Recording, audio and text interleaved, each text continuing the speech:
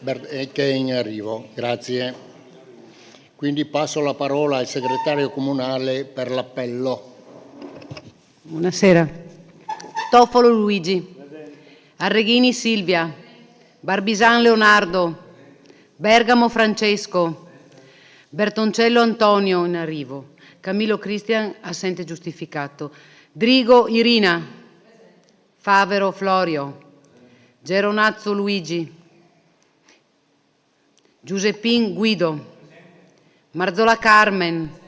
Moretto Sara. Nigro Filomena assente giustificata. Rambuschi Pietro. Presente. Verri Gabriele. Vit Loris. Vivan Matteo.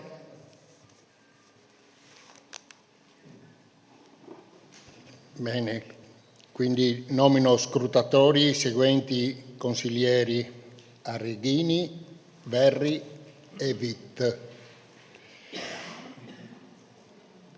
Allora, innanzitutto faccio presente che fra poco verrà il dottor Massimo Venturato, quale presidente del Collegio dei Revisori, che appunto è in leggero ritardo. Bene, passando quindi al punto 1, comunicazioni. Le comunicazioni, ho una comunicazione io da fare e quindi mi permetto di iniziare. Quindi, prima di passare ad altri, ritengo il dovere di chiedere scusa a tutto il Consiglio Comunale e a quanti hanno seguito da casa la seduta consigliare del 24 marzo 2025, nella quale mi è sfuggita una infelice esternazione che non avrei dovuto fare. Faccio presente che la mia esternazione non era rivolta contro alcuno, ma era un mio personale sfogo, dimenticandomi purtroppo di spegnere il microfono, e di questo me ne scuso nuovamente. Grazie per l'attenzione. Ci sono comunicazioni? Prego. Consigliere Vitt, prego. Grazie Presidente. Mi collego alla sua comunicazione, alle notizie uscite sui giornali, nei social, ai consigli comunali e commissioni.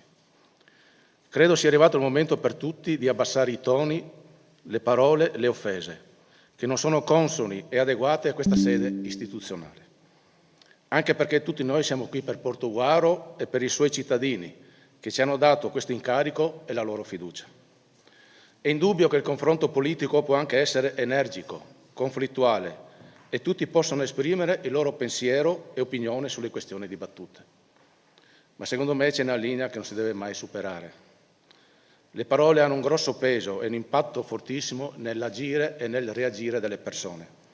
Ed è per questo che andrebbero dosate e usate accuratamente, senza alcuna superficialità, ma con un grandissimo senso di responsabilità. Presidente, la ringrazio per le scuse almeno da lei fatte, dimostrando la persona corretta quale lei è. Ma in questo Consiglio purtroppo, ripeto purtroppo, ho sentito anche parole come abbindolare da Treccani, raggirare e imbrogliare, si è fatto abbindolare da quel mascalzone. Ho sentito parole come omertà, la consuetudine vigente nella malavita meridionale, mafia, camorra, detta anche legge del silenzio, per cui si doveva mantenere il silenzio sul nome dell'autore di un delitto affinché questo non fosse colpito dalle leggi dello Stato, ma soltanto dalla vendetta dell'offeso. Ho sentito parole come Cosa Nostra, detta comunemente mafia siciliana o mafia per antonomasia, associazione criminale tipo mafioso e terroristico presente in Italia.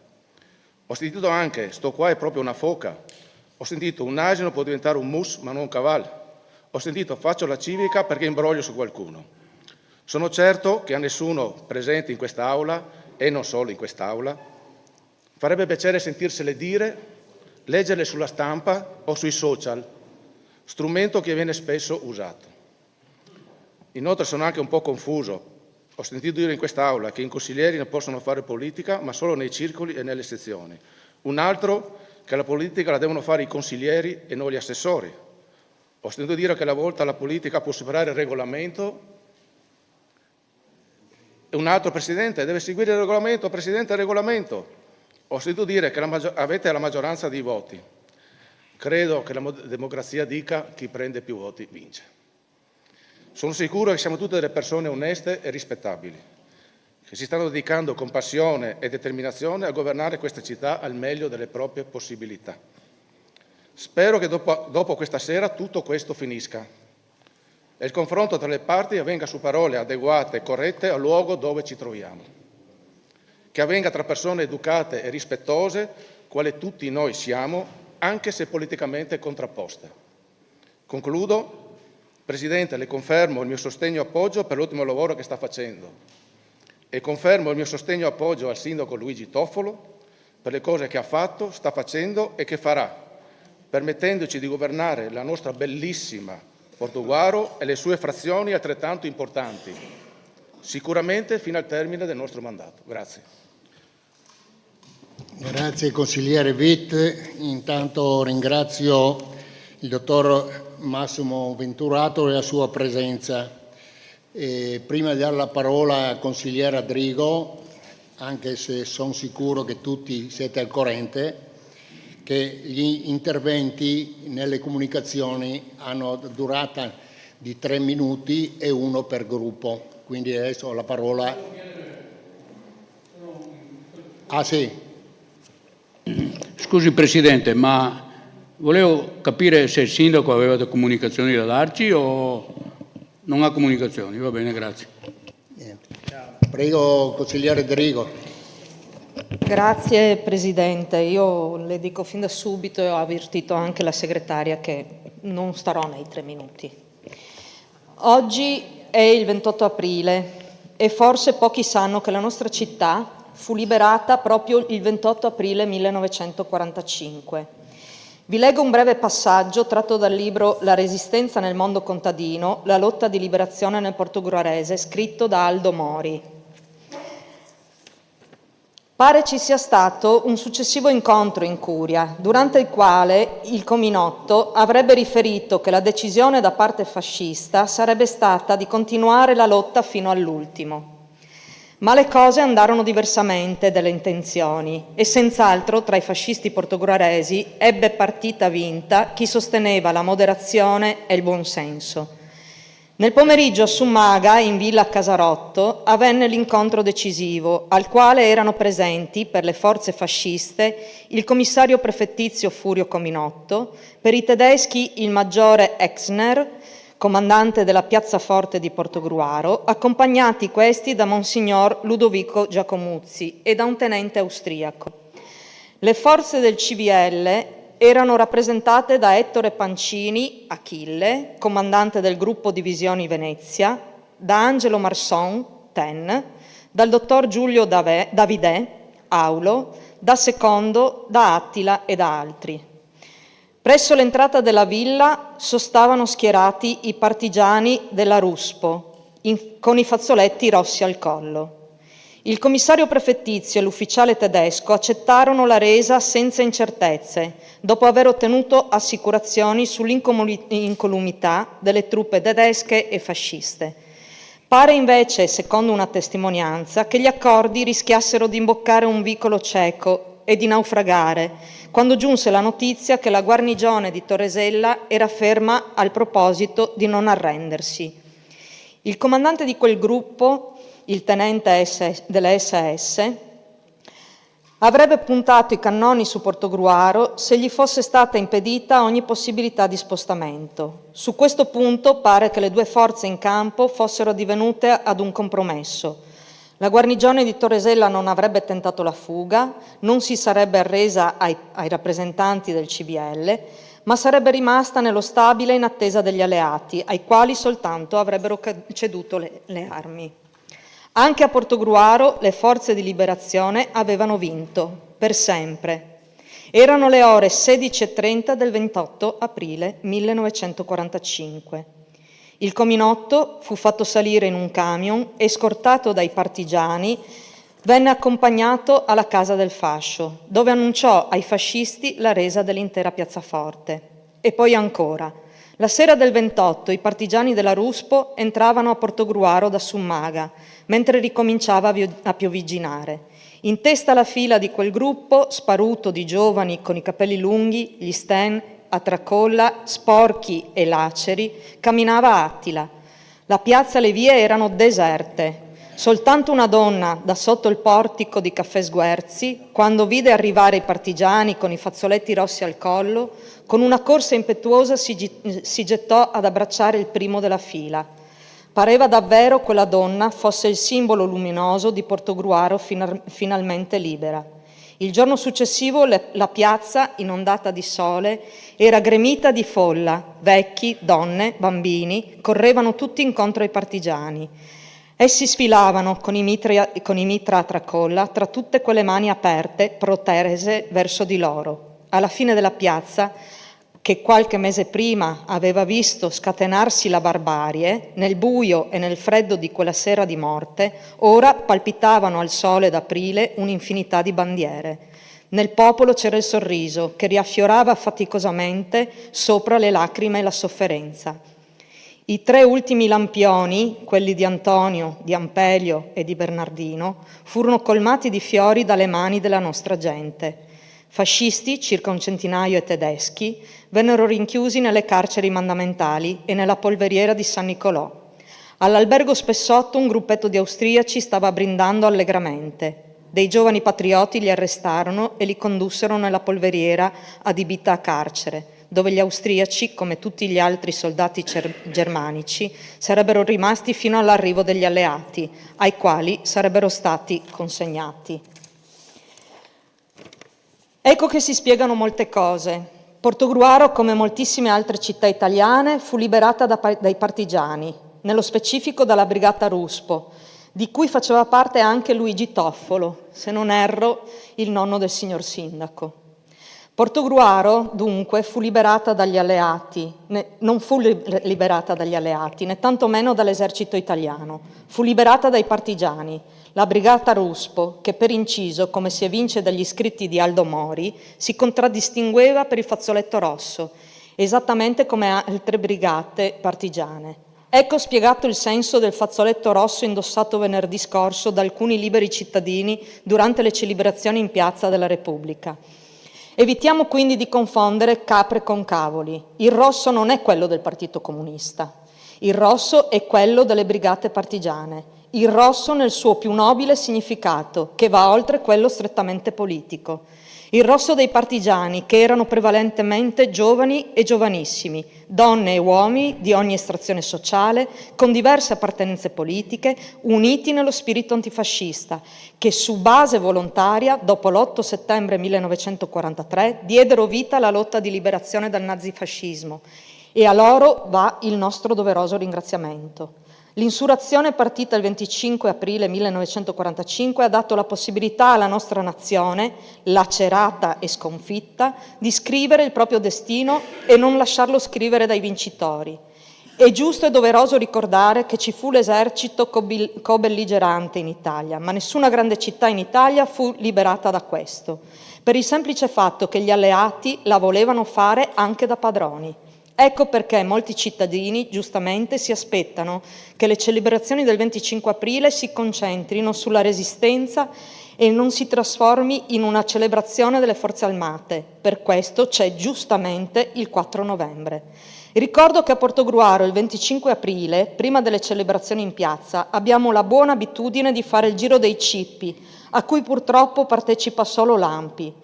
Ma il giro dei cippi serve non solo a deporre una corona dove sono caduti alcuni partigiani, ma è l'occasione anche per ricordare molti soldati, anch'essi giovanissimi, caduti in battaglia, e aggiungo anche molti civili.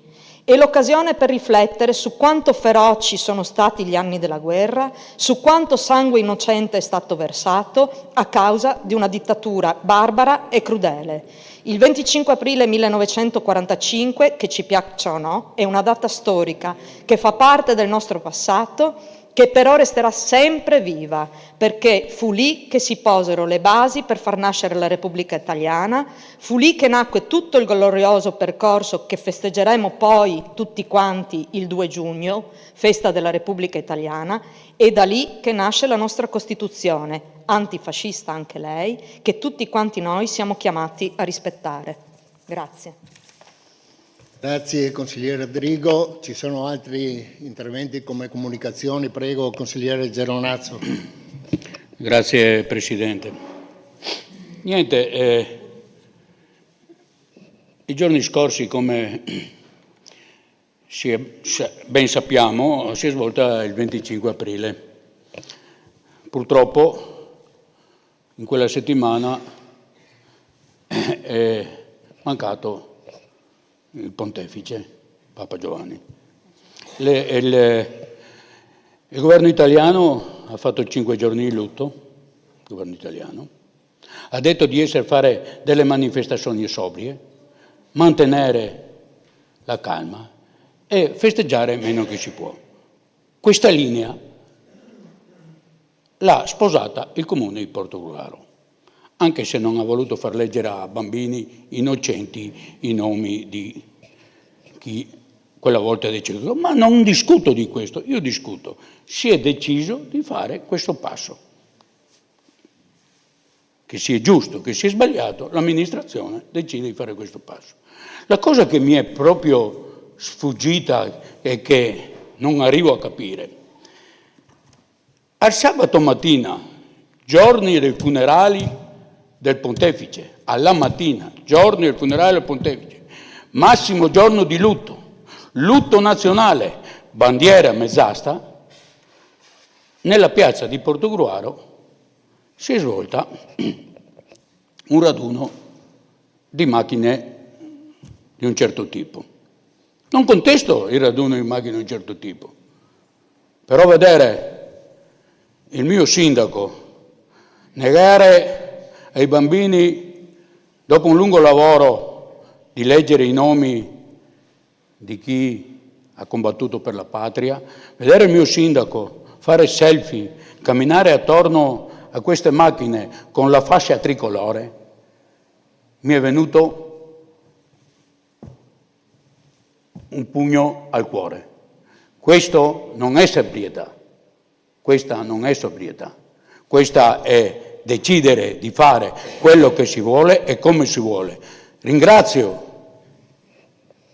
il consigliere Witt per la lezione di comportamento che ci ha dato, ma a volte le azioni fanno più male delle parole e abbiamo avuto la dimostrazione sabato mattina con tutti gli assessori, non tutti, scusate, con alcuni assessori, fare selfie e ridere e scherzare nel medesimo momento del funerale del pontefice. Giorno di lutto nazionale con le bandiere a mezz'asta. Questo io denuncio la mia contrarietà a questo comportamento, signor Sindaco. Lo avrà fatto anche in buona fede, però i cittadini lo hanno visto e tantissimi cittadini mi hanno detto: ma cosa stanno facendo? Perché il 25 aprile non è né di destra né di sinistra, non è né dei partigiani né di chi è andato a fare la guerra. Il 25 aprile è di chi voleva un'Italia libera, che oggi possiamo dire ciò che pensiamo e ciò che vogliamo, perché se etichettiamo chi ha combattuto per l'Italia o partigiani o... questo è sbagliato a mio modo di vedere. È sbagliato politicizzare le canzoni, perché una canzone popolare è una canzone popolare, canzone che insegnavano ai bambini di seconda elementare, ci insegnavano Bella ciao, Sul cappello e altre 2 o 3 canzoni, Il Piave mormorò, nessuno ha parlato di quelle, ma a scuola, anni addietro, adesso non lo so se li insegno ancora, a scuola ai miei anni era una canzone di tutti, non vedo lo scandalo se uno si mette a cantarla. E qui ho finito. Un'altra cosa volevo chiedere, signor Sindaco. Lei ultimamente si è recato a Roma per questioni, penso, amministrative, per questioni molto importanti per la città. Io pensavo che questa sera, davanti a un consiglio comunale e a Portogruaro che ci sta vedendo, lei ci facesse una piccola relazione di cosa è andato a fare a Roma, o siamo andati anche là a far selfie, con i presidenti di Camera, con i presidenti di Senato, o non so neanche con chi. Perché se si deve andare a fare quelle cose, andiamo per i fatti nostri. Invece se si va istituzionalmente, sarebbe giusto, a mio modo di vedere, sarebbe giusto che il sindaco, il primo consiglio comunale utile, facesse una relazione e dicesse ai cittadini cosa è andato a fare a Roma e di cosa ha parlato e cosa ha combinato. Perché questa è l'informazione. Questa è l'informazione, perché nel suo discorso, ritornando al ragionamento di prima, il giorno prima ha nominato il Papa 3 volte, o anche 4, perché il nostro santo, e il giorno dietro andiamo a ballare. No, o glielo hanno scritto un altro il discorso, o non lo sentiva nel cuore. Grazie. Grazie consigliere Geronazzo. Se ci sono altri interventi come comunicazioni, prego consigliera Moretto. Grazie Presidente.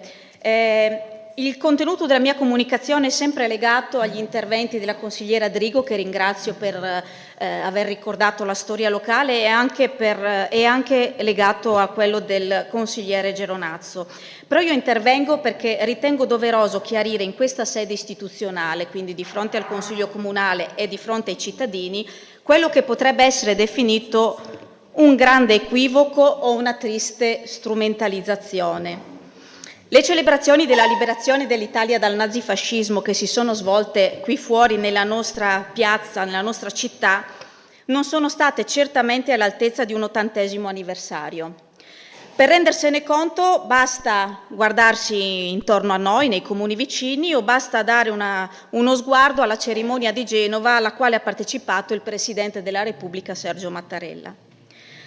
Io vorrei che fosse chiaro che l'amministrazione comunale di Portogruaro ha deliberatamente scelto di organizzare una cerimonia sottotono, modesta sotto tutti i profili, interpretando in maniera discrezionale e ingiustificata una circolare che si limita a raccomandare che le manifestazioni pubbliche si svolgano in modo sobrio e consono alla circostanza. Invece questa amministrazione ha scelto di chiedere ai presenti di non cantare l'inno nazionale, cosa che non è avvenuta altrove, che non è scritta da nessuna parte. Questa amministrazione ha scelto di non leggere i nomi dei nostri concittadini che hanno partecipato alla Resistenza, cosa che invece è stata fatta nei comuni vicini. È sempre stata una sua scelta, signor Sindaco, anche quella di fare un discorso senza mai dire da dove nasce la liberazione e da cosa e da chi ci siamo liberati 80 anni fa.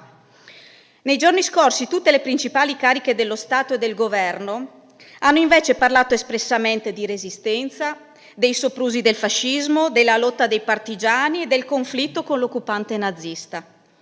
Lei, signor Sindaco, ha volutamente evitato tutte queste parole. Ha così, mi dispiace dirlo, nascosto, cancellato la storia del 25 aprile, cioè una parte della storia della nostra nazione, come abbiamo sentito anche del nostro territorio. Aggiungo che tutto ciò è stato fatto senza il benché minimo coinvolgimento e confronto con le associazioni e le rappresentanze sociali cittadine. Eppure c'è un regolamento comunale, quello del cerimoniale, che lo prevede e che evidentemente è stato ignorato. Questa amministrazione ha così dimostrato una inadeguatezza e una pochezza che certo non aveva bisogno di ulteriori sottolineature nei giorni successivi. Io invito davvero tutti ad andare a leggere gli interventi del nostro Presidente Mattarella, dei Presidenti di Camera e Senato e della Presidente del Consiglio dei Ministri. Signor Sindaco, se lei avesse preso spunto da uno di questi discorsi, magari avrebbe ricevuto almeno un applauso dai tanti nostri concittadini che il 25 aprile erano in piazza. Invece nessuno si è sentito quella mattina di applaudire o di battere le mani. Credo che questo sia una cosa di cui bisogna prendere coscienza. Grazie consigliera Moretto. Se non ci sono altri interventi, io passo al punto 2. Approvazione del rendiconto dell'ente per l'esercizio 2024 ai sensi degli articoli 151 e 227 del decreto legislativo 267/2000. Prego. Scusi Presidente, avrei una domanda soprattutto forse per la segretaria, perché è una cosa formale. L'atto nuovo, il decreto nuovo riformulato dopo la revoca in autotutela sulle dimissioni dell'assessore, sulle revoche delle deleghe dell'assessore Scavo, non dovrebbe essere letto fra le comunicazioni del sindaco, visto che il decreto è nuovo ed è diverso da quello che è stato revocato? Da prassi, cioè è stato fatto col decreto precedente, questo è come se avesse tolto il decreto precedente e ce ne fosse uno ex novo, quindi al Consiglio dovrebbe essere letto. Sì, lo so che c'è una mozione, l'abbiamo presentata noi la mozione, sì. Però la comunicazione è da parte del sindaco ad inizio Consiglio, al Consiglio intero. Di solito, l'altra volta così avete fatto, per prassi dovreste fare così anche questa volta, cioè non è che funziona una volta in un modo e una volta in un altro, però io chiedo alla segretaria la conferma, perché questa mi sembra una cosa puramente formale.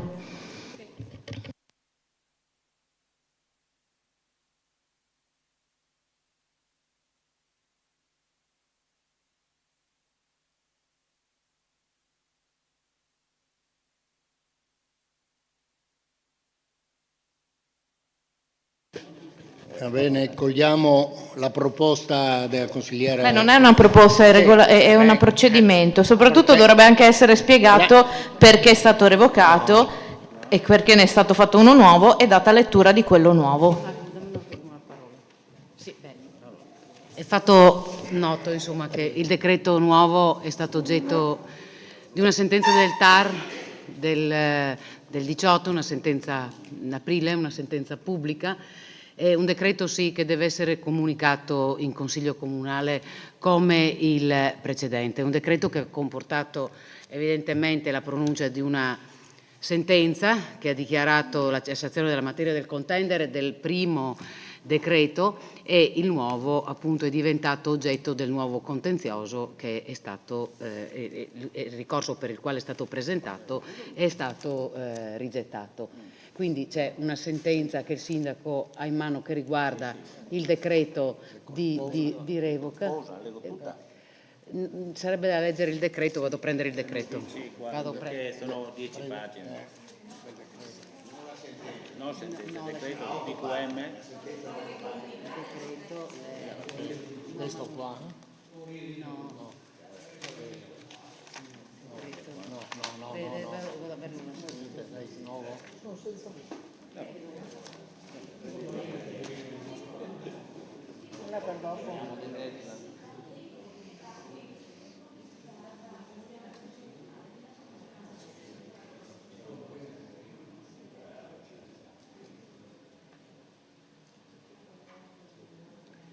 Poi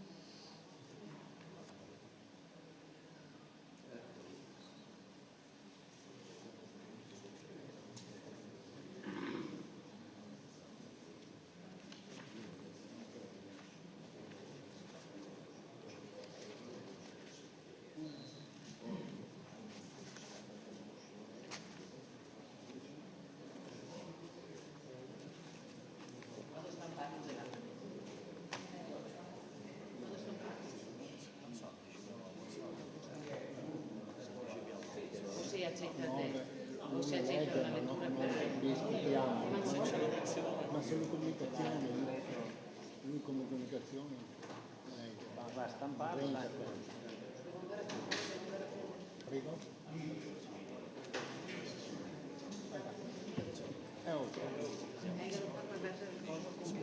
Perché mi tocca andare a verso. Sì. Piero, sospendiamo un minuto.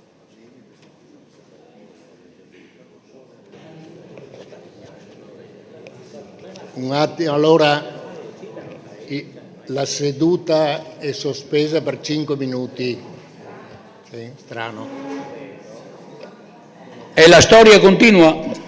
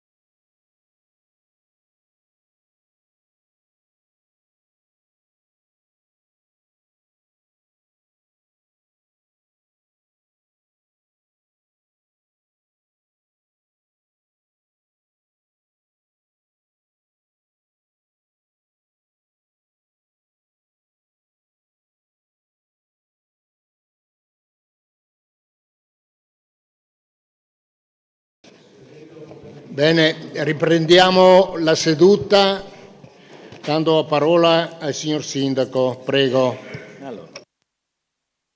Allora, decreto numero 15 del 28 marzo 2025. Annullamento d'ufficio in autotutela del decreto del Sindaco numero 13 del 12 marzo 25 e revoca dell'assessore comunale Scavo Mattia Nicolò. Il Sindaco, premesso che l'articolo 46 del decreto legislativo 267/2000 stabilisce che il Sindaco e il Presidente nominano i componenti della Giunta e che per giurisprudenza acclarata l'atto di nomina è fondato sulla discrezionalità del Sindaco di scegliere assessori a suo insindacabile giudizio di intuito persone, considerato che l'assenza di criteri normativamente predeterminati per la scelta dei componenti della Giunta sottolinea il carattere pienamente fiduciario di tale scelta. Richiamato l'articolo 46,4 del testo unico enti locali che riconferisce al Sindaco il potere di revocare uno o più assessori dandone motivata comunicazione in Consiglio. Visto l'articolo 36 dello Statuto Comunale, il comma 3 recita: il Sindaco può motivatamente revocare uno o più assessori, contestualmente alla revoca il Sindaco provvede alla nomina dei nuovi assessori. Appartiene comunque alla competenza del Sindaco anche la possibilità di non procedere alla sostituzione dell'assessore revocato. Degli anzidetti provvedimenti il Sindaco darà comunicazione al Consiglio Comunale nella prima riunione utile. Richiamato il decreto del Sindaco 16 e 23/12/2012, assunzione codice etico degli amministratori. Preso atto che il legislatore ha attribuito al Sindaco il potere di nominare e revocare i membri della Giunta sul presupposto che egli, essendo eletto direttamente dai cittadini, è responsabile del governo locale e che a lui devono essere imputati i risultati dell'amministrazione. Il richiamato il decreto sindacale numero 10 dell'8 luglio 24, con il quale si è provveduto alla nomina del vice sindaco e dei componenti della Giunta Comunale e alla determinazione delle relative deleghe, fra cui il signor Scavo Mattia Nicolò, assessore con delega attività produttive, commercio e rapporti con le frazioni e quartieri. Considerata che in data 12 marzo 25 è stato emesso il decreto numero 13, avente oggetto la revoca dell'assessore comunale Scavo Mattia Nicolò, a firma del Sindaco, con il quale veniva revocato il provvedimento sindacale 10 dell'8 luglio 24, nella parte di nomina dell'assessore comunale del signor Mattia Nicolò Scavo, nonché le deleghe a questi conferite. Visto che in data 21 marzo 25, protocollo 13351, veniva notificato il ricorso al TAR per l'annullamento previa sospensione cautelare del succitato decreto 13-12 marzo 25, considerato che con il presente atto il sottoscritto Sindaco intende procedere ad annullare d'ufficio in via di autotutela, ai sensi dell'articolo 21 nonies della legge 241/90, il proprio precedente decreto numero 1325 a fronte delle notifiche in data 21 marzo 25 del ricorso al TAR Veneto, promosso avverso lo stesso signor Mattia Nicolò Scavo, ritenendo di conseguenza opportuno, anche ai fini della certezza dei rapporti amministrativi, adottare un nuovo decreto, con il quale si ribadisce inequivocabilmente il venir meno del rapporto fiduciario, come meglio specificato nelle motivazioni del presente atto. Tanto premesso nel merito, per indirizzo giurisprudenziale consolidato, si precisa che l'atto di nomica e revoca di un assessore comunale da parte del Sindaco configura non un atto politico, bensì di alta amministrazione, in considerazione del fatto che esso non costituisce espressione della libertà politica commessa dalla Costituzione, i supremi organi decisionali dello Stato per la soddisfazione di esigenze unitarie e indivisibili a questo inerenti. Ne risulta connotato comunque la libertà nei fini, risultando piuttosto ben sottoposto alle prescrizioni di legge ed eventualmente degli statuti e dei regolamenti. Rientrano invero tra gli atti di alta amministrazione quelli aventi ad oggetto la nomina di organi di vertici e di amministrazione enti pubblici, rispetto a cui ben sono configurabili posizioni giuridiche soggettive per la tutela delle quali è ammesso il diritto di azione. Quanto al perimetro del sindacato giurisdizionale sugli atti di alta amministrazione, per pacifica giurisprudenza tali atti sono una specie del più ampio genus degli atti amministrativi e soggiacciono pertanto al relativo regime giuridico, ivi compreso il sindacato giurisdizionale, sia pure con talune peculiarità connesse alla natura spiccatamente discrezionale degli stessi. Infatti il controllo del giudice non è della stessa ampiezza di quello esercitato in relazione ad un qualsiasi atto amministrativo, ma sia palese, meno intenso e circoscritto alle rilevazioni di manifeste illogicità formali e sostanziali. La stessa motivazione assume connotati di semplicità ed il sindacato del giudice risulta complessivamente meno intenso ed incisivo. In ordine poi alle condizioni necessarie per l'esercizio del potere di revoca dell'assessore comunale, la giurisprudenza è concorde nell'affermare che, La nomina e la revoca degli assessori comunali dipende esclusivamente dall'esistenza di un rapporto fiduciario con il sindaco divenuto dopo la riforma elettorale che ha riguardato gli enti locali soggetto titolare di una sorta di primazia nell'ambito dell'ente che rappresenta, ragion per cui la revoca può senz'altro sorreggersi nelle più ampie valutazioni di opportunità politico-amministrative rimesse in via esclusiva al sindaco, che può valorizzare sia esigenze di carattere generale, quali ad esempio i rapporti con l'opposizione e le relazioni interne alla maggioranza consigliare, sia particolari necessità di maggiore operosità ed efficienza in specifici settori dell'amministrazione, ovvero l'affievolirsi del rapporto fiduciario senza che occorra specificare i singoli comportamenti addebitati all'interessato, mentre è sufficiente che le motivazioni di opportunità politica poste alla base della scelta si rivelino immuni da irragionevolezza. Nella medesima prospettiva si è reiteratamente affermato che la revoca degli assessori comunali è un atto di alta amministrazione che rientra nella piena scelta discrezionale del sindaco, caratterizzandosi per il rapporto di fiducia fra il sindaco medesimo e le persone degli assessori, destinati a collaborare con lui nell'amministrazione dell'ente, anche come delegati, assegnatari e vari assessorati. Da tale presupposto consegue che la revoca degli assessori non può essere assoggettata alle regole sostanziali e procedimentali che caratterizzano la generalità degli atti amministrativi. In particolare non devono essere soddisfatti requisiti particolarmente severi ed analitici nella motivazione dell'atto. Il provvedimento di revoca dell'incarico di un singolo assessore può basarsi sulle più ampie valutazioni di opportunità politico-amministrative rimesse in via esclusiva al sindaco e segnatamente anche su ragioni afferenti ai rapporti politici all'interno della maggioranza consigliare e sulle sue ripercussioni sul rapporto fiduciario che deve permanere tra il capo dell'amministrazione e il singolo assessore. Tanto chiarito, sia la nomina quanto la revoca di un assessore si fondano fondamentalmente sull'esistenza di un rapporto fiduciario con il sindaco, rapporto che nella questione in esame è venuto meno e ha portato alla decisione di revocare la delega da parte del sindaco per le motivazioni di seguito illustrate. Nel caso di specie, la mancanza di fiducia da parte del sindaco nei confronti dell'assessore Scavo è maturato nel corso nel tempo a causa di condotte tenute dallo stesso assessore anche durante le sedute di giunta comunale, non in linea con l'indirizzo politico dell'amministrazione, oppure per prese di posizione in contrasto con gli altri membri della stessa, impedendo il confronto e avversando il metodo di lavoro collegiale finalizzato sempre alla tutela dell'interesse pubblico. Tale reiterato comportamento ha recato un grave pregiudizio all'equilibrio politico-amministrativo dell'azione della Giunta, palesandosi anche all'interno delle riunioni di maggioranza consigliare. Il sottoscritto sindaco, sentite anche i capigruppo consigliari di maggioranza, veniva posto a conoscenza anche di circostanze e comportamenti tali da minare i rapporti all'interno della maggioranza consigliare, rendendo inevitabile la revoca anche per ragioni di opportunità politiche. Tali comportamenti dell'assessore hanno determinato incomprensioni sia dal punto di vista politico che gestionale, per cui è venuto meno il sostegno del gruppo politico di appartenenza. Considerato dunque che sono venute meno le basi per una futura e proficua collaborazione in merito agli indirizzi programmatici, con la conseguente possibilità di assicurare l'effettiva collegialità della Giunta Comunale delle decisioni da intraprendere. Considerato altresì che l'assessore si è profuso sulla stampa con affermazioni che non hanno fatto altro che acuire la frattura con il sindaco, dando piena prova di un atteggiamento non idoneo al ruolo già ricoperto. Ribadito che in questo momento si renderebbe problematico e gravoso perseguire gli obiettivi programmatici del cui raggiungimento il sindaco è il primo responsabile. Dato atto che il provvedimento di revoca di un assessore non richiede comunicazione di avviso del procedimento ai sensi della legge 241/1990, come confermato dalla giurisprudenza amministrativa, aperte virgolette, la revoca dell'incarico di assessore immune dalla previa comunicazione dell'avvio di procedimento in considerazione della specifica disciplina normativa vigente, giacché le prerogative della partecipazione possono essere invocate quando l'ordinamento prende in qualche modo in considerazione gli interessi privati, in quanto ritenuto idoneo ad incidere sull'esito finale per il migliore perseguimento dell'interesse pubblico, mentre tale partecipazione diventa indifferente in un contesto normativo nel quale la valutazione degli interessi coinvolti è rimessa in modo esclusivo al sindaco, che compete in via autonoma la scelta e la responsabilità delle compagini di cui avvalersi per l'amministrazione del Comune nell'interesse della comunità locale, con sottoposizione del merito del relativo operato unicamente alla valutazione del Consiglio Comunale.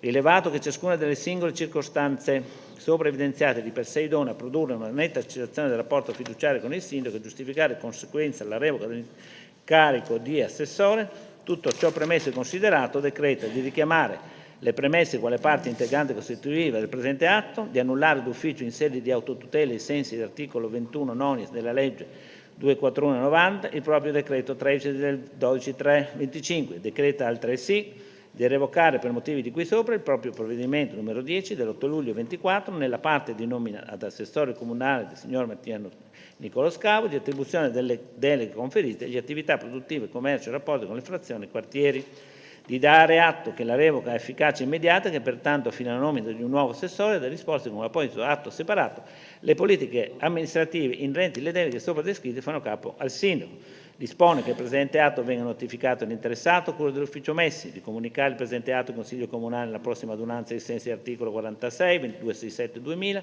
e del vigente Statuto Comunale, di trasmettere il presente atto per opportuna conoscenza all'illustrissimo Prefetto di Venezia, che il presente atto venga pubblicato all'albo pretorio online di questo Comune ai sensi dell'articolo 32, legge 18629-2009, di trasmettere il presente provvedimento all'Avvocatura della Città Metropolitana per gli adempimenti conseguenti. Informa che avverso il presente provvedimento e la data della sua notifica è ammesso nei termini di legge il ricorso al Tribunale Amministrativo Regionale del Veneto o straordinario il Presidente della Repubblica, il Sindaco Tofolo Luigi.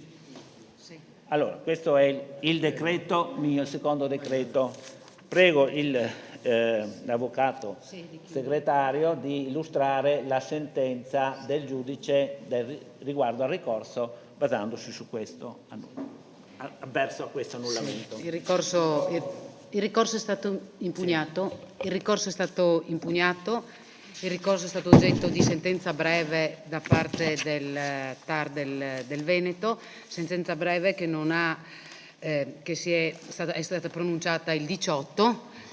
È una sentenza che praticamente riprende tutta la giurisprudenza che era stata citata all'interno del decreto. Alla Camera di Consiglio il 16 aprile 2025, perché c'era stata fatta un'istanza di sospensiva, le parti erano state avvertite che comunque il ricorso sarebbe stato oggetto, ai sensi dell'articolo 60 del codice del procedimento amministrativo, sarebbe stata direttamente trattenuta in decisione. Ovviamente la sentenza ha dichiarato la cessazione della materia del contendere del primo decreto del 12 marzo e ha rigettato il ricorso su questo decreto numero 15, che era il decreto successivo emanato dal sindaco. Brevemente la sentenza dice che la motivazione adotta nel decreto nuovo del sindaco risponde ai canoni richiesti dalla giurisprudenza per questa tipologia di atto amministrativo, che ben può essere basato su ragioni afferenti ai rapporti politici interni alla maggioranza consigliare e delle ripercussioni sul rapporto fiduciario tra singolo e singolo assessore, spettando quindi peraltro al primo la valutazione dell'opportunità politica della scelta, e si riferisce appunto a una sentenza del Consiglio di Stato del 2021. Dichiara infondati tutti i motivi del ricorso, non ravvisa contraddittorietà tra la positiva valutazione personale e professionale del ricorrente espressa dal sindaco e in definitiva il TAR ritiene la revoca legittima e legittimamente deriva dalla mancata condivisione dell'indirizzo politico della maggioranza, e quindi il ricorso quindi viene respinto dal TAR del Veneto e la sentenza sostanzialmente è questa. Quindi il decreto è effettivamente valido ed efficace. In questo momento è stato oggetto di una sentenza del TAR. Sappiamo tutti che le sentenze del TAR possono essere appellate presso il Consiglio di Stato, quindi siamo in termini per un eventuale appello da parte del ricorrente di prima istanza al Consiglio di Stato. Questo è lo stato delle cose e questo è quanto in questo momento. Grazie Avvocato Rigo e grazie signor Sindaco. Quindi le comunicazioni sono terminate. Io passo al punto 2.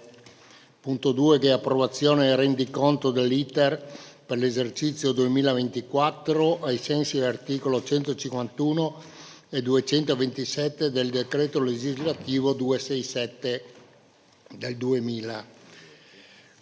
Comunico che con nota protocollo numero 15821 del 7/4/2025 a firma del dirigente dell'area economico-finanziaria, ai sensi dell'articolo 108,4 del vigente regolamento di contabilità, la documentazione relativa al rendiconto della gestione è stata messa a disposizione dei consiglieri assessori e del collegio dei revisori, che ha rilasciato parere favorevole. L'argomento è stato trattato nella riunione della terza commissione consiliare il 14 aprile 2025. Passo quindi la parola al Presidente della Commissione, Guido Giuseppin, per illustrare l'argomento. Prego, consigliere. Grazie Presidente, buonasera a tutti.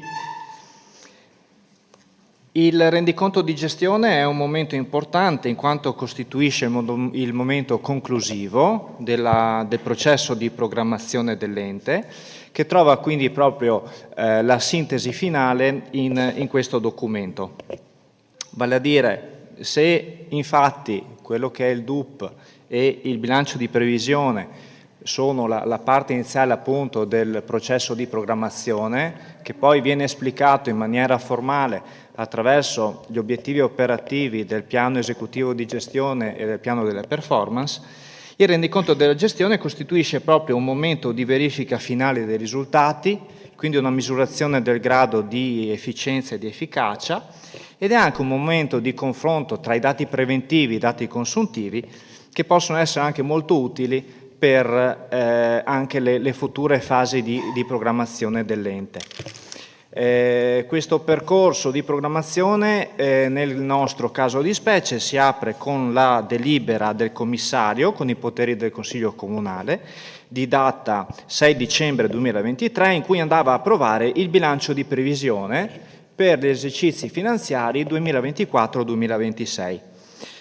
Il quadro normativo rispetto al quale ci troviamo a operare è sostanzialmente costituito dal TUEL, quindi dal decreto legislativo 267 del 2000, con le modifiche apportate dal decreto legislativo 118 del 2011. In particolare l'articolo 151, che disciplina i principi generali della predisposizione del rendiconto, l'articolo 227 del TUEL, poi, che prevede appunto come la dimostrazione dei risultati di gestione avvenga mediante il rendiconto della gestione, il quale comprende il conto del bilancio, il conto economico e lo stato patrimoniale. Documento del rendiconto che deve essere deliberato entro il 30 aprile dell'anno successivo dall'organo consiliare, tenuto in debita considerazione la relazione dell'organo di revisione. L'articolo poi 193 del decreto legislativo 267 del 2000 già citato prevede che alla delibera consiliare sia parte integrante appunto per quanto concerne la salvaguardia degli equilibri di bilancio. Concludo sottolineando poi infine la legge 178 del 2020, in cui viene previsto che a decorrere dall'esercizio 2021 ci sia una destinazione di fondi crescenti che vadano ad incrementare la dotazione del Fondo di solidarietà comunale per quanto concerne distintamente l'incremento dei servizi comunali, del servizio di asilo nido e del servizio di trasporto scolastico per gli studenti con disabilità. Pertanto, con la presente proposta di deliberazione siamo chiamati ad approvare le risultanze finali del rendiconto di gestione 2024 per quanto concerne la gestione finanziaria, la gestione economica e la gestione patrimoniale. E passo la parola all'assessore Cirfera che ci illustrerà, di cui ringrazio anche la produzione delle slide esplicative e riassuntive di tutto un lavoro che è stato fatto in maniera sicuramente completa. Va bene. Grazie consigliere Giuseppin. Bene, dopo l'intervento del consigliere Giuseppin passo la parola all'assessore Cirfera. Prego. Grazie Presidente, spero che si senta bene da parte di tutti. Allora, Sì, giusto per avere una maggiore visibilità delle slide da parte di tutti i consiglieri. Allora, cercherò naturalmente di non ripetere quanto già detto dal Presidente della Terza Commissione, il consigliere Giuseppin. Comunque, prima di tutto ringrazio anche questa sera la presenza del Dottor De Venturato, Presidente del Collegio dei Revisori del Comune di Portogruaro, che al termine del mio intervento farà anche lui una breve, una esaustiva anche relazione per quanto riguarda la sua parte di competenza.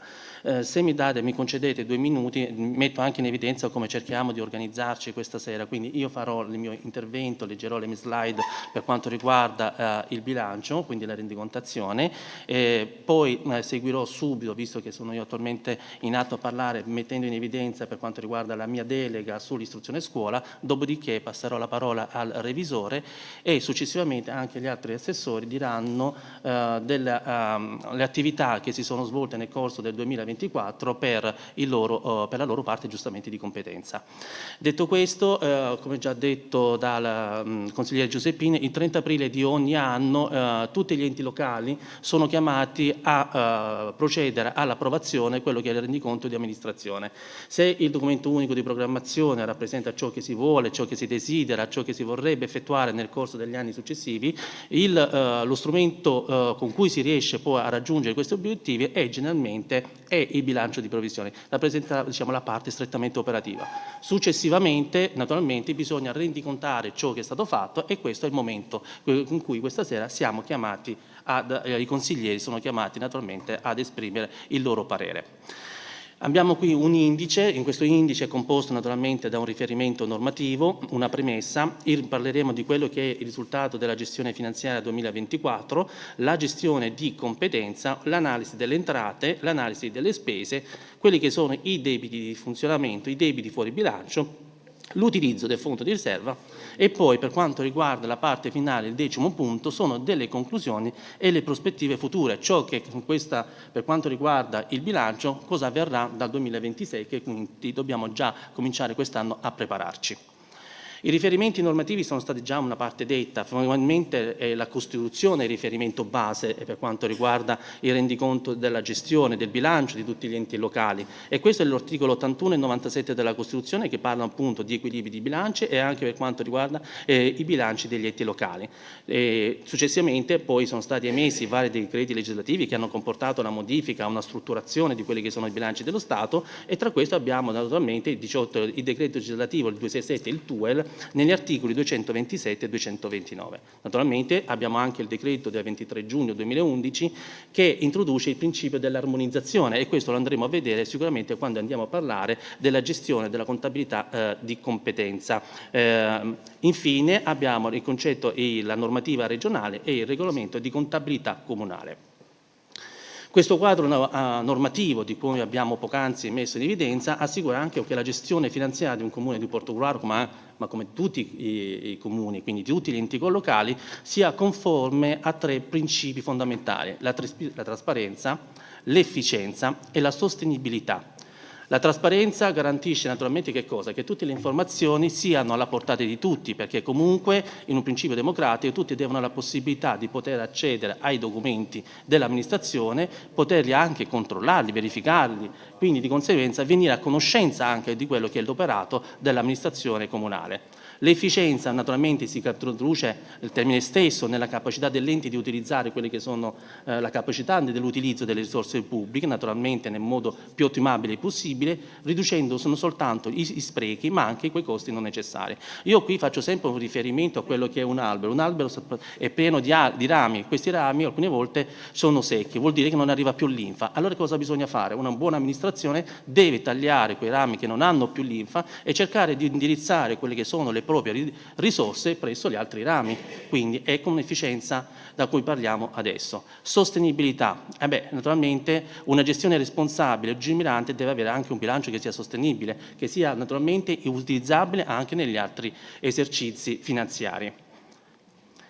Tutto questo per dire iniziamo ad entrare nell'ambito del comune nel comune di Portogruaro, nel rendiconto di amministrazione. Però mi permettete di poter mettere in evidenza che anche questo rendiconto di amministrazione 2024 non è soltanto opera di questa amministrazione, ma è un'opera un commissario straordinario fino al 30 di giugno del 2024 e poi successivamente, naturalmente, partendo dal primo vero e proprio consiglio comunale che è stato quello di fine luglio, dove abbiamo fatto gli equilibri di bilancio, per quanto riguarda, diciamo, l'operato che da lì in poi è stato di competenza di questa amministrazione. Entriamo subito in quella che è la parte più importante, la gestione finanziaria. Poi quella parte in neretto cercherò anche di mettere in evidenza, perché poi ne parliamo di quella parte in neretto, che sarebbe il fondo finale di cassa. Allora, il risultato della gestione finanziaria naturalmente nasce da che cosa? Da un fondo iniziale di cassa che abbiamo 17 milioni di euro, poi da questo vanno a sommarsi le riscossioni e naturalmente a sottrarsi quelli che sono i pagamenti. Questo ci determina a fine anno un fondo finale di cassa pari a 11 milioni di euro. A questi vanno naturalmente ad aggiungersi e sottrarsi quelli che sono i riscorsi, i residui attivi e passivi, e poi naturalmente vanno anche detratti quelli che sono i fondi pluriennali vincolati del 2000, sia per quanto riguarda la spesa corrente e sia per quanto riguarda anche la parte capitale. Questo determina un risultato di amministrazione che comunque è un risultato positivo che ammonta a 16 milioni di euro. Per quanto riguarda quegli 11 milioni di euro, e questo sicuramente il consigliere Bertoncello l'avrà notato, se andiamo a vedere il 2023, mi sono preso un po' la briga per cercare di capire, perché il passato può essere sempre un elemento di informazione per il successivo, sono andato a verificarmi i rendiconti di gestione degli anni passati e c'è sempre stato un equilibrio sulla cassa, sia per quanto riguarda di inizio anno e di fine anno. Questa è una particolarità di questo esercizio finanziario, ma lo sarà anche nel 2025, per un solo motivo. Questo comune, quindi questa amministrazione, sta lavorando tantissimo con i fondi PNRR e quindi di conseguenza non c'è un allineamento tra attività dei fondi, quindi vengono pagati, e quando questi poi vengono riportati all'interno del bilancio del Comune di Portogruaro. Ecco che si viene a creare questa diminuzione di cassa rispetto all'anno precedente. È un dato che volevo mettere in evidenza, che sarà naturalmente presente anche per il 2025, perché molti lavori sono presenti a PNRR anche nel 2025 e si avremo anche ripercussioni nel 2026. Attualmente, giusto per lanciare quella che è fondamentalmente agli occhi di tutti, abbiamo una situazione di cassa al momento che ammonta a circa 8 milioni di euro. Quindi abbiamo un risultato di amministrazione che è leggermente inferiore al risultato di amministrazione dei 17 milioni di euro del 2023 e poi parleremo anche di questo, la motivazione di perché si è in questa situazione. È chiaro che 16 milioni di euro non sono a disposizione dell'amministrazione, sono scomposti, quindi come un'altra volta in tanti mille pezzi che comunque andremo a giustificare.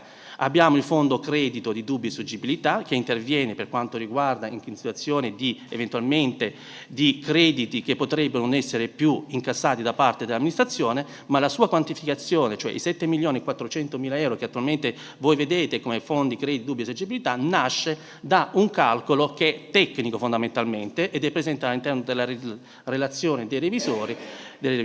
Generalmente si può in questo caso scegliere una media semplice, una media ponderata e naturalmente è una scelta libera. Per quanto riguarda il Comune di Portogruaro, determinata l'area finanziaria ha utilizzato una media semplice facendo poi ricorso a quella che è la situazione degli ultimi 5 anni.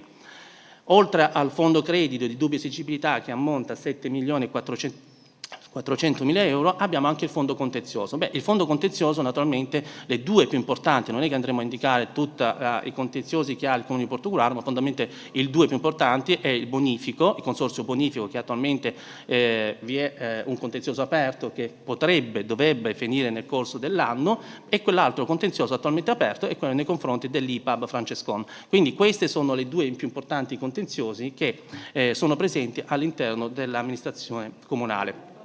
Per quanto riguarda le altre, siamo a 784 mila euro. Quale? Il totale contenzioso e sono 784 mila euro. Se poi vuole sapere dopo, glieli dico. Ah, ok, comunque lì. Ok.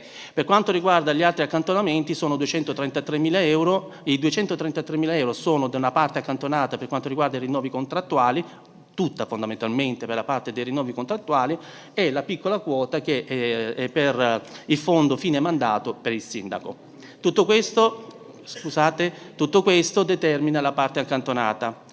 Per quanto riguarda poi invece la parte vincolata, cioè vuol dire che hanno una determinata destinazione, abbiamo i vincoli derivanti da legge e da principi contabili per 1.285.000 euro, di cui sono 139.000 euro per il Fondo Comunale di Solidarietà, altri 328.000 euro per contributi per opere destinate alle raccolte delle acque fluviali per la parte più importante. Oltre a questo abbiamo anche i vincoli derivanti dai trasferimenti, sono circa quei 4 milioni di euro e fondamentalmente la quasi totalità sono della parte del sociale, di cui, giusto per dare dei dati, abbiamo 1.054.000 euro per il Fondo Povertà del 2023, 871.000 euro, di quei 3.900.000 euro sono il Fondo Quota Servizi Povertà del 2022, 82.000 euro per assistenza alla persona e per gli anziani, 635.000 euro impiego fondi potenziamento servizi.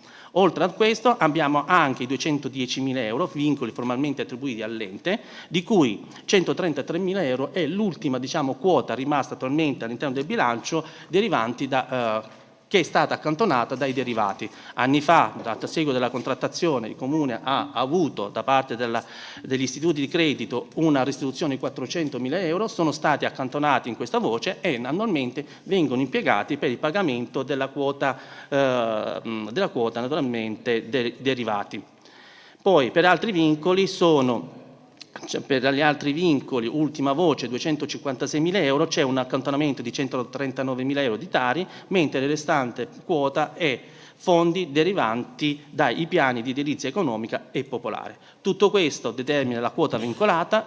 Da questa poi successivamente va detratta la quota destinata agli investimenti. Sono attualmente, per quanto riguarda, rappresentano entrate destinate agli investimenti senza, tra virgolette lo dico, vincoli di specifica destinazione, perché qui abbiamo anche la quota dell'investimento di Villa Marinelli che sarà effettuata sicuramente nel corso del 2025, mentre altre sono sanzioni pratiche, 252.000 euro, di questo 1.244.000 euro sono sanzioni su pratiche edilizie, mentre 398.000 euro sono per il recupero della periferia. Alla fine abbiamo una quota disponibile, quindi il cosiddetto famoso avanzo di amministrazione, di 1.251.000 euro, che naturalmente sarà in primis applicato per quanto riguarda il pagamento dei debiti fuori bilancio presenti anche all'interno della relazione dei revisori. Per quanto riguarda adesso, dopo aver analizzato quella che è la parte finanziaria, quindi aver messo in evidenza quelle che sono la parte dell'avanzo disponibile, andiamo a vedere quella che è la gestione di competenza. La gestione di competenza, già la parola dovrebbe dire che nasce da un inizio, quindi dal 1° di gennaio dovrebbe terminare il 31 di dicembre. Però con il decreto del 2011 ha introdotto il principio dell'armonizzazione, cioè la possibilità di poter, quando si parla del principio di competenza, di considerare quelli sono i fondi pluriennali vincolati. Questo per dare una continuità nella procedura contabile dei lavori che sono stati iniziati o delle parti di spesa corrente iniziate in anni precedenti, che possono poi avere delle ripercussioni in esercizi futuri. Se ho messo in evidenza una voce delle entrate in conto capitale che ammontano a 7 milioni di euro in rosso, perché poi andremo a indicare il perché. Perché è una voce secondo me un po' più sensibile, quindi di conseguenza forse ha diritto ad essere evidenziata. Per quanto riguarda le entrate naturalmente del fondo pluriennale vincolato sono 9 milioni e mezzo, poi un avanzo di applicazione della gestione 6 milioni e 8, le entrate di natura corrente ammontano a 16 milioni di euro, trasferimenti per 4 milioni, entrate come accertamenti impegni stiamo parlando 3 milioni e 7, entrate in conto capitale 7 milioni, entrate per conto terzo altri 5 milioni. La differenza fondamentalmente tra quello che sono i stanziamenti finali, cioè che quelli che erano previsionati all'interno del bilancio di previsione, e quello che poi accertamenti gli impegni è di 53 milioni di euro. I 7 milioni della parte dell'entrata in conto capitale sono dei fondi fondamentalmente che non sono stati impiegati, utilizzati, naturalmente non esistono nessuna tipologia di determina, e di conseguenza sono stati trasferiti direttamente nell'esercizio finanziario successivo nel 2025, perché se fosse stato fatto qualsiasi tipologia di atto in tal senso andrebbero ad incidere sul fondo pluriennale vincolato. Per quanto riguarda le uscite, abbiamo 22 milioni di spesa corrente, 2 milioni di fondo pluriennale vincolato. Tutto questo ha determinato alla fine, senza doversi dilungare intanto, a un'uscita di 46 milioni. Il confronto anche qui ha determinato che cosa? Un avanzo di gestione per 6.852.000 euro, che andremo adesso a incastrarlo in quello che è la determinazione della gestione di competenze, il cui risultato finale di amministrazione deve combaciare con quello della parte finanziaria, non possono essere diversi, e andremo poi a analizzare di una voce che non è evidenziata, ma comunque lo dico io, è quella del risultato della gestione dei residui, un valore negativo, in questo caso, di 1.093.000 euro. L'avanzo quindi partiamo da quello che era un avanzo al 31 dicembre 2023 per 17 milioni di euro, poi si sottrae quello che era l'avanzo del 2023 che poi è stato applicato nel 24 per 6.800.000 euro, si aggiunge quello di competenza dell'anno per 6.852.000 euro, sono molto simili, e si sottraggono quelli che sono i residui. I residui della gestione, in questo caso bisogna specificare che annualmente l'ente comunale, naturalmente con poi parere da parte dei revisori, procede ad effettuare, io la chiamo ricognizione o riaccertamento dei residui. Si tratta naturalmente di un'operazione volta a verificare la correttezza dei residui attivi e passivi presenti nel bilancio al fine di confermare o eliminare le somme non più esigibili o dovute.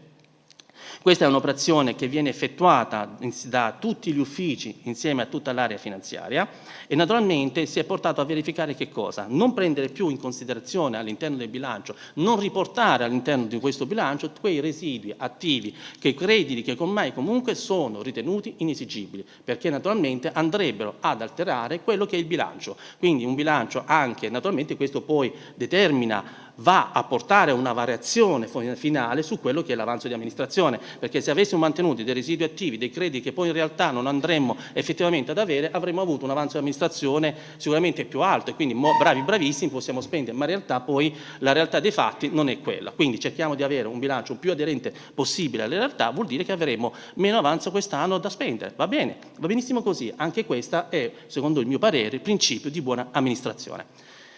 Questa ricognizione si è portata ad una cancellazione di 1.200.000 euro di residui attivi e 200.000 per quanto riguarda la parte dei residui passivi, totale per 1.093.000 euro che vedete. La ricognizione è stata fatta dagli uffici, tutti gli uffici naturalmente hanno poi, nel momento in cui hanno deciso di mantenere eventualmente alcuni residui attivi, hanno anche motivato il perché fondamentalmente le attività in questo caso sono o far effettuare la cancellazione o mantenere un residuo attivo all'interno del proprio bilancio motivandone il perché, oppure riportarlo negli esercizi successivi. Questa attività è stata fatta, è stata effettuata e quindi abbiamo in questo caso alla fine un risultato d'esercizio pari a 16 milioni che è tale quale quello della parte finanziaria che combacia. Per quanto riguarda le analisi delle entrate sono naturalmente abbiamo entrate correnti di natura tributaria per 16 milioni di euro, trasferimenti correnti per 4 milioni e 700 mila, entrate extra tributarie per 3 milioni e 732 mila euro, entrate in conto capitale 7 milioni e 061. Anche qui, se andiamo nell'escursus degli anni tra 22, 23 e 24, bene o male rimaniamo sempre sullo stesso andamento. L'unico dato che subito sale all'occhio è quello del 2024, perché comunque abbiamo avuto entrate in conto capitale maggiori rispetto agli esercizi precedenti, derivanti sempre dall'applicazione del PNRR. La tipologia, se andiamo a verificare una tipologia delle entrate, abbiamo per quanto riguarda l'IMU, il fondo l'imposta municipale propria per 6 milioni di euro, poi imposta addizionale sugli immobili 3 mila, imposta addizionale comunale IRPEF 3 milioni e 168 mila, le tasse sulle concessioni per 1.680, tassa sul smaltimento sui rifiuti 4 milioni e 322 e messa in asterisco in nero perché comunque poi sarà oggetto di un commento, tassa occupazione spazi e aree pubbliche 5 mila, fino a qui non abbiamo fondi perequativi dello Stato per 2 milioni 540 mila. Il tutto va a determinare 16 milioni 171 mila euro. Ho evidenziato per la parte della Tari, la cosiddetta tassa di smaltimento dei rifiuti, perché quella sappiamo benissimo che è una partita di giro, non è un'entrata per quanto riguarda il comune di Portogruaro, ma semplicemente è sì, il Comune va a incamerare quella che è la tassa smaltimento di rifiuti, ma poi pari la va a rigirare all'ente che attualmente fornisce il servizio.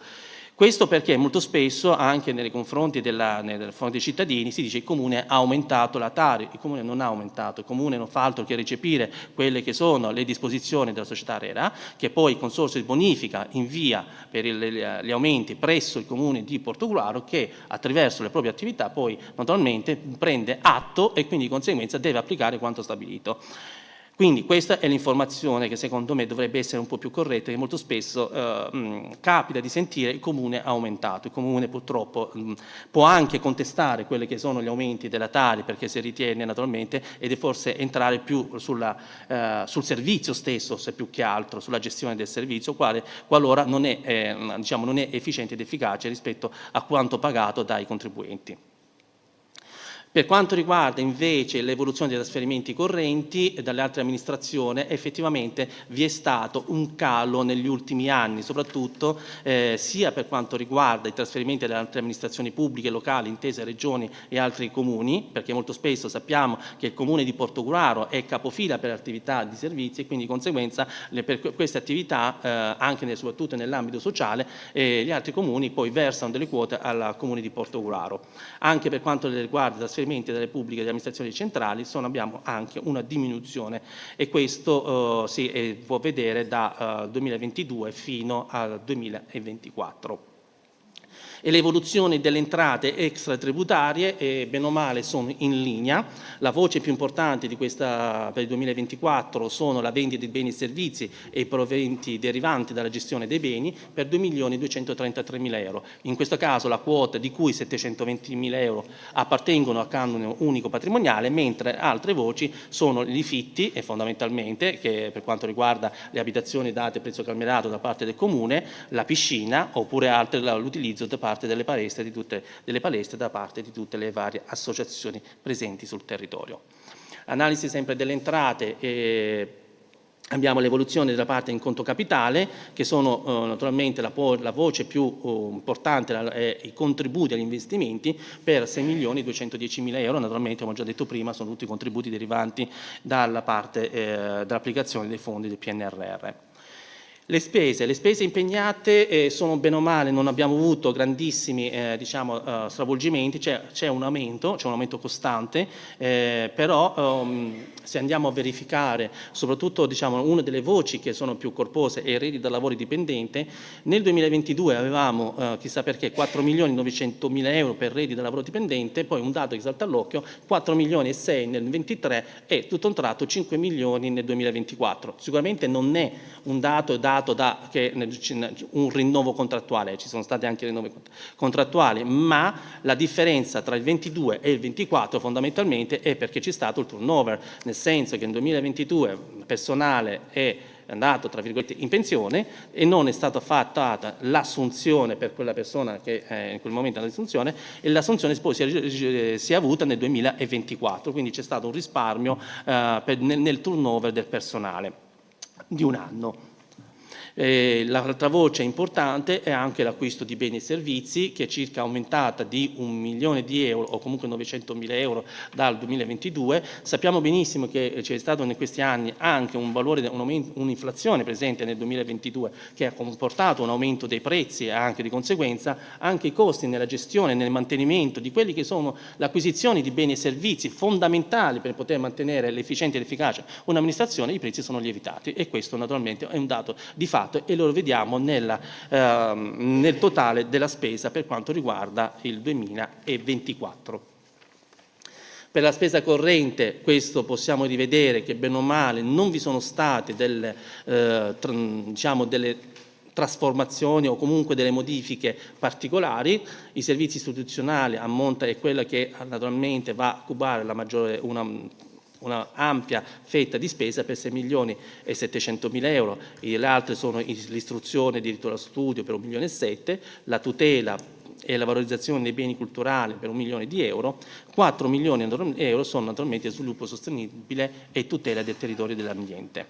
Gli altri, un'altra voce importante, è i diritti sociali, delle politiche sociali della famiglia per 5.840.000 euro. Per quanto inoltre le principali spese sempre correnti impegnate per i servizi istituzionali generali di gestione e controllo, abbiamo la prestazione di servizio per gestione e manutenzione di beni demaniali e patrimoniali per 551.000 euro, altre tutte tipologie di spesa, tra cui la spesa per le utenze per gli uffici comunali che ammontano a 400.000 euro, altre spese per uffici e sistemi informativi per 253.000 euro. Altre spese, queste sono tutte le spese anche per quanto riguarda il titolo 4, cioè l'istruzione, quindi abbiamo il pagamento della taglia delle scuole, i contributi che diamo alle scuole, ma poi ritornerò su questo aspetto nel momento in cui farò una breve relazione per quanto riguarda la parte sull'istruzione e scuola. Altre spese, sempre queste del titolo 4, sono per fondi per il diritto allo studio, le spese per le utenze delle scuole dell'infanzia, altre 33.000 euro, e altre spese per utenze e palestre comunali, sempre altri 20.000 euro. Principali spese sempre correnti, titolo 1, missione 10, sono le manutenzioni, sempre la spesa corrente. Sappiamo benissimo che le strade, infrastrutture a carattere ordinario vanno ad incidere sulla spesa corrente. Abbiamo una manutenzione ordinaria delle strade comunali che va a cubare 300.000 euro. Il consumo di energia elettrica per la pubblica illuminazione sono 764.000 euro, tra le voci più importanti della missione numero 10. Sempre per quanto riguarda invece la missione 14 per lo sviluppo economico e competitività, la voce che più può essere interessante sono le prestazioni di servizio relative agli eventi organizzati dal Comune, che comunque ha visto nel corso del 2024 una riduzione abbastanza considerevole rispetto agli anni precedenti.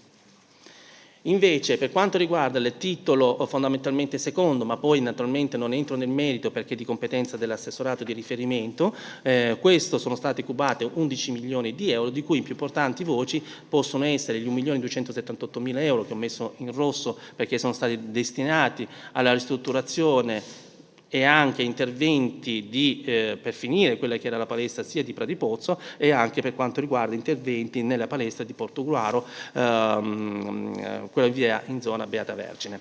Altri fondi sono i diritti sociali, sono 2.790.000 euro che riguardano gli interventi per l'asilo comunale. Per quanto riguarda i fosfati e il recupero dell'area, attualmente soltanto fondi di progettazione per il 2024, dovrebbero essere più oggetto del 2025 interventi proprio di recupero dell'area. Questa invece è una slide che mette in evidenza quello che è la situazione dei debiti di finanziamento. In rosso sono i debiti in quanto mutui accesi da questa amministrazione, che più o meno vanno a cubare intorno ai 400.000 euro, mentre quelli in arancione sono i famosi derivati che nel 2025 dovremmo chiudere definitivamente, ma che superano i 350.000 euro a memoria. Debiti fuori bilancio. Nel corso del 2024 sono stati adottati 2 atti di riconoscimento per quanto riguarda 2 debiti fuori bilancio. Uno è stato fatto dal commissario straordinario con i poteri del Consiglio Comunale dell'8 febbraio 2024 per 898 euro avente oggetto una sentenza riconoscimento 194, mentre il secondo è quello che abbiamo discusso all'interno di questo Consiglio Comunale per i 50.000 euro. All'interno del documento da parte del revisori approvato c'è anche messo in evidenza quelli che sono stati individuati come debiti fuori bilancio per 25 e stiamo parlando per quanto riguarda del 890 euro su debiti inerenti a mancati pagamenti nei confronti del personale che ha fatto parte dell'ultima commissione elettorale. Per errore da parte dell'amministrazione chiediamo scusa in questo merito nei confronti di questo personale, mentre la parte altre restanti 10.000 euro sono derivanti da una sentenza per quanto riguarda dell'area tecnica. Questo dell'utilizzo del fondo di riserva è una comunicazione che è prevista dalla normativa di riferimento, trattasi di comunicazione nella quale si va a rendicontare come sono stati applicati i prelievi che sono stati effettuati nel corso del 2024 del fondo di riserva. Abbiamo un confinanziamento per 1.700 euro, spesa per la struttura organizzativa e i sistemi informatici altre 3.000 euro, spesa per la promozione turistica 3.600, spesa investimenti e attività culturali, in questo caso parliamo del Natale per 22.000 euro, stipendi e altri assegni fissi al personale settore atti e affari istituzionali 6.000 euro, contributi Fondazione Santa Cecilia 22.000 euro. Impegni futuri. A partire, per partire dal 2026 tutti i comuni, tutti gli enti locali sono chiamati a rivedere quella che è la loro struttura per quanto riguarda la gestione economica. Cioè, oltre alla gestione finanziaria, quella che attualmente i consiglieri comunali sono chiamati a rispondere in questa serata, è un altro documento che diventerà dal 2026 obbligatorio, è il bilancio economico patrimoniale con il sistema accrual. Accrual vuol dire di competenza, della competenza, e secondo quelli che sono i principi stati, l'obiettivo finale è soprattutto uno: cercare di armonizzare, cioè rendere il nostro bilancio uguale a quello degli altri paesi presenti in Europa. Quindi il principio accrual, le transazioni saranno registrate in questo caso nel momento in cui si vanno a verificare, indipendentemente da quello che è il flusso di cassa, di conseguenza offrendo un servizio naturalmente più realistico della situazione economica dell'ente. Altri nuovi documenti contabili, oltre al bilancio finanziario, gli enti dovranno redigere quindi questo conto economico e uno stato patrimoniale conforme a quelli che sono all'Italia Public Sector Accounting Standards. Questo per quanto riguarda dal 2026. Naturalmente ogni trasformazione, ogni rivisitazione in questo caso comporta sistemi informatici nuovi, comporta dei corsi di aggiornamento per il personale, i quali dovranno ricondizionarsi in un nuovo modo di pensare, di vedere e di applicare quella che è la contabilità naturalmente di un ente locale che nel bene e nel male va a cubare complessivamente 50 milioni di euro all'anno. Conclusioni per quanto riguarda questa breve presentazione. Il rendiconto di amministrazione del Comune di Portogruaro si chiude con un risultato positivo. È un dato di fatto, i 16 milioni sono presenti e nessuno naturalmente si può indagare su questo. È espressione naturalmente di una gestione finanziaria fondamentalmente prudente, per quanto si possa dire, rigorosa fondamentalmente, finalizzata naturalmente ad essere sostenibile nel tempo. Tutto è migliorabile e questo fa alla base di tutto. Tutto è perfettibile. Naturalmente però tutto è stato fatto secondo quelle che sono le norme di legge e naturalmente io qua ringrazio anche il Presidente dei Revisori che ogni tanto ci bacchetta e fa bene a farlo perché ci riporta tra virgolette sulla retta via, perché naturalmente sono questi i consigli che devono essere applicati affinché coloro che svolgono una determinata attività la possano fare sempre e comunque nei migliori dei modi. Detto questo, se mi permettete, passerei in questo caso innanzitutto a bere un goccio d'acqua, ma poi a leggere, se mi permettete, quelli che sono la mia parte di delega per quanto riguarda all'istruzione scuola. L'istruzione scuola fondamentalmente, mi permettete di dire che è un settore, anche questo in evoluzione, fondamentalmente i servizi che sono resi nei confronti del settore scuola, parliamo del servizio mensa in primis e per quanto riguarda poi il servizio trasporto nei confronti dei ragazzi che decidono di venire da Summaga su Portogruaro o anche su via Liguria. Quindi questo è fondamentalmente da parte del servizio, perché ricordiamo la didattica non è di pertinenza del Comune di Portogruaro, noi diamo supporto alla scuola dal punto di vista della struttura, diamo supporto alla scuola per quanto riguarda eventualmente la realizzazione di progetti, diamo supporto alla scuola per quanto riguarda l'acquisizione di cancelleria, il pagamento per quanto riguarda le utenze, questo è il supporto che diamo alla scuola e anche per quanto riguarda soprattutto l'assessore ai lavori, cercare di intervenire per risolvere tutte quelle problematiche che le scuole hanno. Non sono scuole nuove e quindi qua lo diciamo tranquillamente, ma sono scuole che hanno anche tantissimi anni e di conseguenza come tutte le strutture che hanno una certa età hanno anche delle problematiche e di cui devo dire molto spesso interveniamo giorno su giorno affinché i nostri bambini abbiano il migliore dei servizi. All'interno delle missioni istruzione e diritto allo studio rientrano tutte le attività ed i servizi erogati in favore delle esigenze educative di ogni ordine e grado del territorio, sia pubbliche che paritarie. In tale missione viene compresa la totalità della gestione dei servizi di competenza comunale erogati in favore delle scuole, quale il servizio di mensa e il trasporto scolastico, il rimborso delle spese per l'acquisto di libri di testo e le forme di contribuzione atte a garantire il sostegno al diritto allo studio. Il servizio di istruzione è rivolto complessivamente a 19 scuole di competenza comunale, sono 7 le scuole dell'infanzia, 8 le scuole primarie, 4 quelle secondarie di primo grado. L'attenzione è comunque riposta anche alle scuole paritarie d'infanzia, 2, e alle scuole primarie e secondarie di primo grado dell'Istituto Marconi. La collaborazione non è soltanto per quanto riguarda quelle pertinenti direttamente dal Comune di Portogruaro, la collaborazione è anche estesa alle scuole secondarie di secondo grado, 5 in questo momento presso il Comune di Portogruaro, ma che di competenza sono della città metropolitana.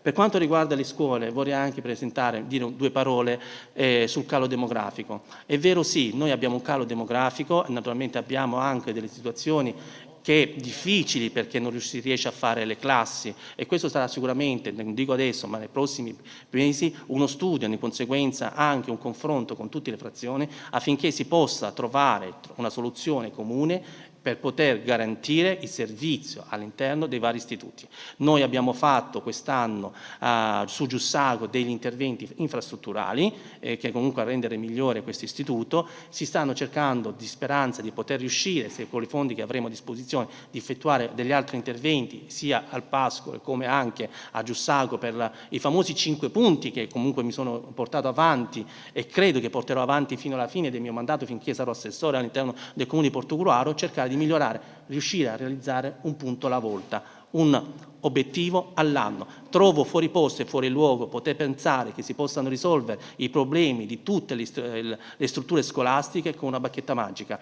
perché naturalmente i fondi, molto spesso andiamo alla ricerca dei bandi qualora si riescano a trovare per la ristrutturazione, ma se non si riescono a trovare bisogna fare con quello che si ha, e quindi di conseguenza, siccome le scuole sono tante, si deve cercare di intervenire su tutte le scuole, cercando anche un'equa ripartizione, se possibile, delle risorse a disposizione. I servizi scolastici di supporto resi dall'amministrazione comunale sono di assoluta rilevanza e vengono posti in essere con la massima attenzione alla qualità del servizio e, per quanto attiene al servizio riflessione, alla qualità e provenienza degli alimenti. Tornando ai servizi scolastici, a seguito delle esperienze acquisite con l'utilizzo della linea aggiuntiva introdotta nel 2021 fino al termine dell'anno scolastico 22, per soddisfare le esigenze connesse all'epoca del Covid, con l'inizio del 22-23 le 2 linee dedicate al capoluogo sono state rimodulate per consentire il collegamento con la località di Sumbag e di Giussago, a soddisfacimento delle richieste di iscrizione alle scuole secondarie di primo grado di Sumbag e di Via Liguria. Detto servizio è stato anche confermato per l'anno scolastico 2024-25.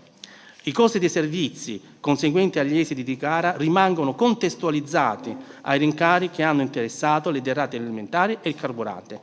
Qui mi preme mettere in evidenza che per il 2024 vi è stata una forte contrattazione da parte del sottoscritto nei confronti della società che attualmente gestisce il servizio di erogazione mensa, che già nel 2024 volevano aumentare i prezzi del ticket dei ragazzi. Dopo diversi confronti, il 2024, anche con gli aumenti dell'Istat, sono rimasti quelli che erano già presenti, nessun aumento. Il 2025 naturalmente vi sono stati gli aumenti, ma anche per quanto riguarda la parte finale di questo anno scolastico manterremo come promesso, come anche stabilito, i prezzi e quindi le tariffe che avevamo già deciso l'anno scorso. Le tariffe per i servizi sono rimaste inalterate nel corso del 2024, per quanto riguarda il trasporto sono 220 euro all'anno, anche a fronte dell'adeguamento Istat del prezzo di affidamento del servizio di trasporto scolastico, mentre l'adeguamento del prezzo di affidamento del servizio mensa è stato procrastinato, come ho detto prima, nell'esercizio finanziario 2025, nel rispetto del disposto del contratto di concessione. L'amministrazione comunale ha contribuito alle spese delle famiglie con una quota di partecipazione pari a 0,69 centesimi a pasto. Il settore servizi sociali, invece, con apposito bando annuale, ha predisposto ulteriori agevolazioni tariffarie su base ISEE per un totale di 142 alunni per quanto riguarda l'anno scolastico 2023 e la quota che entra in gioco nel 2024, da gennaio a giugno, e di 94 alunni per quanto riguarda l'anno scolastico 2024 e 2025 per una spesa complessiva di 38.000 euro. Il servizio trasporto scolastico non prevede al momento agevolazioni tariffarie, eccezione fatta in questo caso per gli alunni che purtroppo si trovano in grave disabilità, la cosiddetta legge 104 del 92, per i quali viene praticata l'esenzione del pagamento della tariffa. in applicazione dell'articolo 28 della legge 118 del 71. Mediamente le agevolazioni praticate in tal senso sono una decina per ogni anno scolastico. Ugualmente, ma in questo caso su richiesta della famiglia, viene estesa l'esenzione del pagamento del servizio mensa per gli alunni certificati di legge 104. Attualmente gli alunni per i quali è praticata l'esenzione sono 9. Durante il periodo 2023-24 sono state poi introdotte alcune iniziative a favore delle famiglie, con la differenziazione delle tariffe per il servizio di trasporto scolastico, in presenza di più figli iscritti al servizio, ed una contribuzione straordinaria sulle spese sostenute per il servizio mensa scolastico per le famiglie degli alunni svantaggiati. Per quanto riguarda il servizio trasporto scolastico, l'attuale amministrazione ha deciso di reiterare anche per il 24-25 la differenziazione delle tariffe. Pertanto, in caso di iscrizione al servizio di più figli, il secondo iscritto la tariffa è pari al 50%, nel caso abbiamo in cosa il terzo iscritto la tariffa è pari a 0. Si evidenzia inoltre, sempre per quanto riguarda l'anno scolastico 2024-2025, risultano iscritti al servizio 212 utenti, di cui 164 a tariffa intera, 29 utenti a tariffa ridotta e 8 utenti a tariffa pari a 0, oltre il numero 11 utenti esenti per le problematiche di cui prima.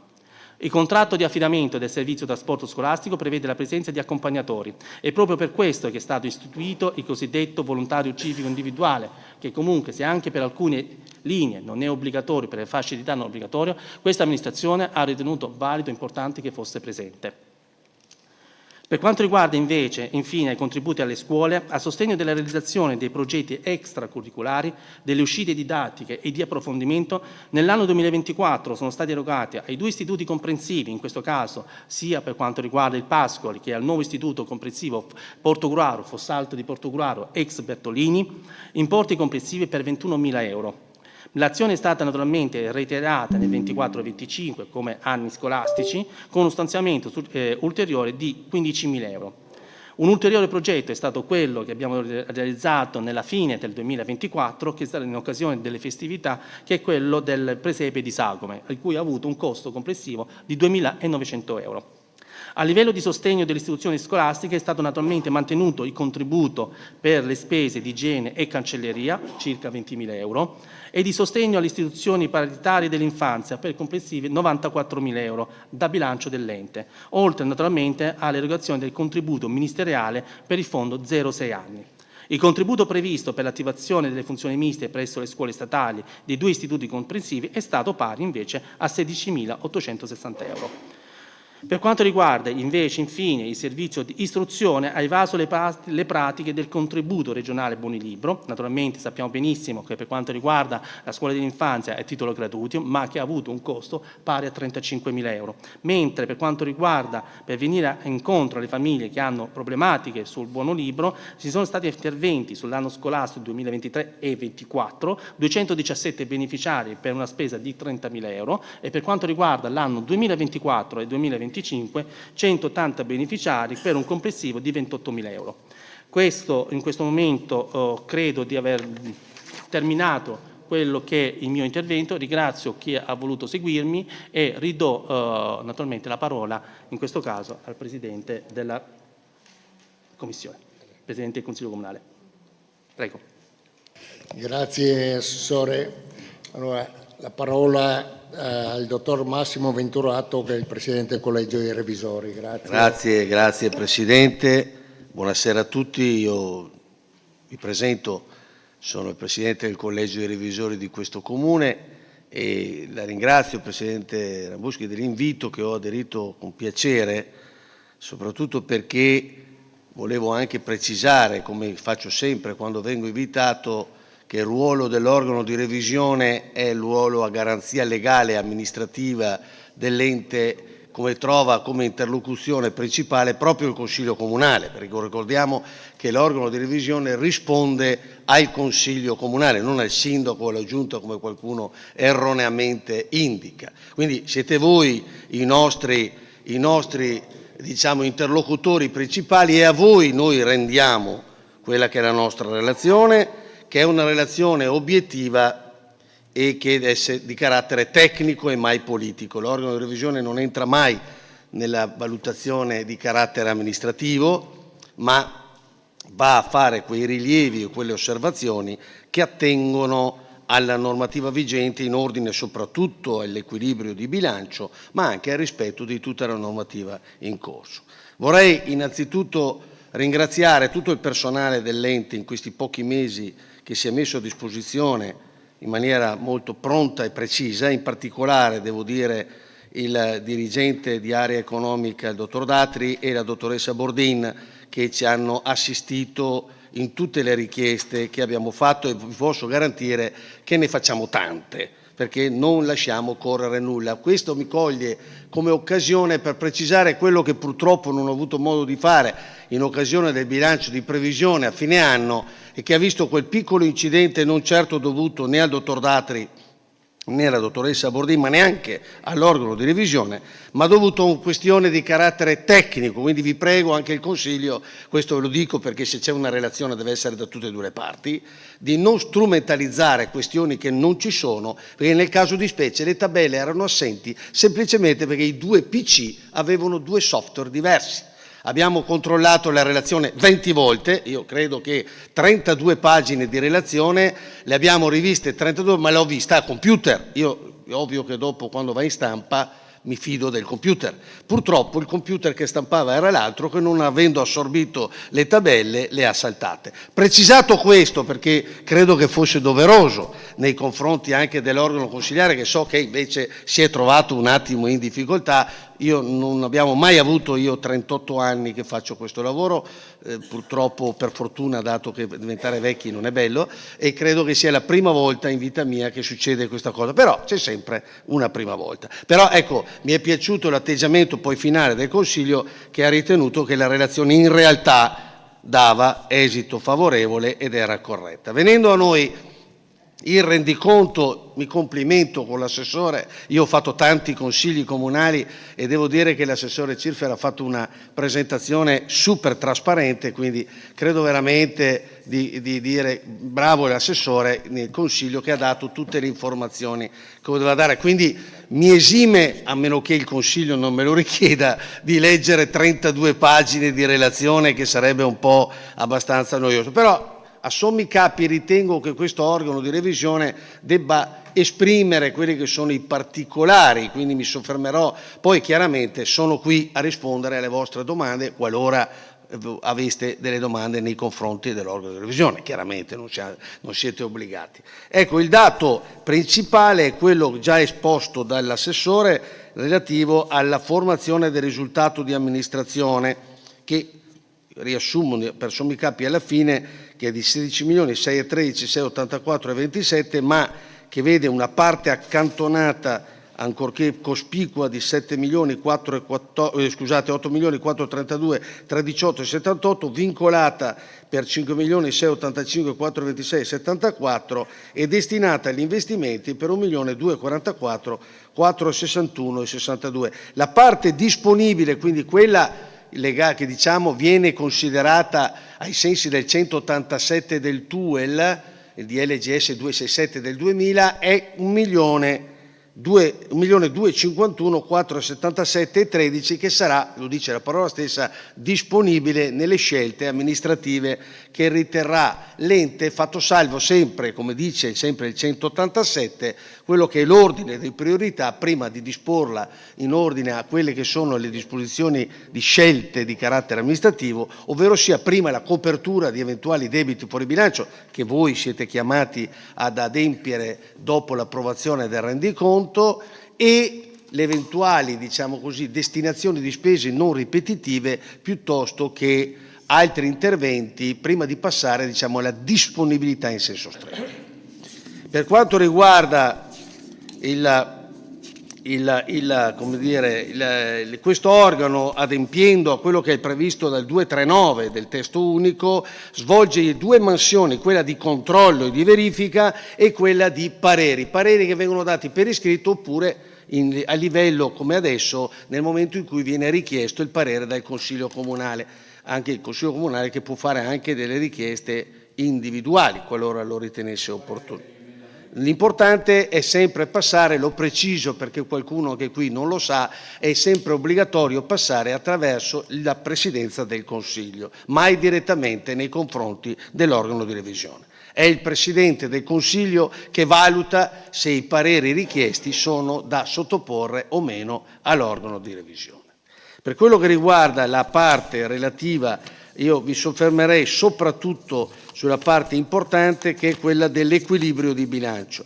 Sull'equilibrio di bilancio l'ha già precisato, mi sembra, l'assessore, l'ente è in equilibrio sia di competenza che in parte corrente sia da parte capitale, ha fatto una rivisitazione importante dei residui, come ha detto bene l'assessore, dei residui attivi, ed è il motivo per il quale la gestione residui ha un risultato negativo consistente.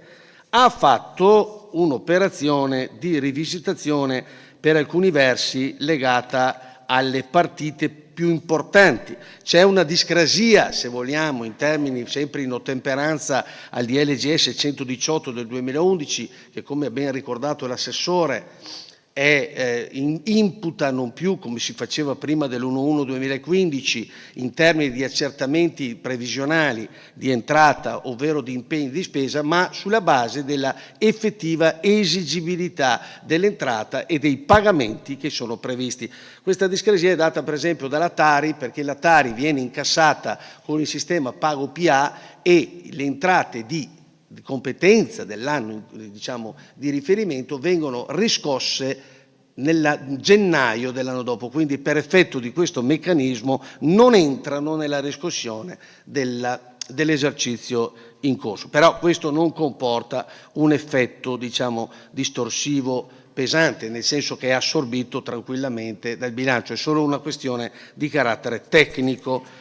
Le due sottolineature, cercando di anticipare le eventuali domande che vorreste fare, sono in particolar modo su quello che è stata il parere condizionato da parte dell'organo di revisione, che è stato condizionato legato al fatto che al momento della verifica mancava una attestazione debiti e crediti prevista dall'articolo 11 del DLGS 118/2011. L'attestazione è quella dell'ASVO. L'ASVO, come sapete, era l'azienda, diciamo, a cui era affidata la gestione appunto Tari. Per effetto di una riorganizzazione il tutto è passato con un affitto d'azienda in Veritas. Questo passaggio ha provocato in termini contabili che l'ASVO avesse un credito risultante nei confronti del Comune, ancorché non l'incasserà ASVO ma incasserà Veritas, che poi pagherà ASVO. È un meccanismo abbastanza contorto, ma abbiamo appurato in maniera puntuale, perché la dottoressa Bordin l'ho stressata fino all'ultimo giorno e ci ha dato tutte le carte che comunque, se volete, abbiamo di nuovo le tabelle che dovreste aver ricevuto il 24 di questo mese, quando abbiamo rilasciato l'attestazione ultima su questa asseverazione. Quindi la condizione viene meno in quanto è arrivata l'asseverazione richiesta da parte dell'organo di revisione di ASVO e abbiamo verificato la coincidenza, così come le altre asseverazioni ove non ci sia coincidenza c'è l'allegato che spiega le motivazioni previste. Ricordo che la coincidenza di debiti e crediti è fondamentale proprio perché altrimenti sarebbero viziati i risultati in termini di residui e quindi di risultato di amministrazione. Ultime due annotazioni, ma ripeto sono qui poi a vostra disposizione per darvi qualsiasi tipo di risposta, sono quelle legate al fatto, ho già detto, della rivisitazione che abbiamo fatto con attenzione degli residui attivi, soprattutto in ordine all'applicazione del principio contabile del 118 che indica lo stralcio dopo il terzo anno dei residui attivi, annotandoli nello stato patrimoniale con apposita svalutazione nel passivo, proprio per evitare che ci siano permanenze di residui che non sono certi, e l'applicazione del principio contabile che indica che gli stessi residui che hanno dubbia esigibilità dopo il quinto anno vengono comunque stralciati in ogni caso. Questa cosa l'abbiamo verificata, è stata effettuata, è il motivo per il quale i residui sono in questo momento puntuali. Dicevo prima, ho sentito con piacere l'assessore, è un rendiconto chiaramente che riguarda questa amministrazione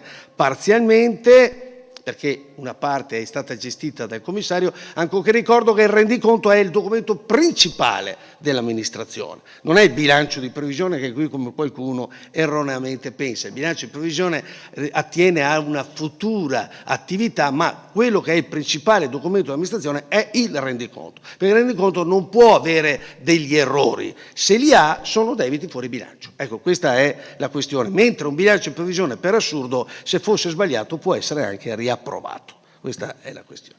Ultima notazione, sempre per andare sulle nostre osservazioni, è che l'accantonamento del fondo crediti di dubbia esigibilità risulta ragguardevole, ha detto bene, vi ho spiegato il meccanismo della Tari, è chiaro che è un'attività peraltro, un accantonamento matematico, quindi non attiene a una scelta di carattere amministrativo.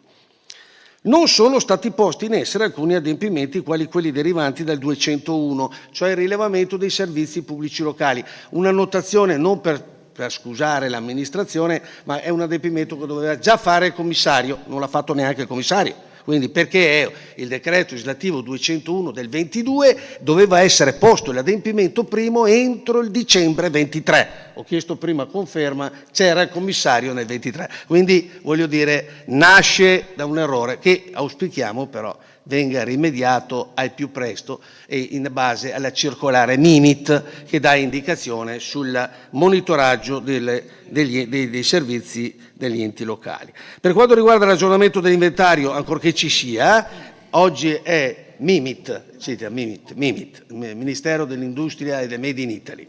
L'aggiornamento dell'inventario è limitato a quello contabile, nel senso che sarebbe il caso di rimettere in pista anche quello fisico, visto che è un po' datato. Per quanto riguarda i flussi di cassa, dice bene l'assessore, noi abbiamo acceso la lampadina in questo senso perché il momento dell'incasso, essendo in questo comune impegnato in molti progetti di PNRR, perché devo dire che rispetto a altri comuni io ho uno spaccato abbastanza esteso, è un comune molto attivo, ha presentato molti progetti.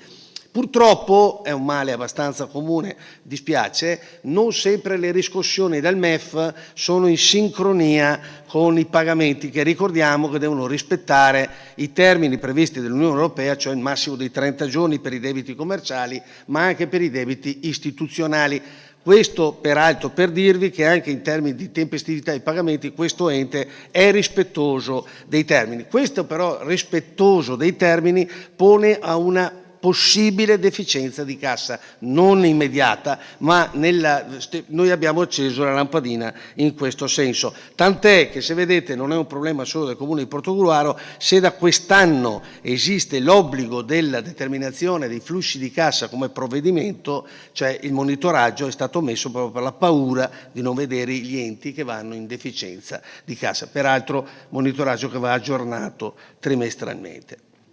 C'è la questione della spending review da applicare, vi ricordo, lo dico con l'occasione, che è stato pubblicato il decreto del 4 marzo in Gazzetta Ufficiale, il termine è il 22 maggio, quindi entro il 22 maggio bisogna porre in essere la restrizione delle spese correnti in adempimento agli obiettivi di finanza pubblica. Per quanto riguarda l'avanzo di amministrazione, come ho detto in apertura e poi veramente mi taccio, è chiaramente più contenuto perché avete fatto, io sono solo quello che li controlla, dei maggiori accantonamenti. Questo però lo dico a scopo pubblico perché il nostro scopo è la difesa del bene pubblico e chiaramente a tutela di quello che è l'equilibrio futuro del bilancio. Quindi noi possiamo dire il parere è favorevole, è arrivato l'ultima attestazione, l'ente è in equilibrio. Grazie dottor Venturato, do la parola al sindaco, prego. Va bene.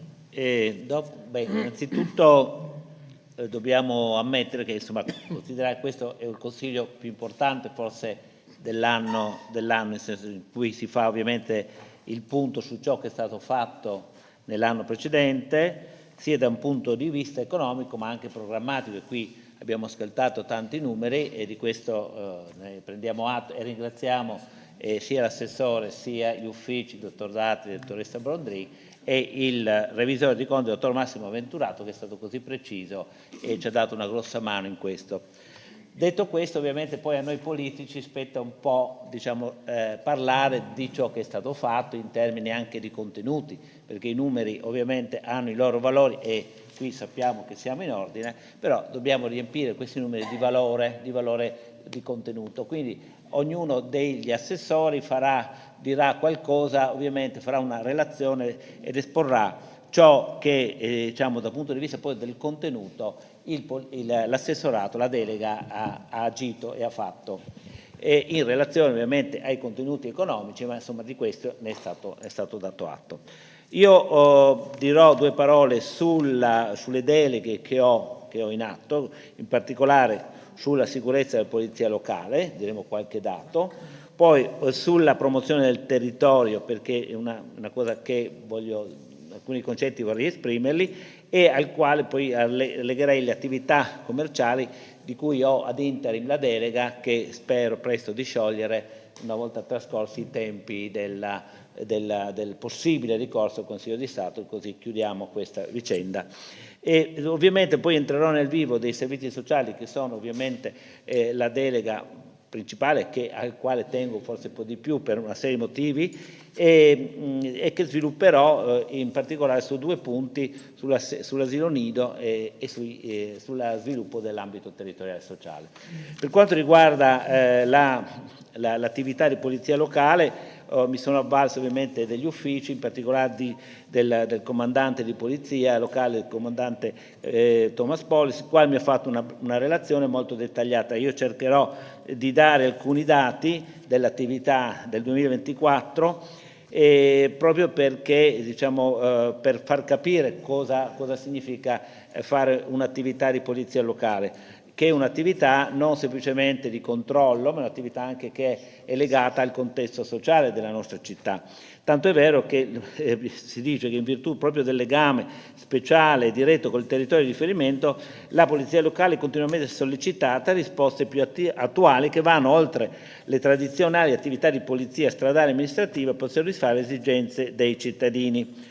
Oggi il corpo è indirizzato a molteplici incombenze: il controllo della fiabilità, il rilievo dei sinistri stradali, il controllo delle attività produttive, a tutela dei consumatori, il controllo edilizio ed ambientale e non ultimo il presidio di sicurezza urbana, con tutte le implicazioni in materia di polizia giudiziaria e iniziative delegate dall'autorità giudiziaria. Dati relativi al 2024 testimoniano l'impegno profuso dal personale in uniforme ed amministrativo, nonché la mera elencazione potrebbe non trasmettere pienamente il peso dei singoli procedimenti, l'effettivo utilizzo di risorse umane e le numerose ore di lavoro atte a tutelare e salvaguardare la sicurezza e la tranquillità sociale di chi vive e opera nei nostri beni. Sappiamo che il bene non fa notizia, anche poco male la fa purtroppo. Il corpo di polizia locale consta di un organico di 20 operatori che prestano il loro servizio per 365 giorni all'anno, coprendo di norma un arco orario compreso fra le 7:30 e le 19:30. La convenzione, che sappiamo che riunisce il servizio di polizia locale i comuni di Portogruaro, Concordia, Sagittario, Gruaro, Cinto e Teglio, serve un unico territorio di 220.000 km² per un numero complessivo di 44.000 abitanti. Per dare un numero, questo è un territorio molto vasto. Ho fatto dei paragoni: il comune di Portogruaro fa un 35.000 km², Portogruaro ne fa 102.000 km², quindi è un territorio vastissimo, poco abitato. Questo significa ovviamente però per le attività di controllo avere una maggiore difficoltà oggettiva di sviluppo. La nostra convenzione è stata rinnovata nel 22, scadrà il 31 dicembre del 26. Due parole su questa convenzione: è una convenzione che è utile, cioè molto utile, va nel senso, nell'indirizzo dell'unione dei servizi. Per il momento l'unione dei comuni è una prospettiva difficile voluta dalla legge Del Rio, ma è ancora, almeno in Veneto, non è stata attuata, in Friuli lo è stata di più, con le grosse difficoltà.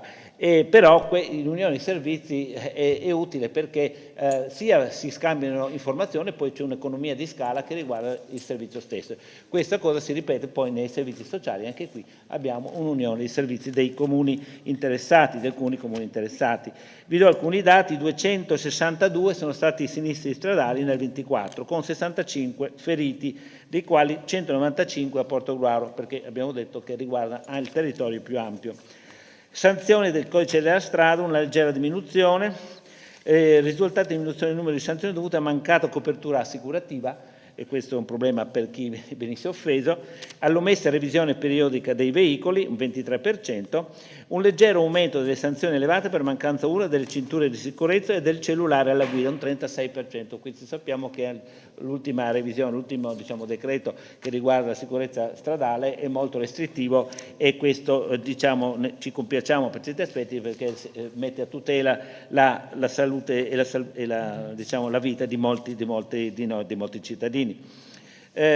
Quindi 270 sono state le operazioni di controllo riguardanti tutte le attività commerciali, quindi c'è un'azione anche di questo tipo, viene ricordata, in sede fissa su aree pubbliche e artigianali, mentre nell'ambito dello stesso settore il comando ha espresso il proprio parere e verificato 90 occupazioni di suolo pubblico. Anche nelle nostre manifestazioni, sappiamo, sono interessati, vengono coinvolti ogni volta. Sono stati effettuati inoltre, su richiesta della Regione Veneto, 15 controlli sul prelievo idrico. Abbiamo controllo anche ambientale, come longamano di altri enti, come può essere l'ARPA o la Regione stessa. E sono state elevate 21 sanzioni ai sensi di regolamenti e altre norme di competenza comunale. C'è stato uno sversamento pochi giorni fa sul Versiola, e anche la polizia locale era presente assieme all'ARPA, assieme ai vigili del fuoco, ed era il giorno di Pasquetta, insomma, quindi anche durante i giorni festivi l'attività viene svolta. 340 sono le verifiche in ambito ambientale, 40 gli accertamenti in ambito edilizio, 21 gli impieghi operativi di giusta ordinanza del Questore di Venezia, 26 notizie di reato trasmesse all'unità giudiziaria, 73 le attività delegate relativamente ad indagini e notifiche di atti o di identificazione di persone, 33 le denunce raccolte per furto, 51 le persone controllate al fine di contrastare l'acquisto e i comportamenti legati al dregato urbano, 31 i servizi di unità cinofile eseguiti in collaborazione con il supporto delle altre forze dell'ordine. Sappiamo che abbiamo un cane antidroga che viene chiesto anche da altri servizi, da altre realtà. Questo è un argomento molto importante proprio per tutela dei nostri ragazzi. 95 servizi di vigilanza sui luoghi sensibili e presidi del territorio. Nel 24 il comando ha proceduto a 8 verifiche di presunte occupazioni abusive di immobili, e in 5 di questi casi le verifiche hanno portato a notiziare all'autorità giudiziaria la notizia. Il personale del comando è altresì delegato allo sgombero coatto di 2 alloggi occupati abusivamente. Questo è un fenomeno, purtroppo non è così diffuso come in altre realtà che so, però è un fenomeno antipatico molto perché va a ledere il diritto altrui, specialmente quando riguarda, questo capita spesso, di case ateo, di case comunque destinate all'edilizia pubblica, agli alloggi pubblici. Per quanto riguarda prevenzione dei furti, ovviamente sono stati effettuati 317 servizi di pattugliamento nella fascia oraria dalle 17 alle 19:30 e così via. Sui punti, per quanto riguarda la sicurezza, ne abbiamo parlato negli ultimi mesi, scorso dicembre.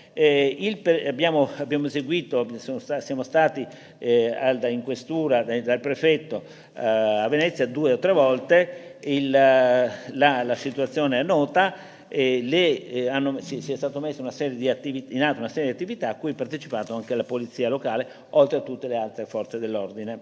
2 parole sulla videosorveglianza, visto che ne abbiamo parlato in questi mesi. diciamo, nella nostra città, nel Portogruaro, c'è un servizio ovviamente di videosorveglianza integrato anche con i comuni convenzionati ovviamente, ma anche con tutta una rete provinciale e nazionale, va ricordato, perché ovviamente le informazioni devono essere integrate. Abbiamo 30 videocamere di passaggio, diciamo di contesto cosiddette, e 7 videocamere di varco con lettura delle targhe.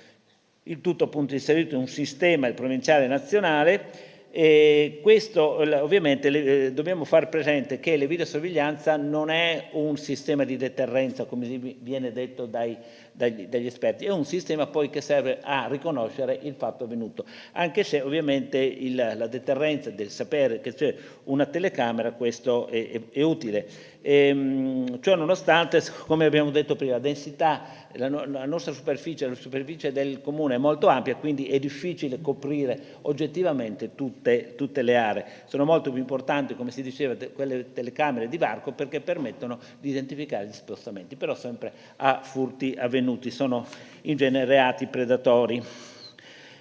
Noi ovviamente abbiamo intenzione di implementare un problema economico, anche qui sì, i soldi fanno la differenza. Cercheremo di trovare, come sta succedendo attualmente in altre situazioni, trovare dei fondi attraverso dei bandi, dei progetti di finanza, qualcos'altro, perché la spesa corrente in questi casi è molto stretta, molto severa. Siamo un paese che ha queste difficoltà, i comuni ce li hanno. Pertanto il progetto di finanza, di cui eventualmente parleremo successivamente nella mozione, va in questa direzione, è una delle risorse. Certamente la nostra intenzione, come nel DUP al punto 12.05 parlavamo dell'incremento delle dotazioni di polizia locale. Uno degli strumenti che abbiamo anche nel DUP è il controllo di vicinato, è uno strumento di natura è nato nei paesi del nord, è un momento, abbiamo parlato di questo anche in prefettura, il prefetto ce l'ha raccomandato, se non altro per un coinvolgimento della cittadinanza, la cui efficacia può essere valida, ma è più un coinvolgimento, e qui può esserci una deterrenza, perché anche qui i cartelli di controllo di vicinato possono avere la loro parte, possono fare la loro parte. Quindi direi che per quanto riguarda la sicurezza e la polizia locale, sostanzialmente ho accennato, ho toccato gli argomenti. La promozione del territorio è un'attività nuova che abbiamo messo, perché a noi ci interessa ovviamente promuovere il territorio. Dopo l'assessore, casomai Lepore ci dirà qualcosa sul turismo. Promozione del territorio significa far conoscere il nostro territorio in provincia. Sappiamo, è constatazione di tutti, che Portogruaro non è conosciuta neanche nella nostra provincia, neanche ancor meno in regione a volte. Non si sa se appartenga al Friuli o al Veneto. Questa è una cosa abbastanza grave, una cosa alla quale vogliamo rimediare. Abbiamo messo in atto alcune attività l'anno scorso e a cavallo ovviamente le attività si accavallano tra l'anno e quest'anno. In particolare abbiamo partecipato al DMO a Bibbione, abbiamo fatto una convenzione, ma poi si farà con la TVO, alla quale crediamo molto, e abbiamo instaurato delle collaborazioni, le vedremo, con società promotrici, e non ultimo l'adesione al master plan legge 16 anche sul territorio. La legge 16 è una legge molto importante che fornisce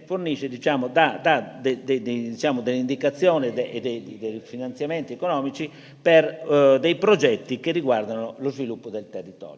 Per quanto riguarda le attività commerciali, ovviamente sono entrato in corsa. Ricordo lo sforzo che è stato fatto per la Fiera di Sant'Andrea. La Fiera di Sant'Andrea è, come insieme al Terre di Doge, è un evento molto importante che riguarda l'assessorato, la delega al commercio, ed è anche economicamente è un esborso non indifferente, però è un esborso che sono dei denari che la cittadinanza merita, io credo che meriti, e merita anche il territorio. Quindi anche qui si può aprire un capitolo sulla gestione degli eventi. Questo è un capitolo non di poco conto, perché abbiamo visto che gli eventi costano, ma soprattutto sono difficili da gestire. Nel 2025, ma non è oggetto, ma insomma il teleridroge lo vedremo domani, insomma abbiamo gestito noi come municipio, come comune, e questo ovviamente per questa volta ovviamente è stato fatto, speriamo che vada bene, ma è un nostro proposito è quello di valutare quali possono essere le alternative a questo tipo di problema che non è, ma è uno sfida per la nostra amministrazione sicuramente. Sappiamo due parole sulla crisi del commercio, il commercio al dettaglio, il commercio retail, insomma il commercio di prossimità è un problema importante. Sappiamo che ci sono lo spopolamento delle città, noi con l'apertura del centro storico abbiamo cercato di mantenere questo tipo di attività almeno in centro storico, e questo ce ne viene dato atto, abbiamo dei riscontri positivi, e cerchiamo anche, però non dimentichiamo sicuramente anche le periferie, laddove nelle frazioni il problema è molto più acuito, perché ovviamente la mancanza di la carenza di popolazione, lo spopolamento si fa sentire maggiormente. La progettualità, ciò che è stato fatto, ma ciò che verrà verso le frazioni è quello di creare nelle frazioni dei centri di interesse, dei centri dove la gente possa andare, come può essere lo Space Mazzini per esempio, che ha una valenza anche culturale, ma che può essere assolutamente implementata, o anche il palazzetto di Predipozzo, che sicuramente sarà da volano per uno sviluppo di tipo sportivo, ma anche con degli effetti collaterali, come può essere la ristorazione o la conoscenza stessa della frazione. Per quanto riguarda le attività produttive, in relazione, volevo fare un pensiero sul rapporto che abbiamo con il centro commerciale. Io credo che non si debba andare in opposizione al centro commerciale, ma si possa trovare una forma di collaborazione, perché sono due cose diverse, perché la stessa direzione, dottor Zanchi, è venuto a trovarci, vuole collaborare, e magari da queste sinergie si può creare qualcosa di valido. Velocemente vorrei invece cominciare a parlare dei servizi sociali. Sui servizi sociali sappiamo che il bilancio è un bilancio molto corposo, un bilancio che però per il quale la maggior parte sono fondi o di natura o sono partite di giro sostanzialmente, fondi che provengono dallo Stato o dalle regioni per progetti importantissimi, a vantaggio non solo di Portogruaro ma anche di tutta l'area. Siamo capofila dell'ambito territoriale già da diversi anni, e questo lo si sente. Il dottor Venturato faceva di questo sfasamento fra l'arrivo, la richiesta, cioè che è un problema per le finanze, non è da poco. Adesso arriveranno nell'ambito territoriale 9 nuovi addetti dal Ministero, ai quali bisognerà dare una paga, bisognerà pagare, e questi però finanziamenti dovremmo anticiparli come comune capofila. Questa è una problematica che stiamo affrontando.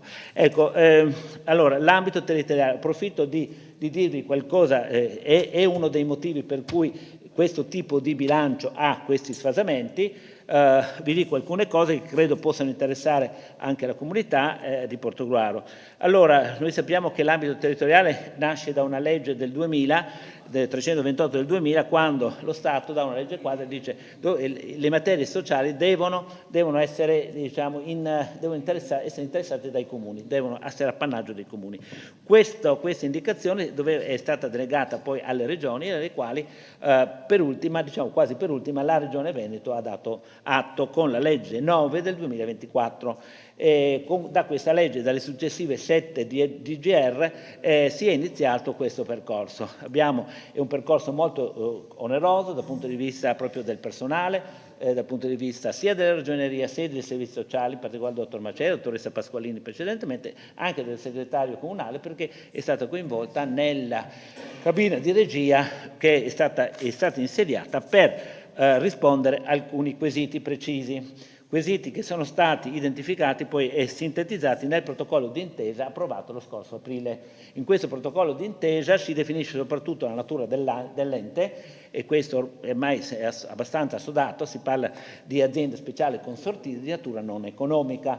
questo non economica significa che, pur essendo un'azienda di tipo privatistico, diciamo, può applicare il contratto per i dipendenti pubblici, e quindi questo, diciamo, dà un po' di sicurezza a quei dipendenti comunali che dovrebbero poi passare in ambito. Diverso sarà per coloro che verranno assunti direttamente dall'azienda speciale.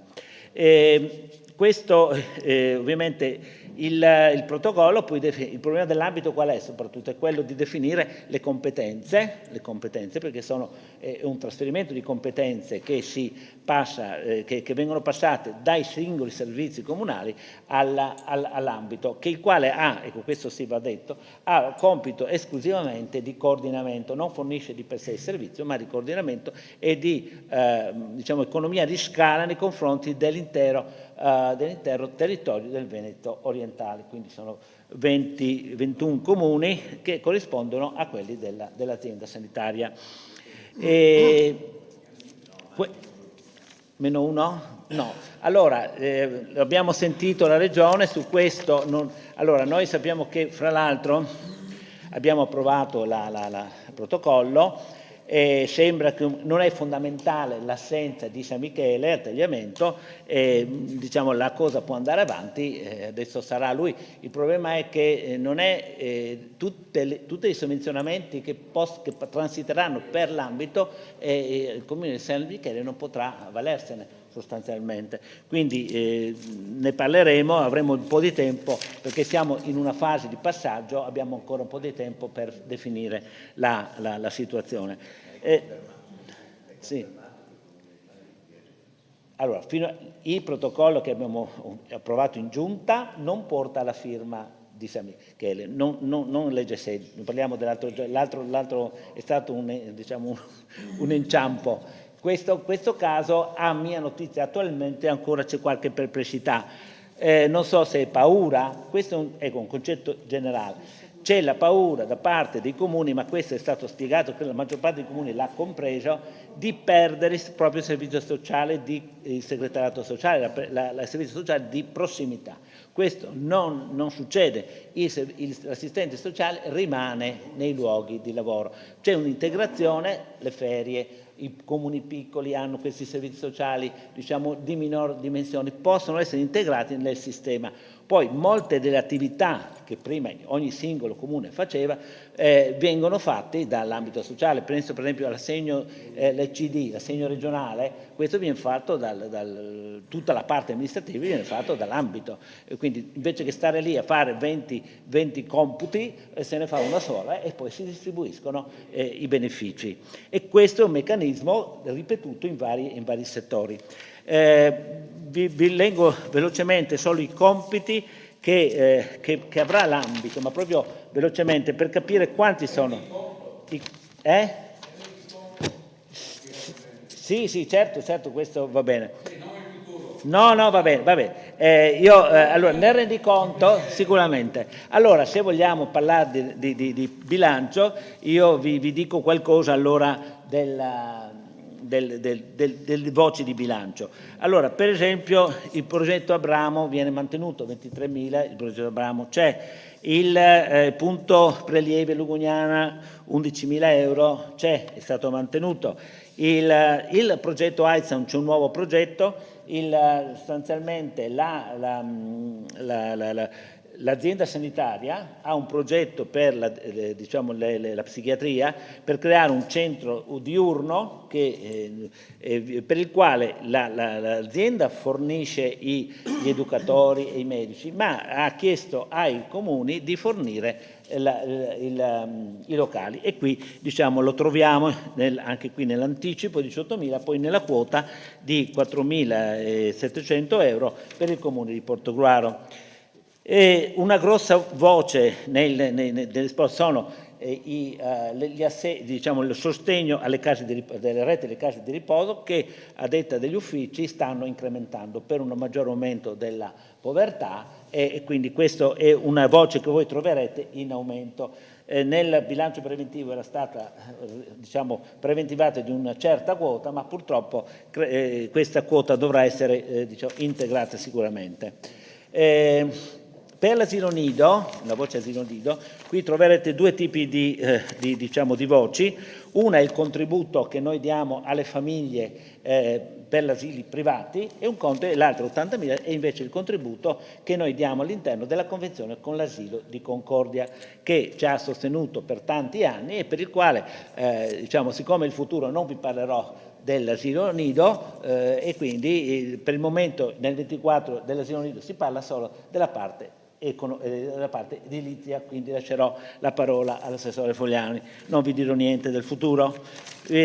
Invece, per esempio, voci molto elevate, una è la quota annuale per i servizi socioassistenziali dell'ULSS, 660.000 euro, non sono pochi soldi. Queste sono le deleghe che il Comune di Portogruaro dà all'azienda sanitaria per alcune funzioni delegate.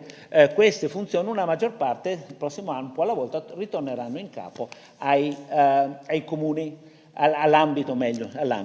Quindi questa quota si ridurrà e la troveremo spostata poi nel bilancio dell'ambito quando sarà.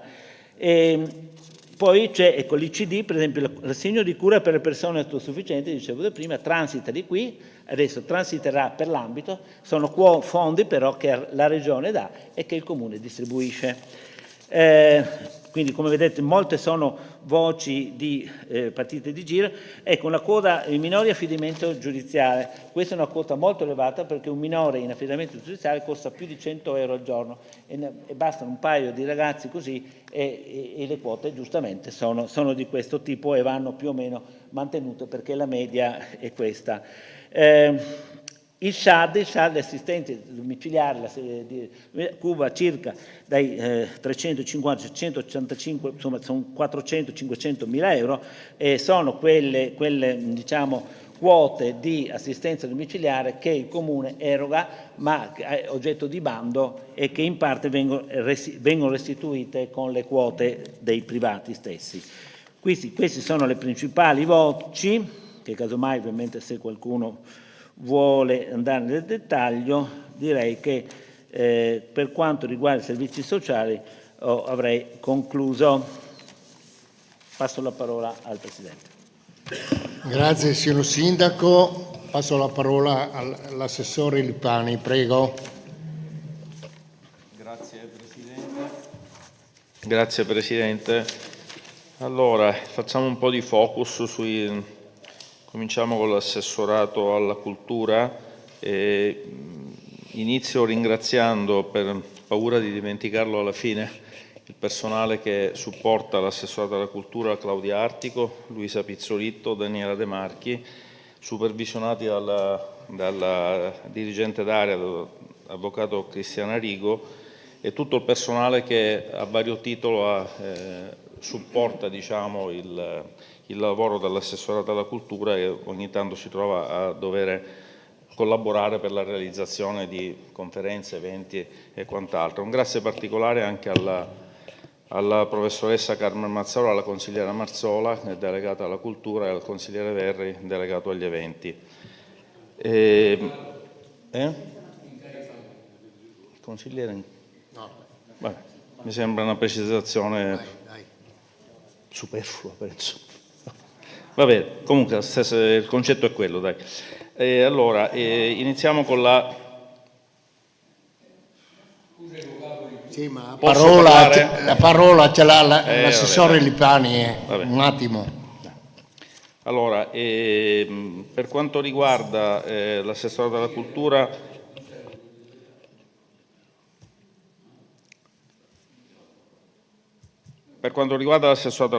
cominciamo con, gestisce anche i locali comunali e di conseguenza faccio un excursus di quelli che è stato. Posso parlare o c'è qualcosa che qualcuno deve parlare sopra? Le do la parola.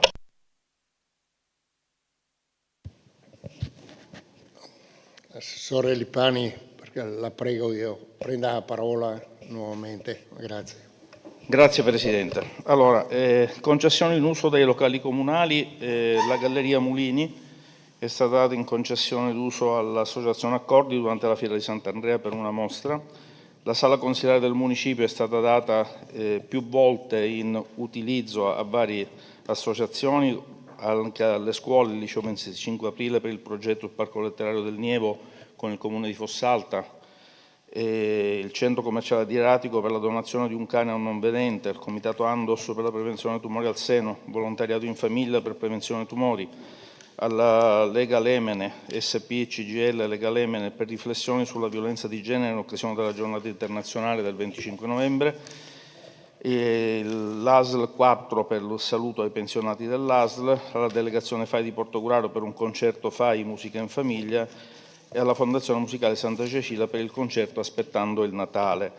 Oltre queste utilizzi della sala consiliare data in concessione gratuita, la sala consiliare è stata utilizzata anche per delle manifestazioni organizzate dal Comune di Portogruaro. Il Bello dell'Italia, che è una promozione, diciamo, del territorio, organizzata dai sindaci delle spiagge che hanno guardato all'entroterra e hanno scelto si è scelto Portogruaro come sede dove presentare l'entroterra. Poi magari l'assessore Lepore sicuramente potrà dire qualcosa in più in merito a questo perché riguarda il turismo.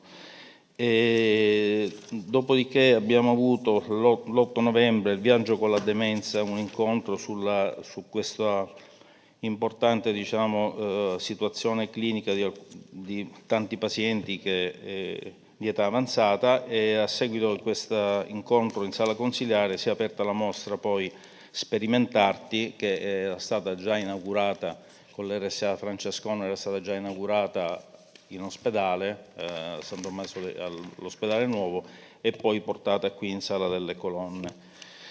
In sala consiliare si è svolto anche un incontro sulla pandemia silenziosa, l'importanza dell'antibiotico resistenza che molto spesso mette in crisi parecchi pazienti anziani che non riescono a curarsi proprio a causa dell'antibiotico resistenza.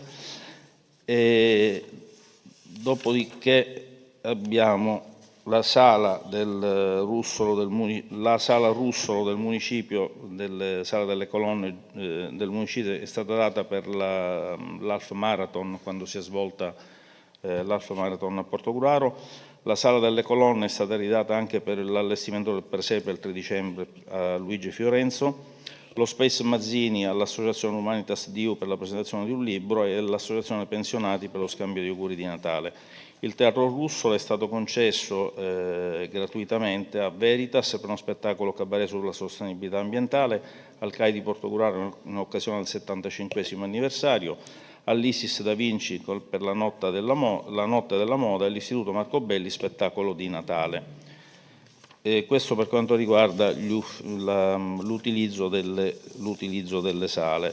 Veniamo poi alla biblioteca, alle attività svolte dalla biblioteca. Organizza nel corso dell'anno diversi appuntamenti, letture animate e attività laboratoriali dedicate ai bambini dai 6 mesi ai 6 anni con professionisti del settore e con lettrici volontarie della biblioteca Sputafavole dell'Emene. Tali attività rientrano nel progetto nazionale Nati per Leggere, promosso dall'Associazione Culturale Pediatri, dall'Associazione Italiana Biblioteche e dal Centro per la Salute del Bambino di Trieste. La Biblioteca di Portogruaro, ricordiamo, è capofila del gruppo di biblioteche Nati per Leggere del Veneto Orientale, che si è costituito nel 2012 e vede il coinvolgimento di 10 biblioteche dei comuni del territorio: Annone, Caorle, Cinto, Concordia, Fossalta, Gruaro, Portogruaro, Parmagione, San Michele al Tagliamento, Ottelio Veneto, e dell'ASL 4 nelle figure delle ostetiche del consultorio familiare. Sono state svolte diverse attività a luglio, dal 12 ottobre al 23 novembre, per quanto riguarda l'attività Nati per Leggere. Per i genitori, nell'ambito del progetto Nati per Leggere, sono state fatte un'iniziativa il 13 novembre. Passiamo poi sempre nel 2024 a Halloween in biblioteca, il 25 e il 26 ottobre. Porto Immaginario, la 4ª edizione, importantissima realtà che si tiene a Portogruaro, iniziata appunto anni or sono, attività di grande successo dal 18 ottobre al 20 ottobre. Fra il Teatro Russolo e la biblioteca si sono svolte parecchie iniziative di lettura per bambini. L'evento di chiusura del festival ha visto poi la rappresentazione di Grisù, un drago senza paura, un musical per famiglia. Sant'Andrea per i bambini ha visto la biblioteca sempre impegnata in un percorso dedicato a laboratori creativi e lettura per i bambini. E Natale in biblioteca, poi il 14 dicembre sono svolte 4 iniziative rivolte sempre ai bambini. Attività per adulti, bambini e famiglie, abbiamo Storie sotto le stelle, sempre dedicata a bambini, famiglie e adulti, giunta alla 13ª edizione, si svolge all'aperto nel giardino di Palazzo Venanzio, e dal 2 luglio fino al 30 luglio. Maratona di lettura all'interno del progetto regionale della Regione Veneto, il Veneto Legge, dal 2 ottobre dal 2 fino al 5 ottobre. Attività per adulti, abbiamo avuto presentazione della mostra Matisse, la luce del Mediterraneo, il 15 ottobre, l'8 novembre, un reading tratto dal libro Nella tua pelle a cura dell'autrice Chiara Carminati. Poi si è svolta, abbiamo avuto Porto l'autore in teatro, organizzato dalla biblioteca in teatro Russolo, Le colombe non volano a Gaza con Simone Lorenzon e gli studenti delle ultime classi delle scuole di Portogruaro, dei licei di Portogruaro, e poi il cinema che si è svolto, iniziative di cinema con conferenze e visioni dal 23 ottobre al 18 dicembre. Questo per quanto riguarda l'attività svolta nel 2024. Il Palazzo Venanzio è stato la sala conferenza del Palazzo Venanzio è stata concessa per innumerevoli volte nel 2024, sempre gratuitamente, tranne 2 casi in cui il regolamento non prevedeva la concessione gratuita. Per questo aspetto dico che le concessioni gratuite, è una piccola riflessione che faccio, costituiscono una parte importante, credo, del bilancio della cultura, perché i costi di gestione, quando si apre una sala consiliare al pubblico e si dà un'associazione, quando si dà la sala conferenza di Palazzo Altan Venanzio, ha dei costi che si aggirano intorno, credo, dottoressa Rigo, mi pare intorno ai 100 euro l'ora più o meno. Ecco, quindi sono dei costi che moltiplicati per tutte le volte, è vero, sono un investimento per la cultura, per le associazioni, ma sono abbastanza pesanti quando la spesa corrente è sempre più compressa, diciamo. Questa è una riflessione che faccio a voce alta, ma la lasciamo qui. Altre iniziative dell'assessorato alla cultura, come eventi, quest'anno si è svolto il Natale in una edizione, diciamo, particolare. Abbiamo deciso di regalare ai portogruaresi un Natale diciamo di un certo livello, cominciando con l'8 dicembre con l'apertura, l'avvento dei mulini, per poi arrivare fino passando attraverso il concerto di Capodanno al 5 gennaio con la passeggiata delle Befane. Questo periodo è stato inframmezzato da tantissime iniziative svolte dal Proloquo Portogruaro, dalla Fondazione Musicale, dalla TVO e dalla Confcommercio, gestiti poi da chi ha preso l'incarico di portare avanti tutti gli eventi di Natale, che è DOF. I costi del Natale, ne abbiamo già parlato altre volte, abbiamo ritenuto quest'anno investire una parte dell'avanzo di gestione nell'acquisto di luminari e arredi per il Natale che ci ritroveremo poi nei prossimi anni, per un totale di, se non vado errato, 96.000 euro di acquisto, di 120.000 euro di acquisto, mentre 96.000 euro è costata la gestione un po' di tutti gli eventi di Natale. Credo che sia stata una bellissima esperienza per i portogruaresi, abbiamo avuto dimostrazioni di affetto e di vicinanza verso l'amministrazione comunale, verso quello che è stato realizzato per Natale quest'anno. Per quanto riguarda la cultura, a fine 2024 mi fermo qui. Andando allo sport, anche qui ringrazio subito la dottoressa Joanca Colusso, supportata sempre da Roberto Marcante, perché molto spesso la supporta nelle attività dell'ufficio sport. E qui una piccola riflessione a voce alta la faccio: avremmo bisogno di più personale in certi uffici, perché siamo veramente al minimo. Io credo che qualsiasi assessorato possa dire questo, ma è un campanello veramente d'allarme, perché c'è bisogno di personale. Se vogliamo realizzare, vogliamo far bene le cose, abbiamo bisogno di personale. E purtroppo con i bilanci che abbiamo, ma come tutti i comuni, non possiamo attingere ad altre risorse per poter aumentare il personale. Fanno un egregio lavoro, diciamo, e grazie anche qui alla dottoressa Rigo, che è la dirigente di riferimento. Nel periodo compreso tra luglio 24 e dicembre l'assessorato allo sport ha condotto un'intensa attività di ascolto, analisi e intervento a favore del miglioramento e della promozione dello sport nel territorio comunale. Le azioni si sono sviluppate in sinergia con l'ufficio tecnico e con le associazioni sportive locali, con l'obiettivo di garantire una gestione più efficace degli impianti, favorire la partecipazione e sostenere l'eccellenza sportiva. Interventi sugli impianti sportivi. Nei mesi di luglio e agosto sono stati effettuati sopralluoghi presso gli impianti sportivi comunali al fine di raccogliere esigenze e criticità direttamente dai gestori e dalle associazioni utilizzatrici. Tutto questo lavoro poi è stato passato chiaramente all'ufficio tecnico, che da quella volta a oggi a poco sta cominciando a svolgere un'azione di miglioramento, dove possibile, di rifacimento di certi impianti, con l'utilizzo anche di bandi, perché non possiamo farcela sempre con le risorse che abbiamo noi a disposizione. Durante i mesi autunnali l'ufficio si è occupato dell'acquisto e sostituzione di alcune attrezzature, come i canestri del palazzetto di Via Lovise e dell'impianto sportivo di Summaga, mentre altre cose sono state svolte dall'assessorato ai lavori pubblici per quanto riguarda altra impiantistica. Gli eventi promossi e supportati sono stati Open Sport, sapete che è una manifestazione annuale che si svolge a settembre, una manifestazione sportiva multidisciplinare preceduta da un incontro con le associazioni.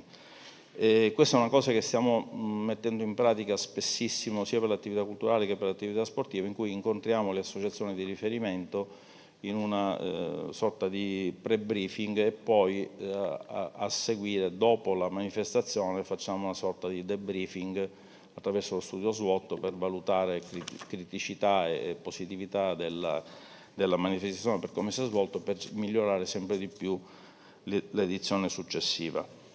Nell'evento Open Sport abbiamo incluso un tributo all'atleta Ares Costa, vincitore di 2 ore internazionali nell'agosto 24, tra cui un record del mondo. Abbiamo sostenuto l'Half Marathon il 2 e 3 novembre, manifestazione podistica con la partecipazione straordinaria di Emanuela Levorato, ex velocista della nazionale italiana. La Ali Family Run Venice Marathon il 15 novembre, che è stata rinviata 3 volte a causa del maltempo, e poi si è svolta con tantissimo successo. Abbiamo chiuso, diciamo, le attività promosse dall'amministrazione comunale per quanto riguarda lo sport con un convegno di adempimenti obbligatori a seguito della riforma dello sport. L'abbiamo tenuto qui in sala consiliare, un corso di aggiornamento normativo per associazioni e operatori. Rapporti con le associazioni sportive. Sono stati attivati incontri specifici con le associazioni di pallavolo e pallacanestro per semplificare la comunicazione, perché sono le 2 associazioni che utilizzano lo stesso palazzetto e molto spesso ci sono sovrapposizioni di gare, di orari, di conseguenza la comunicazione con gli uffici è molto importante. Nonostante l'impegno, la gestione della comunicazione interna resta un'area di criticità su cui si continua a lavorare. Abbiamo snellito la modulistica. Mi sono messo proprio in prima persona con gli uffici a gestire la modulistica, che era quella che creava più problematiche, dover ricompilare moduli per ogni volta che c'era una variazione. Invece abbiamo creato un modulo unico su cui loro poter descrivere tutti i giorni in cui fanno le attività, in cui chiedono il palazzetto. È stato avviato un lavoro di adeguamento normativo anche per la prossima stagione sportiva, in conformità con le disposizioni AGID e PNRR. 4 incontri sono stati svolti con i rappresentanti del Tennis Club di Via Cadorna, che è in procinto di dover essere sistemato tutto l'impianto, quindi siamo nella fase ancora di colloqui per vedere in che termini rifare la convenzione, e 3 incontri per la gestione delle criticità relative al campo da rugby di Via Forlanini, che anche lì la società attuale ha fatto delle proposte, di conseguenza le stiamo vagliando per vedere come poter continuare in avanti. Promozione delle eccellenze sportive locali.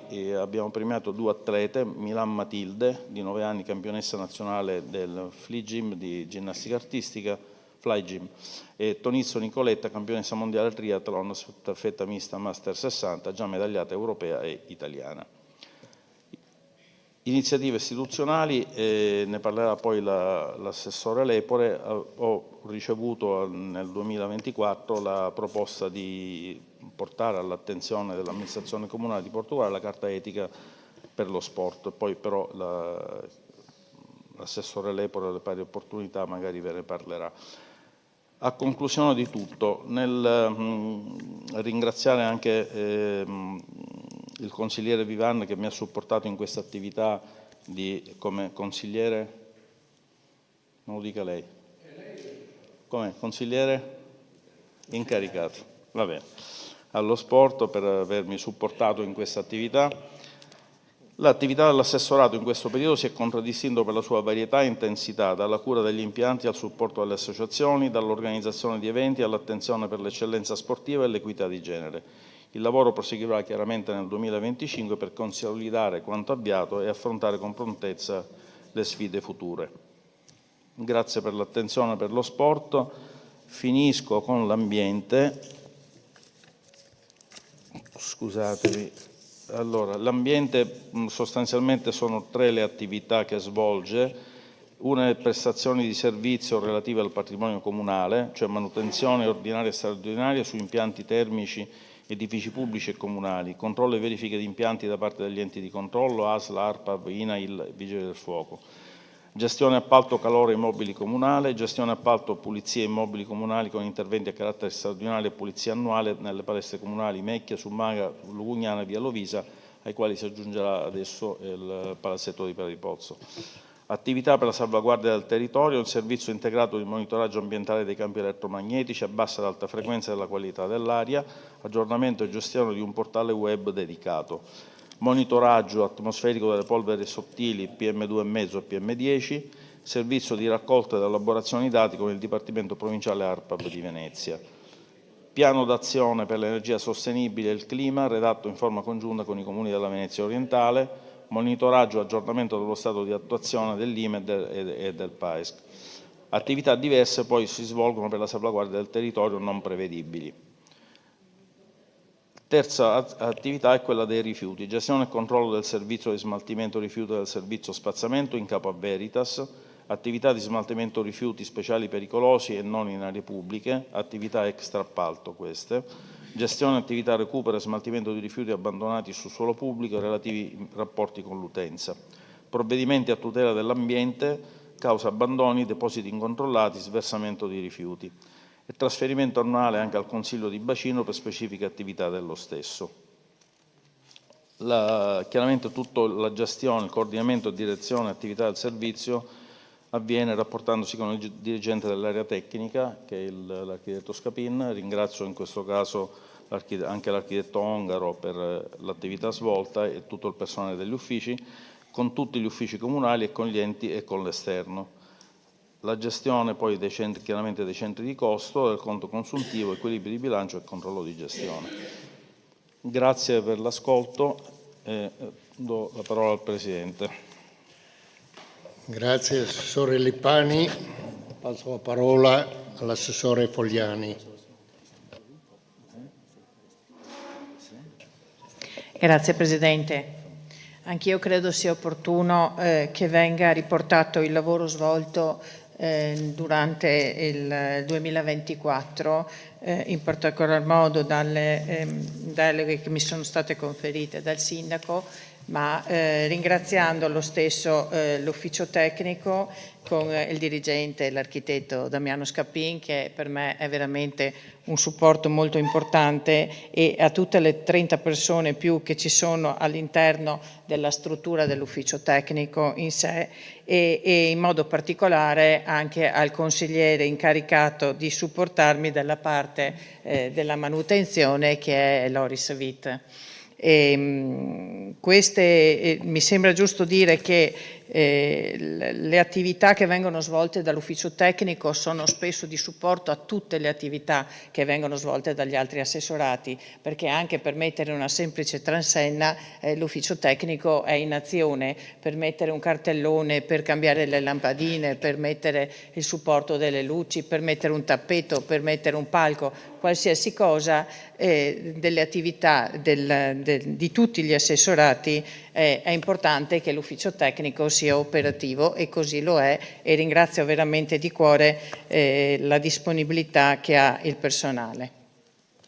Tornando a noi, mi faceva piacere dare un po' di resoconto delle attività che sono state svolte nel 24. I primi 6 mesi ovviamente c'era a gestire la nostra amministrazione il commissario, gli altri 6 mesi siamo subentrati noi con questa giunta, e quindi sarà divisa in parte tra quello che c'è stato fatto prima e quello che è stato fatto dopo. Quindi l'abbiamo preso, ci siamo ritrovati al 31/12/24 che c'erano in attive 30 opere pubbliche in particolare, e mi piace farvi un po' l'elenco di qual era la situazione al 31/12, aggiornarvi un po' a che punto è arrivato adesso in questo momento, in modo che così abbiamo un po' un quadro di qual è la situazione, perché per un comune di quasi 25.000 abitanti avere tutte queste opere pubbliche in corso, di cui 15 di PNRR, perché sono state molto di più, però siamo in fase residuale, sono opere che sono partite tra il 22 con la precedente amministrazione, con la giunta Favero, e alcune poi seguite nel 23 con il commissario, per poi arrivare alle ultime con gli ultimi residui del PNRR che sono poi stati rimessi in campo e che abbiamo ovviamente usufruito noi come giunta Tofolo. Allora, c'è l'intervento di bonifica e messa in sicurezza dell'area ex perfosfati, che è la cosiddetta area dei laghetti Lotto 7, che ha un'opera che vale 3.750.000 e che ha ottenuto un contributo importante della Regione per conto del Ministero, dei fondi ministeriali, di 3.734.000. Questo al 31/12 mancava circa il 20%, e è stato fatto qualcosina ma non molto di più, perché ci sono stati dei problemi tecnici e quindi verrà ripreso a breve il resto del lavoro. Poi c'è il centro polifunzionale di Portuguaro localizzato a Pradipozzo, lotto 1 e lotto 2, che erano 2.036.000 circa e 1.271.000 del secondo lotto. I lavori sono finiti, tant'è che in questo momento sono dentro già le prime persone che fanno gli allenamenti, il patinaggio in particolare. Non è un'opera aperta al pubblico, quindi mi preme anche sottolineare che è uscito un articolo recentemente sul giornale che non è attrezzato per i disabili. Non è vero, ci sono tutti i bagni, tutte le strutture in ogni settore, sia per il pubblico che per gli spogliatoi che per gli arbitri addirittura, sia quindi per gli atleti che i non atleti, e pertanto la struttura è perfettamente a norma per quanto riguarda i disabili o i non completamente abili. Quindi insomma non è assolutamente vero questa notizia, non so da dove sia stata presa, ma ci tengo a precisare che invece è tutto in ordine in base al progetto del 23. Era sulla Nuova Venezia, quindi insomma è una notizia che è uscita e mi sembra giusto di smentirla subito, perché quindi poi interventi di mobilità sostenibile attraverso la riqualificazione viaria dell'anello urbano del centro di Portuguaro, con miglioramento funzionale della mobilità lenta e ottimizzazione delle zone di interscambio dentro comunemente Ring. Sono 990.000 euro, e di cui questi tutti su PNRR. Eravamo al 50% a fine anno, ora siamo più o meno al 60%. L'intervento di miglioramento della qualità del decoro urbano in Viale Trieste, rigenerazione urbana e nuova pista ciclopedonale Lotto 1, questo è il pezzo che va dal Colosseo a San Giacomo, per capirci, giusto per avere in quadro la zona, sono 860.000 e qui eravamo al 60% a fine anno, ora siamo al 90% circa, quindi ancora penso che entro un mese si potrà chiudere. C'era un problema lì di illuminazione, avevamo avuto un problema di dove trovare dei punti critici che era saltato per dei, come si dice, relè? Differenziale, scusate, ma tecnicamente mi faccio supportare, e quindi adesso si è trovato dove era l'inghippo e insomma a breve si va avanti con la procedura dei lavori.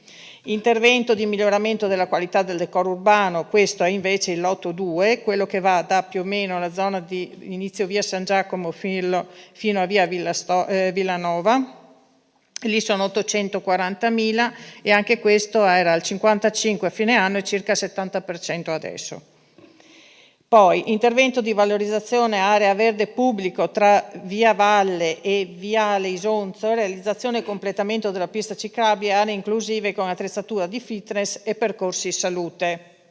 E la riqualificazione del parcheggio funzionale al polo scolastico. Questo qui erano 900.000 euro e siamo sempre in PNR e il lavoro ha raggiunto il 70% a fine anno, ormai siamo in termine, alla fine siamo al 95%, mancano solo alcuni dettagli ma ormai è finito anche questo. Poi interventi di miglioramento decoro della qualità urbana del centro di Portogruaro attraverso l'efficientamento dell'illuminazione del centro storico. Qui è stato fatto un lavoro di circa 500.000 euro, sempre col PNRR. I lavori sono al 90%, erano al 90% fine anno e ora sono completati. Intervento di miglioramento della sicurezza stradale in est della strada comunale di via Campeio nella rotatoria degli Alpini, qui erano 295.000, i lavori sono in corso ancora attualmente, erano al 75%, ora sono al 90%, sono state fatte degli aggiornamenti per quanto riguarda le curvature per i trattori perché c'era stato un problema con i trattori, l'azienda, la società che gestiva i lavori ha sospeso per problemi suoi qualche giorno, adesso riparte la prossima settimana, giusto? Sì, prossima settimana. Poi, intervento di mobilità sostenibile attraverso la realizzazione della pista ciclabile da Portogruaro a Fossalta di Portogruaro. Questo è l'ultimo tratto, quello che è a parte interna verso dopo la strada, nella parte più, diciamo, sia una parte che fiancheggia Viale Trieste, sia una parte che invece è a fianco ai campi, tanto per capirci, agli appezzamenti. E questo sono 865.000 e i lavori hanno raggiunto il 90% a fine anno e il totale già, cioè praticamente la pista, quel pezzo di tratto è completamente finito. Poi sistemazione e viabilità Borgo San Nicolò, intersezione della statale 251 con via Campeio, anche questo erano 440.000 euro, ma il lavoro è praticamente al 90% ed ora è finito. Intervento di adeguamento sismico, scuola primaria, il Ponte dei Bambini e Don Milani, questo era la manutenzione straordinaria dell'immobile, erano 190.000 euro, anche questo in PNRR, il lavoro è stato concluso anche questo qua. Poi interventi di manutenzione straordinaria come efficientamento energetico, alloggi di edilizia residenziale pubblica di proprietà comunale, in totale sono 17 interventi, 4 appartamenti erano liberi, 13 occupati, quindi con sistemazione nuova, sistemazione temporanea per quanto riguarda la sistemazione degli alloggi, sono 2.358.650 e fa parte sempre, in questo caso, dal piano nazionale complementare, ma sempre all'interno del PNRR. Era stato raggiunto il 70%, ora siamo più o meno al 75%. E poi nuova costruzione di edificio da destinare a asilo nido, qui è stato già accennato più volte, sono 2.035.000, qui abbiamo dovuto mettere un contributo nostro di 275, ma ne abbiamo già parlato in consiglio più volte, ma poi anche nell'altra parte, e sono 1.760.000. di contributo di PNRR, eravamo al 75% e ora siamo al 95%, praticamente è quasi finito, mancano alcuni dettagli ma ormai ci siamo. Questo parlo della prima parte, quella iniziale. Poi ristrutturazione del complesso immobiliare della villa comunale mediante la rigenerazione sempre e la rivitalizzazione economica. Questa è una manutenzione straordinaria, sono 2.656.997 e anche questo il lavoro è in corso, è raggiunto il 40% a fine anno, ora siamo al 45-50%. Teatro Comunale Russolo, interventi di ecoefficienza per la riduzione dei consumi energetici, erano 285.000, lavori conclusi anche questo e sempre con fondi del PNR. Poi abbiamo intervento di realizzazione dell'area di sosta, ecco da qua partiamo con le opere invece che abbiamo inserito noi come con questa giunta. Quindi interventi di realizzazione dell'opera in sosta di Portoguaro, frazione di Lugugnana, sono 99.000, i lavori sono in corso e siamo al 90%, cioè è iniziato da poco ed è già quasi praticamente ultimato. Poi intervento di efficientamento energetico presso la scuola di Via Iberati. Questo ha una manutenzione straordinaria, sono stati sostituiti i corpi illuminanti esistenti con impiego di nuove plafoniere e sono 145.000. L'opera è iniziata poco prima che noi arrivassimo ed è stata conclusa ad agosto del 24. Poi interventi di efficientamento energetico sempre in quella presso del Bertolini e questa dalla parte di Via Liguria, manutenzione sempre straordinaria e sempre per sostituzioni di corpi illuminanti e sono 185.000 e anche questo è stato concluso ad agosto del 24. Poi lavori di manutenzione straordinaria del Teatro Comunale. Questo è stato un intervento di una serie di lavori di completamento e miglioramento dell'impianto elettrico, audio, luci, dati, dell'inserimento di dotazioni in ambito della sicurezza. Quest'opera è stata terminata a settembre. Palazzetto dello Sport di Via Lovisa, adeguamenti normativi. Qui il progetto prevede la realizzazione di 2 nuove uscite di sicurezza che sono già state realizzate recentemente in questo periodo. L'uscita di sicurezza per la palestra, la realizzazione di un nuovo locale adibito a spogliatoio, oltre alla realizzazione e all'ampliamento della capacità delle aree di sosta circostanti. Qui sono 600.000 il valore dell'opera, però nel frattempo abbiamo anche partecipato a un bando pubblico, quindi adesso vediamo se riusciamo ad ottenere questo finanziamento, possiamo anche avere anche una parte di clubhouse, perché nella richiesta di finanziamento abbiamo aggiunto anche una parte aggiuntiva, quindi adesso vediamo se dovremmo arrivare a breve alla risposta di questo bando. Quindi i lavori sono partiti per una parte, poi l'abbiamo sospesa in attesa di sapere qual è la risposta e di procedere con tutto insieme. Poi, progetto strategico di Interreg, Italia-Slovenia del 21-27, riqualificazione dell'area verde retrostante alla sede della conferenza dei sindaci del Veneto orientale, VEGAL. Qui abbiamo ottenuto 50.000 euro di finanziamento regionale, i lavori sono iniziati i primi di dicembre e sono terminati. A breve andremo anche ad inaugurazione, quindi insomma poi avremo questo momento di apertura. Poi interventi di efficientamento energetico e adeguamento normativo, scuole Pascoli e Nievo di Via Valle. Qui sono stati investiti 130.000 euro ed sono stati utilizzati per completare la cabina dell'Enel, perché questa serviva ed era funzionale anche alla nuova struttura degli asili a fianco, quindi serviva la nuova cabina dell'Enel e tutta l'area circostante. Quindi questa va a supporto di questa nuova attività e dell'area della zona intorno alle Pascoli. Poi la caserma di Guardia di Finanza, intervento di adeguamento antincendio, qui è stato emesso, qui sono stati spesi circa 16.000 euro, per fare dei lavori di adeguamento, poi potenziamento della capacità ricettiva del cimitero del capoluogo, interventi di costruzione nuove loculi, questo ne abbiamo già parlato in Consiglio altre volte, sono 350.000 euro per il capoluogo. Questo, la gara è prevista adesso, in questi giorni dovrebbe partire la gara, e lo stesso vale poi per gli altri di Sumaga. Aspettate perché ho perso un po' il filo. Devo arrivare da qua. Sì. Allora, poi c'è la ristrutturazione del pavimento pista velodromo Mecchia, sono 360.000 euro e anche questo è in fase di gara. Le offerte delle ditte vanno presentate entro il 30 del 4, quindi anche questo sapremo a breve quando verrà poi eseguito. Stavo dicendo prima del cimitero di Sumaga sono i 200.000 e anche questo è stato affidato all'incarico per la progettazione e la gara è prevista invece a giugno per Sumaga.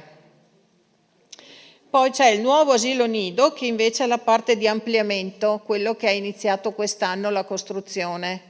Questo ha ottenuto 864.000 di contributo del PNRR contro 1.064.000 ed è stato la prima variazione di bilancio che abbiamo fatto con questa giunta aggiungendo i 200.000 per questo intervento. Poi c'è l'intervento conclusivo della bonifica dell'area ex perfosfati del 7 straccio B, che è l'area di parcheggio di Sassi che c'è di fronte a Piazza Castello. Questo ha ottenuto 853.300 di contributo PNRR sempre e l'inizio dei lavori è previsto qui a giugno, quindi è in gara in questo momento. Poi giusto per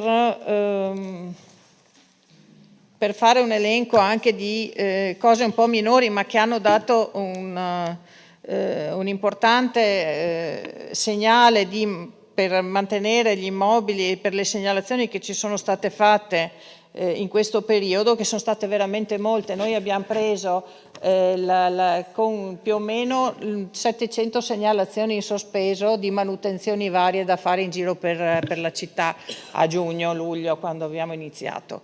Adesso siamo circa a 300 ancora che non riusciamo a gestirle, però abbiamo fatto velocemente nel frattempo sono arrivate altre, non è che diciamo che la media adesso ci porta a 300.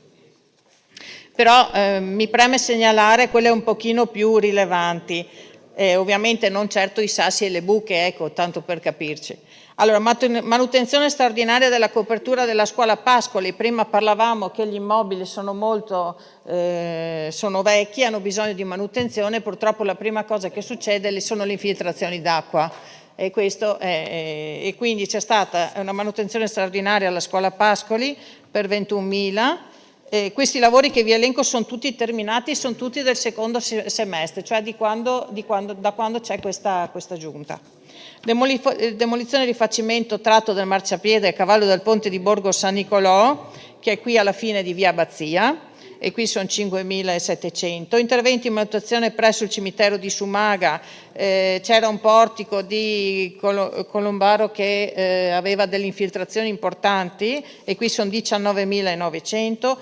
Sostituzione pannelli fotovoltaici presso la scuola materna Collodi 2.400, manutenzione presso scuola statale Cesare Battisti di Sumaga, riparo dei coppi. Non è sufficiente questo intervento e appena abbiamo disponibilità di bilancio faremo un intervento un pochino più, più serio in modo che possa evitare ulteriori disguidi, perché lì purtroppo il problema continua a persistere dell'umidità. Riparazione e sostituzione impianto allarme del municipio 2009, intervento di automazione cancello, carraio, magazzino comunale che non aveva ancora un cancello automatizzato ma che aprivano e chiudevano ogni volta che entravano in magazzino e sono 3.000 euro. Lavori di demolizione di 2 fabbricati in via Nosedo, vecchi fabbricati vicino alla zona del Fossalato, sono 21.000. Manutenzione infissi della scuola media statale Pascoli 3.300. Sì. Lavori di ripristino del manto e sottomanto di copertura e risanamento conservativo del marcapiano dell'architrave del portale d'ingresso ovest del cimitero monumentale, sono 53.790, fornitura e posa di pellicole di sicurezza presso la biblioteca comunale, questo per i vetri, per consolidare i vetri. E poi lavoro di manutenzione della copertura in coppi della palestra annessa alla scuola Pascoli di Via Valle sono altri 27.000, manutenzione e ripristino attraversamento lungo Borgo San Giovanni sono 5.978, lavoro di manutenzione di strade e parcheggi volte a migliorare la mobilità urbana sono il rifacimento di parte degli asfalti, delle righe, eccetera, di queste strade in particolare, che sono quelle che ci hanno impegnato un po' di più, oltre ovviamente a quelli più piccoli, a pezzamenti più piccoli, ma metto le più rilevanti, sono Viale Udine all'incrocio, Via Ronchi, Via Verga, Via Marconi, Via Castion, la pista ciclabile Lugugnana, Via Barchiata, Via Santa Maria. Poi in modo particolare è stato fatto un intervento a Giussago su Via Tagliercio, Via Santo Stefano, Via Bachelet, Via Tobagi, e poi l'intervento di manutenzione presso lo stadio Mecchia, che è il giunto del tunnel, che c'era una perdita importante anche lì ed è stato fatto un altro intervento di 4.000, scusate non ho detto l'importo dei lavori precedenti, 149.000 delle strade che ho detto prima e 60.600 delle strade di Giussago. Mentre per questo intervento del tunnel 4.005, sistemazione di via Caneviole, che ovviamente c'è stata questa collaborazione con Autostrade Alto Adriatico, però noi abbiamo fatto la parte di base dove loro poi hanno asfaltato più la segnaletica, totale 25.000.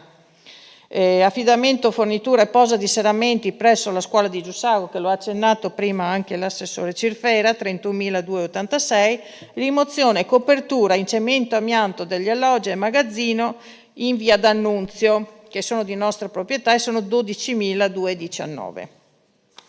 E questo per quanto riguarda le manutenzioni un pochino più importanti. Poi passando all'edilizia privata, ci tenevo a segnalare il numero di pratiche gestite nel 24, tra permessi di costruire, piano casa, SCIA e CILA sono 624, ok, nel 24. Di queste qua ce ne sono alcune che sono state onerose, nel senso che i contribuenti hanno versato delle cifre per poter procedere, e ce ne sono 31 di permessi di costruire, 30 di SCIA, 4 dei piani casa e 8 cambi di destinazione d'uso. Di queste vale 841.296, che però vengono, alcuni li rateizzano, quindi per di competenza del 24 sono 452.000. Poi invece come patrimonio, noi non abbiamo avuto grosse variazioni nell'anno 24, le uniche sono la realizzazione della rotatoria a Pradipozzo, che abbiamo espropriato i terreni e che per un valore di 8.985, la pista ciclabile, il tratto della pista ciclabile l'8.3 di Viale Trieste sono 1.498 metri quadrati per 19.334. Invece poi abbiamo l'asservimento di servitù per uso pubblico per 2 cabine elettriche, una su Maga nella zona Noiari per RFI, le pompe di RFI dei sottopassi, e la cabina L di Pradipozzo del palazzetto, che poi serve il palazzetto. In più abbiamo acquisito, da tempo che era rimasto in sospeso, non era mai stato fatto il passaggio al comune, parcheggi e aree verdi nell'area vicino alla zona industriale lungo la Postumia, in via Santa Elisabetta, per 80 metri quadrati di parcheggi e 150 metri quadrati di verde, per un valore di circa 30.000 euro. Poi invece con contributo GSE, quindi conto termico del 24, abbiamo fatto intervento di ristrutturazione e adeguamento di Villa Martinelli primo lotto per netti 36.000. Intervento della climatizzazione al bar piscina comunale, sono altri 13.000, intervento di efficientamento del teatro, che è praticamente la sistemazione della copertura con l'aggiunta, isolamento, eccetera, della parte sopra del teatro, e sono 19.300, un totale di contributo termico 68.692. E da quest'anno, al 25, invece, questa è una nota, avremo anche i certificati bianchi che arrivano dalla sostituzione delle lampade per efficientamento energetico di illuminazione pubblica. E direi che ho già detto a sufficienza e mi fermo qua, poi se ci sono altri chiarimenti ovviamente sono a disposizione. Per quanto riguarda le scelte politiche, per quanto riguarda poi la parte tecnica, mi affido al nostro dirigente. Grazie Presidente. Grazie Assessore Fogliani. Prego Assessore Lepore.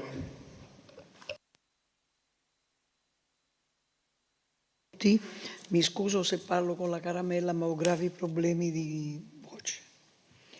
Le deleghe a me assegnate per natura vedono l'impiego di risorse economiche esigue, sono più deleghe di contenuto. Ringrazio anch'io tutti coloro che mi sono stati vicino in questo periodo, ma in particolare tutti proprio, ma in particolar modo la dottoressa Rigo e la dottoressa Pizzolitto. Continuo a scusarmi, ma andrò avanti finché posso. Parto con il turismo.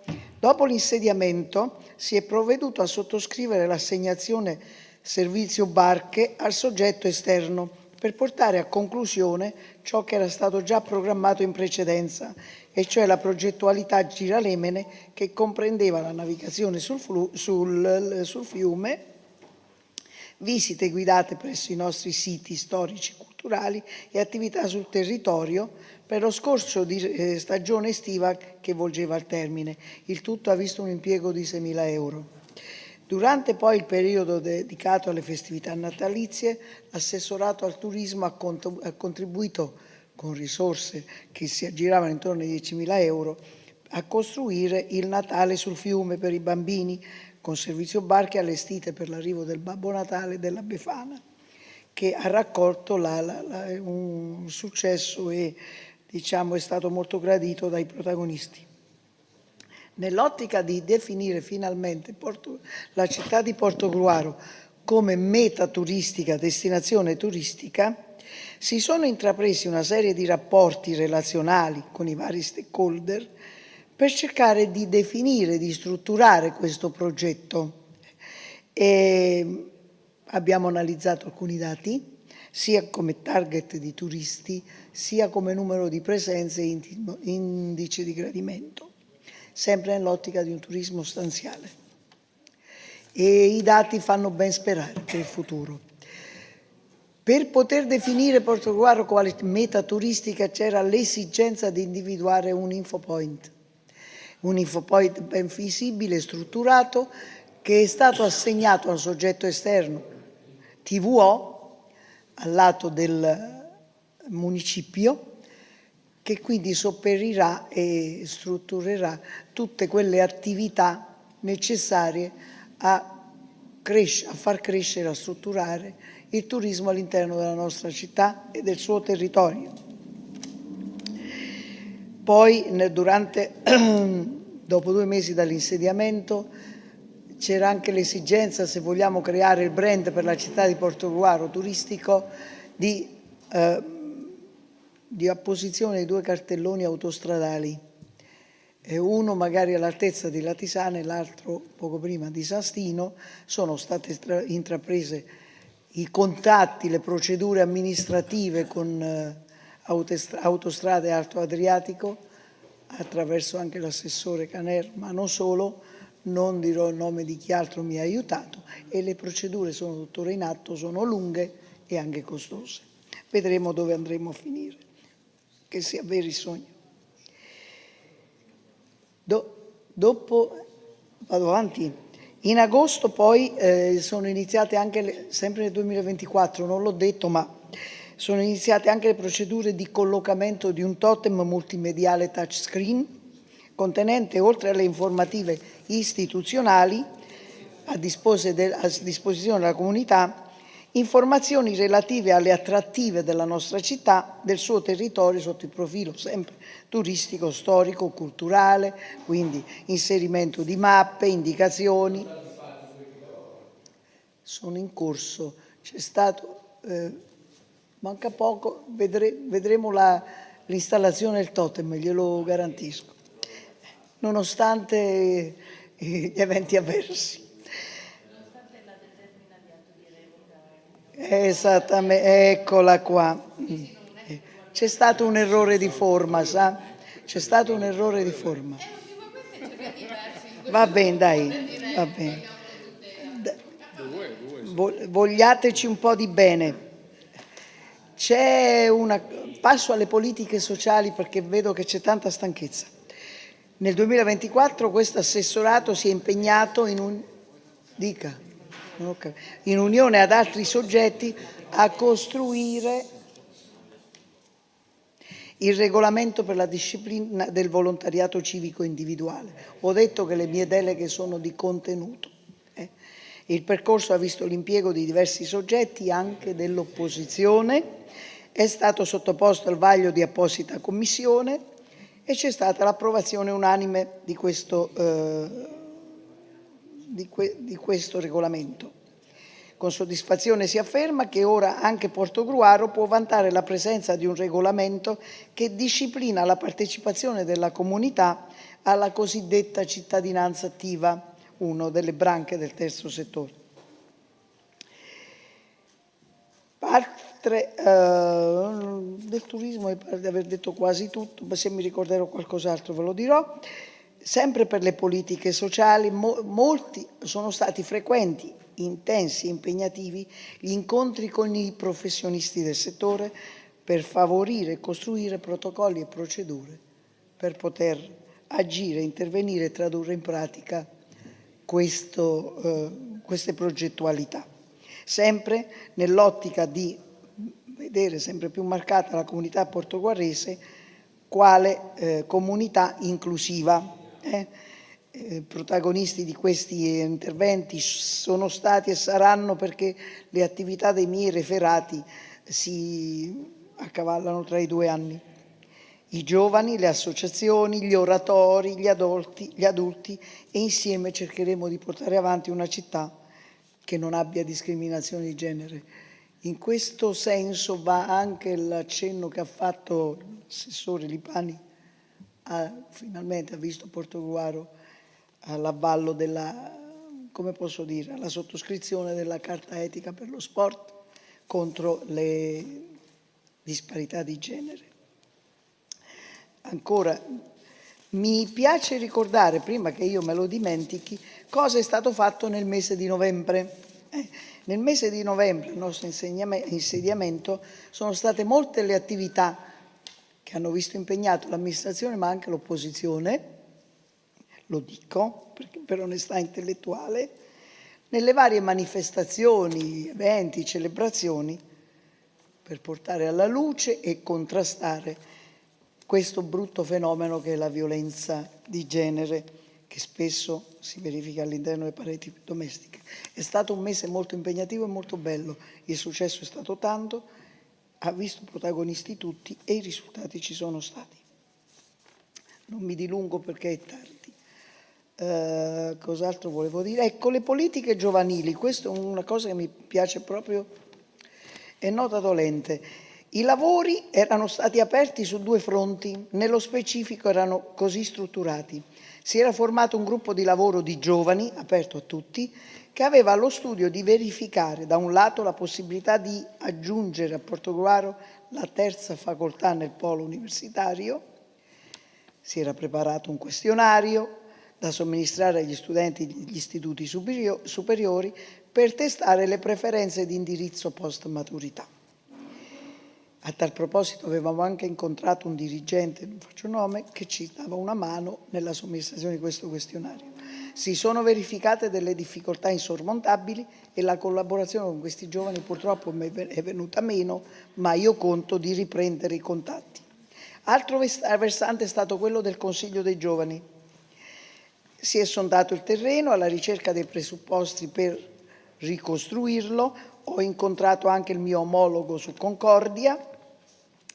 Dico con convinzione che questo percorso si è rivelato irto e pieno di ostacoli, ma riprenderemo al più presto. D'altronde anche lo storico di Portogruaro nelle pregresse amministrazioni ha visto sì un timido approccio, quindi l'instaurarsi di questo Consiglio dei Giovani, ma il tutto poi si è arenato. Ma noi siamo fiduciosi, lo riporteremo a galla. Per quanto riguarda il turismo, e termino perché io amo essere breve, è forte la sfida che stiamo per affrontare. Il turismo stanziale di Portogruaro dovrà coniugarsi al turismo della costa. Anche il sindaco ha parlato degli incontri che abbiamo avuto presso lo IAT con la DMO di Bibbione, loro sono molto interessati. Questa collaborazione dovrà nascere, costruirsi e definire nell'ottica di vantaggi sia per Portogruaro che per Bibbione. Io ho anche scoperto che Portogruaro è il centro storico di Bibbione, non lo sapevo. Per quanto riguarda l'assegnazione di servizio turistico, l'assegnazione è per 2 anni e prevede, è stato assegnato a un soggetto ben strutturato, nel quale abbiamo fiducia di tutto, ed è TVO, prevede quindi la pubblicizzazione, la brandizzazione della città di Portogruaro, la presentazione presso varie fiere della città, di uno stand che parli della città di Portogruaro, non solo all'Italia ma anche all'estero. Una è Berlino, l'altra dovrebbe essere Innsbruck. Sappiate che lo stand di Portogruaro è stato anche su Malta. Ecco, tanto per questo soggetto ci vedrà quindi di costruire, di portare avanti le progettualità della navigazione sul fiume durante la prossima stagione, le visite guidate, l'implementazione e la valorizzazione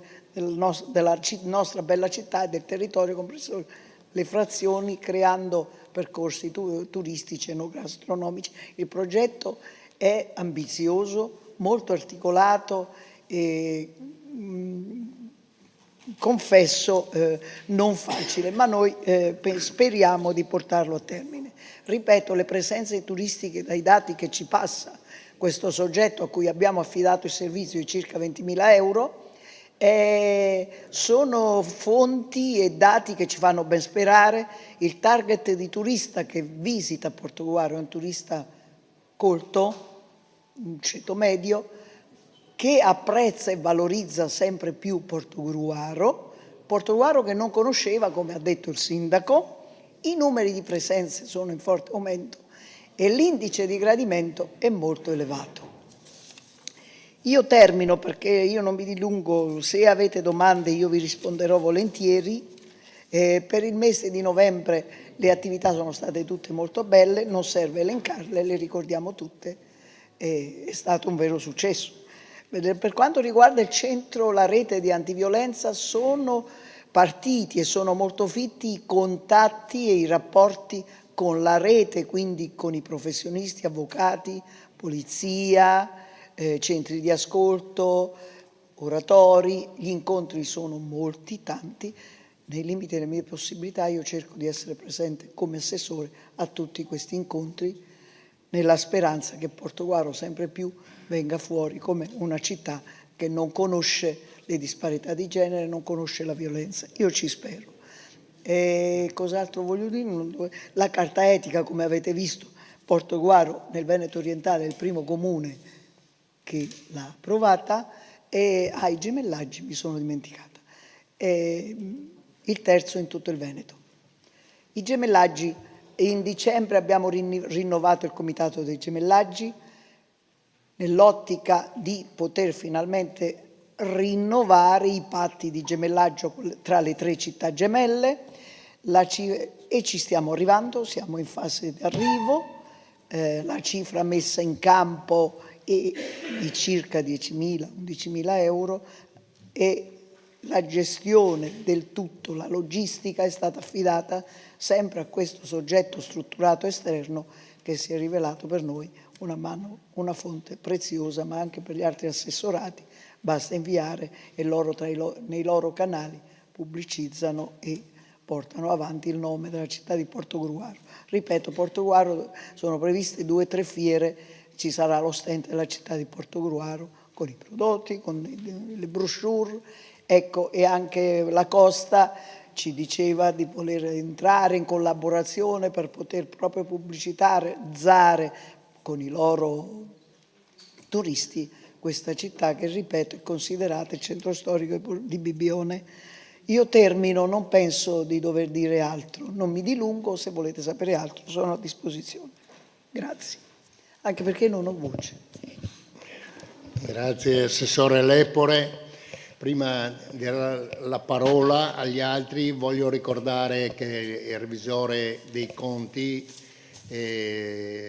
dovrebbe rientrare, quindi se ci sono domande da fare direttamente al revisore dei conti sarebbe piacere. Prego? Sì, ma se sono mirate è meglio farle direttamente. Grazie.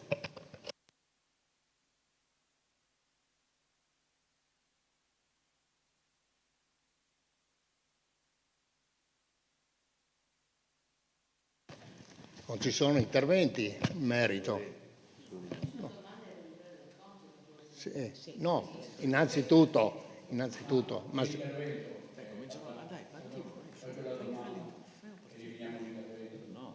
no, ho chiesto se ci sono interventi.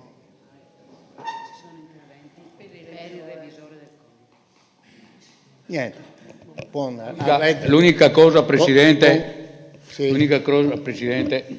che mi sento di dire è che, vista l'ora, sono le 22:11 meno 20, forse era il caso di iniziare questo Consiglio Comunale un po' prima. Lei, se gli assessori giustamente sono intervenuti, doveva capire un po' i tempi, siccome che a mezzanotte dobbiamo finire, dare il tempo a tutti di esprimere la propria opinione, perché se a mezzanotte dobbiamo finire, siamo ancora al secondo punto su 9 punti, lei capisce bene che c'è qualche lacuna. Ringrazio il Revisore dei Conti perché è stato molto esplicito. Noi non volevamo fare una polemica l'altra volta, non sapevamo, e quando uno non sa chiede. Non ci è stato spiegato e quindi noi abbiamo detto dacci le spiegazioni perché mancano delle tabelle. Cioè, ha capito? Grazie. Prego, consigliere Bertoncello, prego. No, io volevo fare i complimenti. Ho avuto modo di relazionarmi dall'85 con molti revisori del conto e devo dire che per la prima volta, per quanto mi riguarda, ci siamo trovati nella lettura dei documenti, nell'esposizione, nelle raccomandazioni, voglio dire, un momento di grande attenzione e di grande impegno, di grande lavoro. Io almeno nella relazione ho letto questo. È un consiglio dei revisori che ha messo l'accento che risponde al Consiglio, al Presidente del Consiglio e al Consiglio, e che una cosa è il preventivo, una cosa è il consuntivo. Lo dirò dopo nell'intervento che farò sul bilancio. Lei ha anticipato almeno 2 o 3 questioni che poi esporrò e che sono in linea con le raccomandazioni che ha fatto lei, con le osservazioni che ha fatto il collegio. E questo dà, almeno questo è il mio punto di vista, una garanzia al Consiglio Comunale, nel senso che mi viene ultimamente voglia di fare delle battute. Ci risolve molti problemi perché avendo la garanzia del documento contabile, della meticolosità dell'analisi del documento contabile e delle osservazioni che ha fatto ci dà quella garanzia e ci toglie anche, voglio dire, del lavoro a noi per poter, voglio dire, dare una lettura puntuale. Quindi il mio intervento personale a questo punto, e per che non so se è condiviso, veramente di ringraziamento e di quello che ha fatto, del buon lavoro che è stato fatto. Questo, per esperienza, voglio dire, questo impegno del collegio è chiaro che rende difficoltoso il rapporto con la struttura, perché lei fa il suo lavoro, la struttura fa il proprio. Quindi capisco le difficoltà, però voglio dire, la relazione che ho letto 2 volte, la documentazione che è allegata e anche i documenti in sintesi che lei ha riprodotto nella sua relazione, voglio dire, per quanto mi riguarda, voglio dire, è un lavoro che ci aiuta molto a comprendere, a lavorare e ad avere anche quella garanzia che non ci può sfuggire. C'è già qualcuno che lavora seriamente e puntualmente sul rendiconto che, voglio dire, ci rende anche più facile, voglio dire, la nostra attività. Grazie. Grazie consigliere Bertoncello. Non so, possiamo lasciare andare il revisore? Sì, bene. La ringrazio della sua presenza e buon rientro. Grazie. Ci sono interventi, prego. No, è Silvia.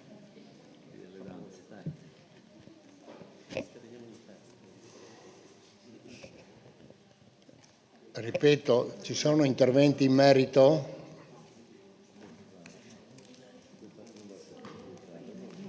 Consigliera Moretto, grazie. Grazie Presidente. Devo anch'io iniziare facendo presente quanto ha già fatto il consigliere Geronazzo in merito all'organizzazione dei lavori, perché credo che alla luce, credo che il Presidente lo sapesse prima, degli interventi degli assessori sarebbe stato il caso di valutare in sede di capigruppo una modulazione oraria diversa, perché è ovvio che è corretto e giusto dare spazio a tutti gli interventi e anche la possibilità di farlo per tempo. E visto la corposità dell'ordine del giorno, non vorrei che alcuni punti saltassero casualmente quelli finali. Come si diceva prima, il momento del rendiconto è uno dei momenti più importanti dell'amministrazione di un comune, soprattutto perché è uno dei momenti nei quali che si presta di più a considerazioni di tipo politico e a valutazioni di tipo appunto politico e amministrativo sull'operato di un'amministrazione. Ecco perché devo dire che ho apprezzato e ringrazio tutti gli assessori per gli interventi, ma è ovvio e evidente che oltre ad una lettura dei numeri e una fotografia dei numeri, si dovrebbe anche cercare di darne una lettura, arrivederci, buonasera, grazie, una lettura e una visione politica che quindi collochi quanto si è concluso, quanto è ancora in corso all'interno di un disegno rispetto ai temi che si stanno trattando. E lasciando ovviamente la parte tecnica che male mai non fa ricordare in termini di norme e scadenze, ma che insomma diamo abbastanza per acquisito da parte di tutti gli amministratori. Quindi io volevo intervenire per fare 2 osservazioni di tipo più tecnico, ma poi per soffermarmi su considerazioni di tipo politico. Premetto in apertura che tutti abbiamo ben presente che questo rendiconto di gestione è per metà frutto delle scelte del commissario e per metà frutto delle scelte di questa amministrazione comunale. Quindi lo dico in premessa, questo si sa ed è acquisito. Non si può esattamente dire lo stesso rispetto ai risultati e alle valutazioni sui risultati ottenuti, perché, e poi verrò dopo alla considerazione politica sulla quale si basa questa mia affermazione, la gestione soprattutto della parte finale dell'anno diciamo di un'amministrazione è una gestione che ha una rilevanza maggiore e un'incidenza maggiore sui risultati finali. Io vorrei partire appunto da alcune considerazioni più di carattere tecnico che però incominciano ad avere valenza politica anche e soprattutto se sono reiterate. I revisori, lo diceva prima appunto il Presidente nel suo intervento, hanno fatto alcune osservazioni e sono due quelle che sinceramente mi hanno colpito di più. La prima riguarda la gestione dei residui, sui quali l'assessore a lungo spiegato, c'è stata una importante attività di ricognizione, ma i quali restano, anche a parere dei revisori e anche, devo dire, ad uno sguardo abbastanza veloce, restano assolutamente alti, in particolar modo in relazione a quelli precedenti, eccola qua, precedenti al 2020, cioè noi siamo di fronte a residui attivi pari a oltre 600.000 euro del titolo primo e a quasi 900.000 euro del titolo terzo di esercizi precedenti al 2020.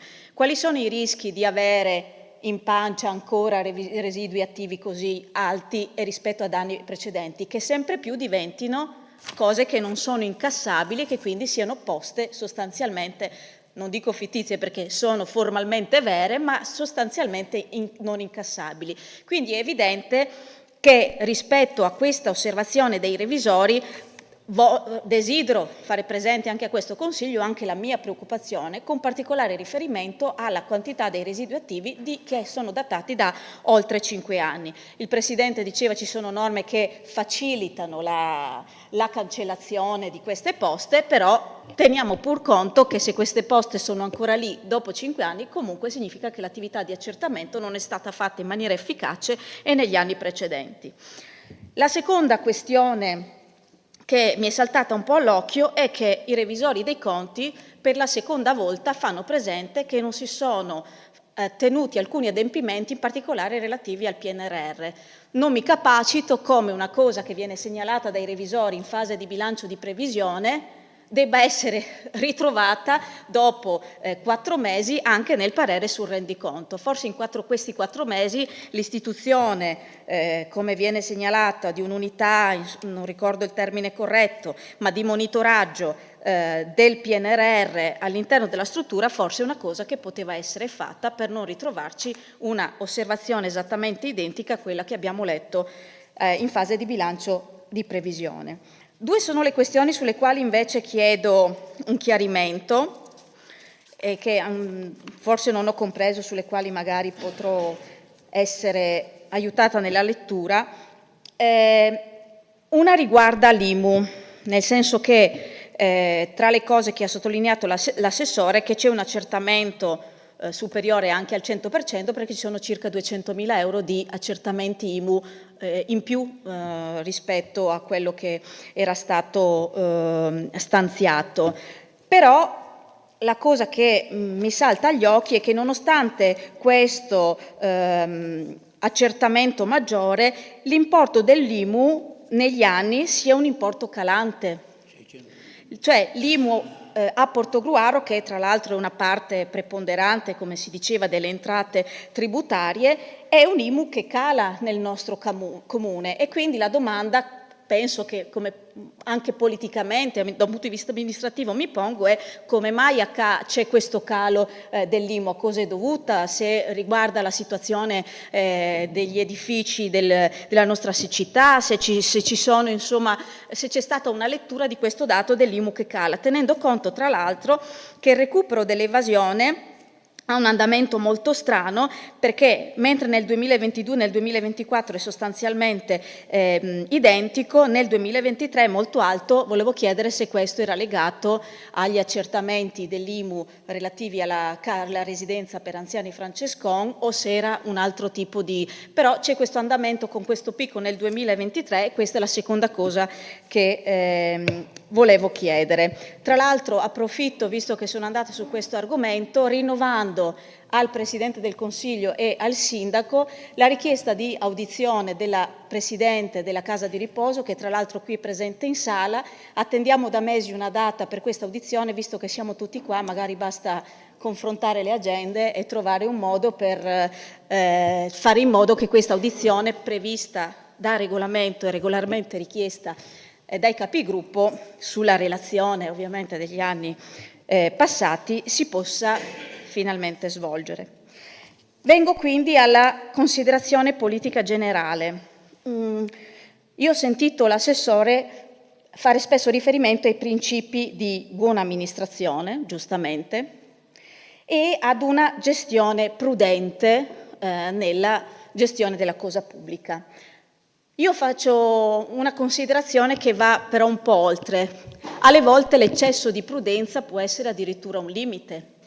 E tra i principi di buona amministrazione pubblica, almeno da come hanno insegnato a me negli anni, è che se un'amministrazione comunale ha dei soldi è bene che li spenda tutti. Non perché bisogna spendere, ma perché i soldi spesi da un'amministrazione sono soldi investiti per servizi ai cittadini, per migliorare la città, sono soldi che ritornano in qualche modo ai cittadini e ai loro bisogni. Ecco, la cosa che secondo me è evidente in questo rendiconto è che ci sono 1.890.000 euro, quindi quasi 2 milioni, di risparmi della spesa corrente. Questo significa di soldi che erano stanziati e messi a disposizione per spesa corrente dell'amministrazione comunale e che invece non sono stati spesi. Questi quasi 2 milioni, permettetemi di semplificare, si dice che vengono risparmiati, ci sono queste economie per minori necessità e richieste degli uffici, oltre a numerosi interventi di ristrutturazione e razionalizzazione della spesa. Io credo che un importo così grosso, se c'è un intervento di razionalizzazione della spesa, andrebbe in qualche modo raccontato. Altrimenti la lettura che si dà dai numeri è che non si è stati in grado di spendere tutti i soldi che c'erano a disposizione.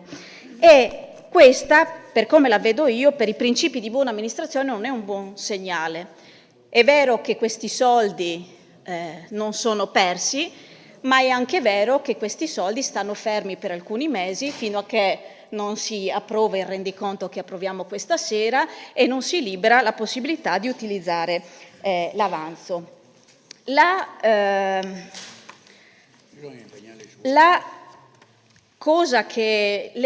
considerazione evidente è che manchi, o almeno questo sembra dai numeri, un monitoraggio, oppure mi chiedo, più che dare un giudizio, mi chiedo se comunque è stato fatto un monitoraggio dello stato di avanzamento della spesa corrente nel corso del tempo, perché io credo che questi 1.890.000 euro, soprattutto per alcune sue componenti, potevano essere benissimo identificati entro il 30 novembre e in fase di assestamento potevano essere utilizzati.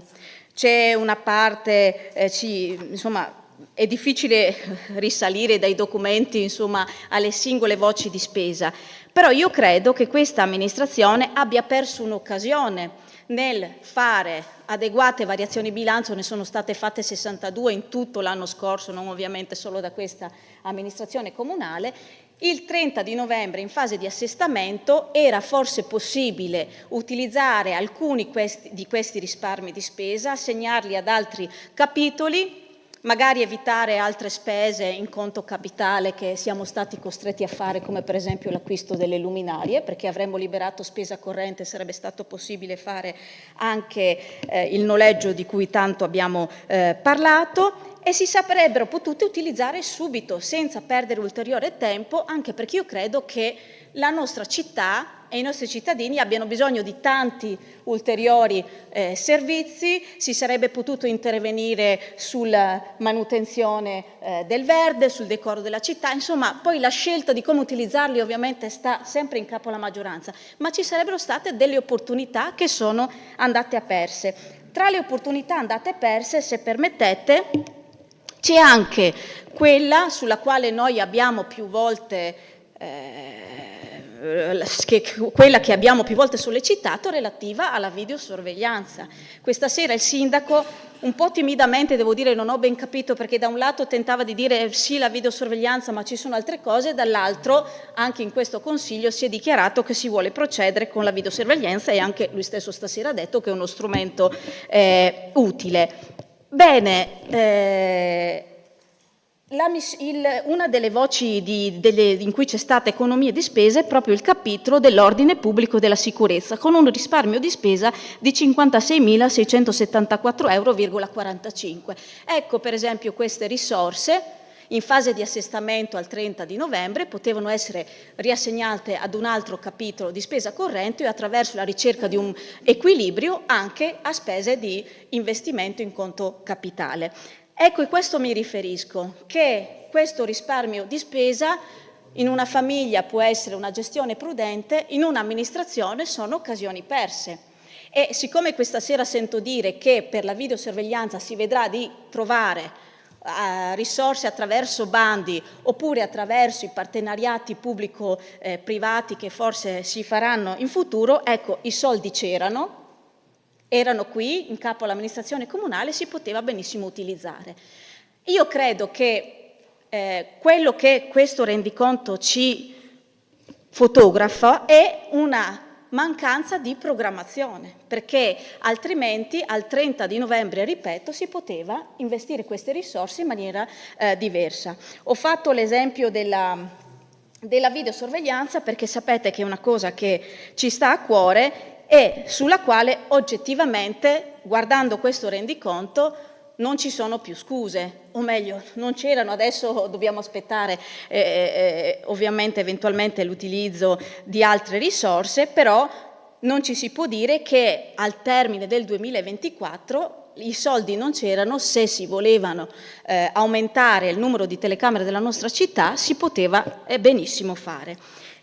Si è preferito applicare una prudenza, a mio modo di vedere, eccessiva, tenere fermi dei soldi da 30 novembre, giorno in cui potevano essere utilizzati con l'assestamento, fino al 30 di aprile, che è la fino al 28, fino a questa sera, e questa è una scelta che personalmente non condivido e che per me non è segno di rispetto dei principi della buona amministrazione. Io credo che questa sia la principale considerazione che possa essere fatta su questo rendiconto.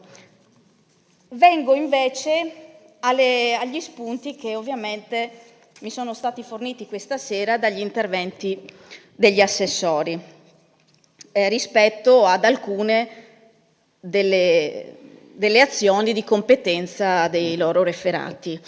Io credo, Assessore Cirfera, che ci sarà modo di riparlarne, però rispetto al servizio mensa che lei ha ben fatto presente che è aumentato in termini di costi, ripeto, spero ci sia modo di riparlarne e anche di avere un po' più di attenzione, perché siamo di fronte ad un appalto nel quale dopo un anno di aggiudicazione accettiamo un aumento di prezzi a fronte di una diminuzione dei pasti e a un aumento dei costi del personale. La cosa già non mi torna, perché se i pasti da servire sono minori non si capisce come aumentino i costi del personale. E per ovviamente riuscire ad far quadrare il tutto rinunciamo a quegli investimenti, a quei progetti che erano stati decisivi nella vittoria del soggetto appaltatore nel caso. Quindi io credo che, insomma, lei ha ribadito in questa sede che si è impegnato per fare in modo che questi aumenti non si tramutassero in aumenti delle tariffe per le famiglie, anche perché le tariffe della mensa sono aumentate negli ultimi anni,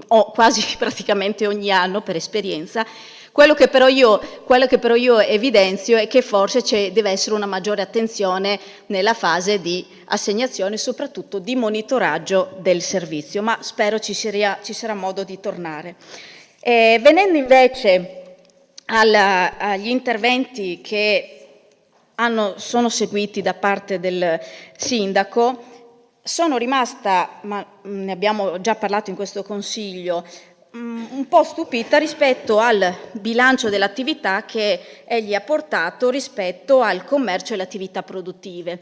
Trattasi di una delega che ovviamente è in capo al sindaco recentemente, ma credo che le attività di giunta siano sempre state comunque concordate e condivise. Forse, perché sì, qualche problemino ci deve essere stato evidentemente. Rispetto al commercio si parla genericamente del centro storico aperto, che non è mai stato chiuso, dei punti di interesse nelle frazioni, non si parla nulla di attività produttive. Anche su questo noi avevamo fatto una proposta molto semplice e non trovo traccia di bandi, contributi, di agevolazioni nuove e straordinarie che questa amministrazione abbia messo in campo per andare incontro alle attività produttive e al commercio di tutto il territorio comunale. Quindi io credo che questa sia una mancanza, a maggior ragione rispetto, ribadisco, al fatto che ci sono dei soldi che non sono stati spesi. E quindi, per esempio, anche rispetto alle nostre proposte, le disponibilità ci sono e c'erano.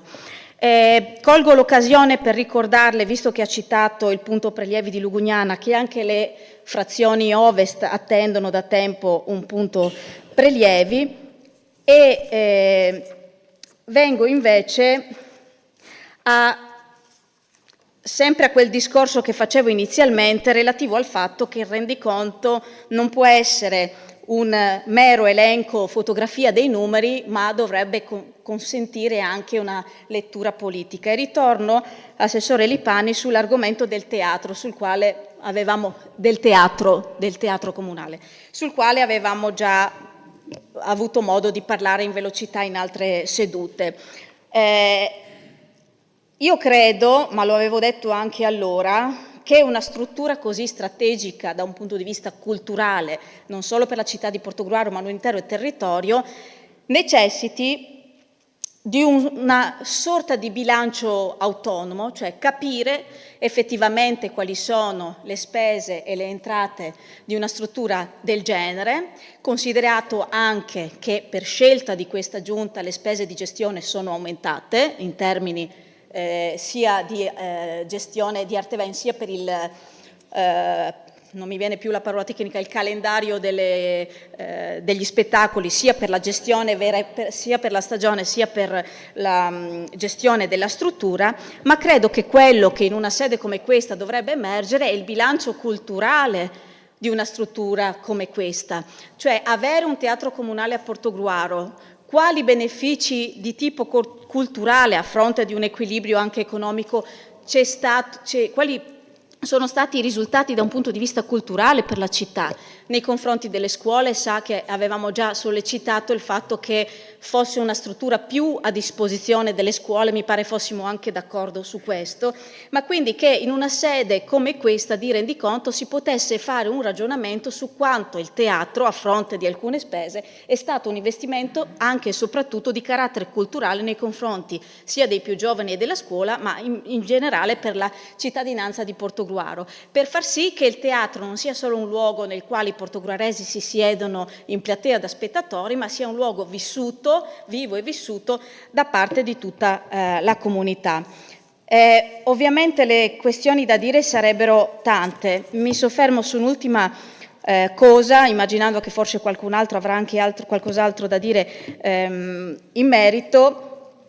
Assessore Lepore, noi l'abbiamo già fatto presente in sede di bilancio di previsione che le risorse per le politiche giovanili erano assolutamente insufficienti perché per l'anno in corso sono stati stanziati 1.000 euro.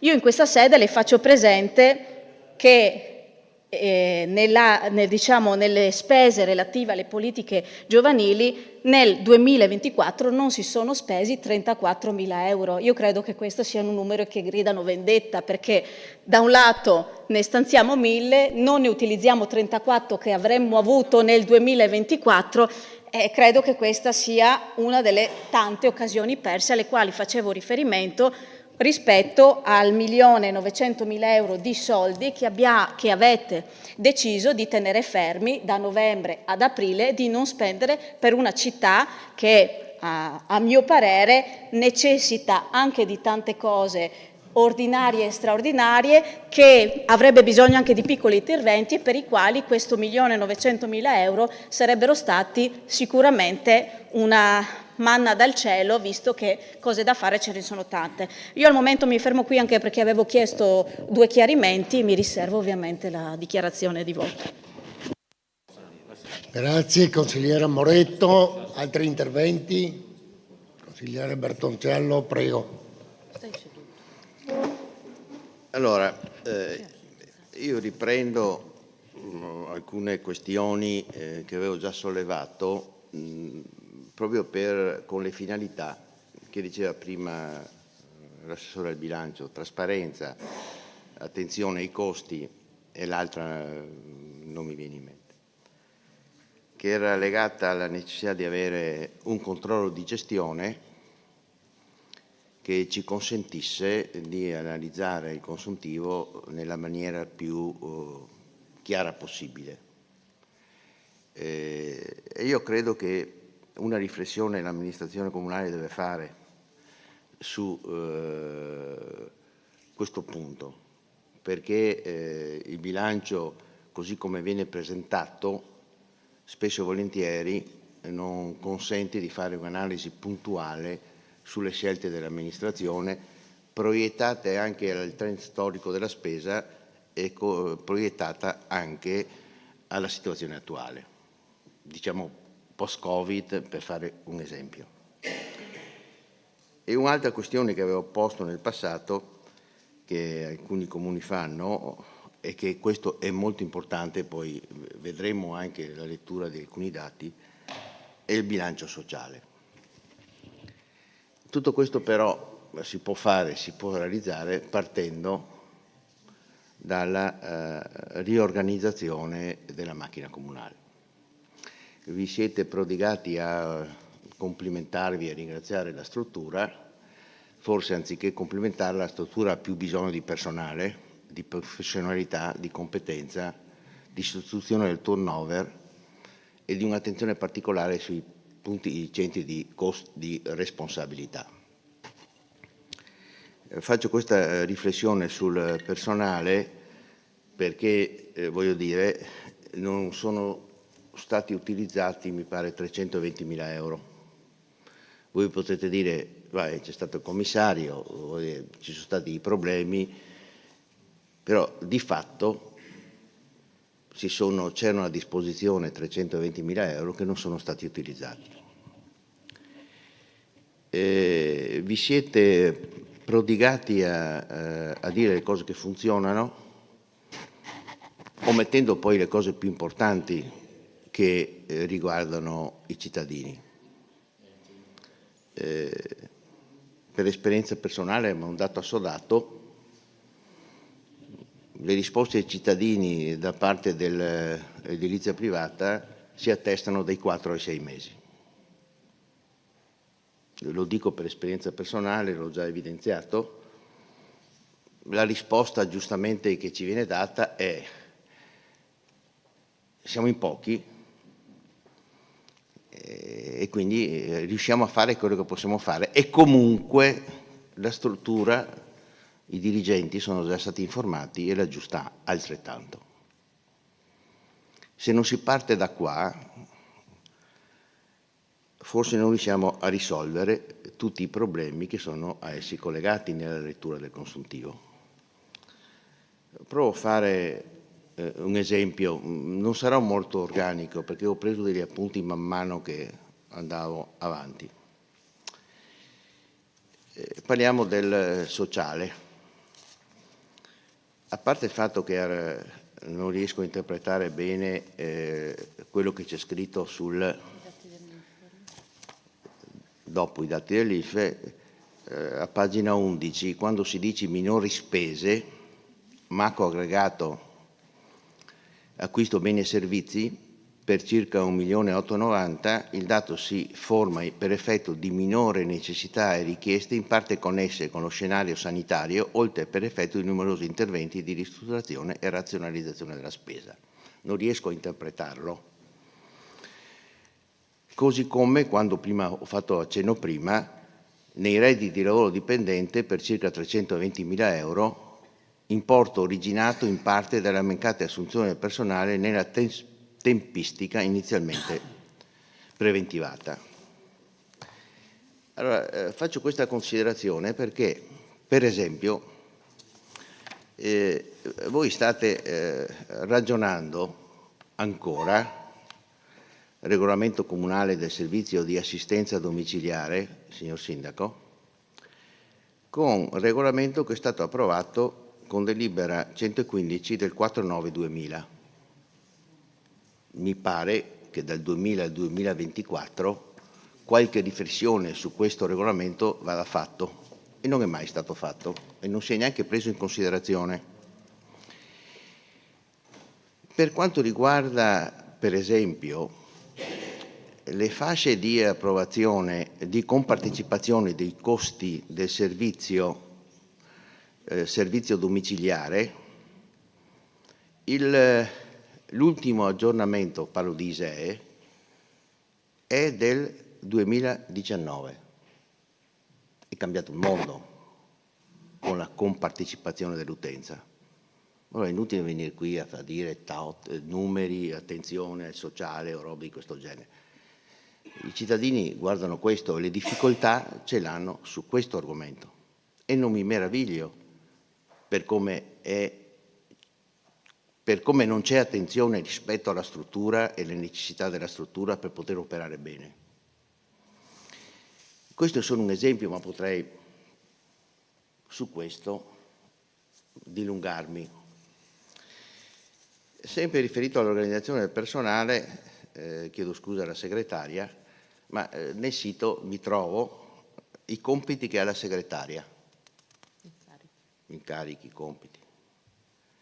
Statistica, elettorale, affari generali, gabinetto del sindaco, area del protocollo, messi centralino e custodie, biblioteca, personale, istruzione, sport, cultura, associazionismo, turismo, istruzione, ufficio con relazione col pubblico. E voi avete venduto una grande attenzione con i cittadini, sì, vabbè, ma non cambia se le tiro via una struttura è talmente, voglio dire, impossibile seguire in modo attento e seguire le esigenze dei cittadini, che tutta questa enfatizzazione sull'attenzione verso i cittadini mi pare che non ci sia o non ci possa essere. Quindi io credo che su questo non ci è dato elementi sufficienti per entrare nel merito delle questioni che riguardano il rendiconto del 2024. D'altronde ho visto la delibera, solo per dire a che livello siamo arrivati, la delibera delle tariffe legate al palazzetto dello sport, dove si fa riferimento a un regolamento, eccolo qua, si fa riferimento a un regolamento del 2012, il regolamento della gestione e utilizzo delle palestre e impianti sportivi, lo dite voi e leggo la delibera e della termina, è stato approvato con deliberazione del Consiglio Comunale numero 43 del 26/6/2012. La classificazione degli impianti esistenti e di quelli di nuova costruzione nel rispetto dei criteri generali non è stato approvato. Quindi le tariffe che voi attivate sono quelle del 2012. ci sarebbe la necessità di adeguare le tariffe in base alle strutture, cosa che non è così, è così. Ma voglio dire, avete fatto un investimento di 4 milioni di euro, avete fatto una convenzione con una società sportiva, che lo fa legittimamente, che scade, mi pare, a giugno, in attesa di tutte queste robe qua. Voi siete convinti, io sono certo, che ci sarà una proroga a questa roba, perché fare questo regolamento qua, lei, Assessore, può fare con la testa quello che vuole, ci ritroviamo in Consiglio, però voglio dire, se non ci avete messo 12 anni per fare il regolamento e fare tutte queste cose, voglio dire, se adesso lei mi vuol far credere che in 2 mesi lei fa tutta questa operazione con la struttura che ha, io credo che sia abbastanza difficile. Per quanto riguarda, voi ci avete consegnato, ritornando sempre alla struttura del sociale, per quanto riguarda l'autodiagnosi del numero degli utenti serviti, questo è legato al bilancio, IFEL, bene, non capisco, interventi e servizi, fa riferimento dal 2019 al 2024. Allora, utenti anziani, nel 2019 era 2.192, nel 2024 1.100. Poi c'è tutta la contraddizione, voglio dire, degli interventi che si mettono nel sociale, legato anche all'assistenza domiciliare agli anziani, perché per poter intervenire su nuovi soggetti che hanno bisogno, bisogna che qualcuno esca, perché le risorse che sono a disposizione non consentono di aumentare il numero del servizio in base alle risorse. Però sarebbe interessante capire perché e da dove viene fuori questo dato, che il numero degli utenti per anziani nel 2019 erano 2.192 e nel 2024 1.100. Così come non capisco utenti migrati e nomadi 570 nel 2019 3,70, così come non capisco gli utenti di povertà, disagio, adulti e senza dimora 1.156 e adesso 3,20. 1.556 adesso 3,20. Utenti multiutenza 1.730, 70 nel 2024. Tutti i consiglieri comunali questo documento lo hanno ricevuto.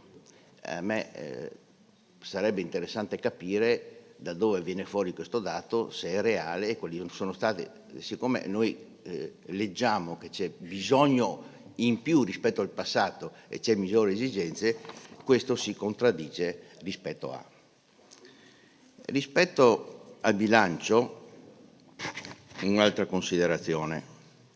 È già stato accennato il problema del recupero dell'evasione fiscale, non lo riaffronto perché l'ha già riaffrontato la consigliera Moretto, ma questo è sempre legato alla struttura.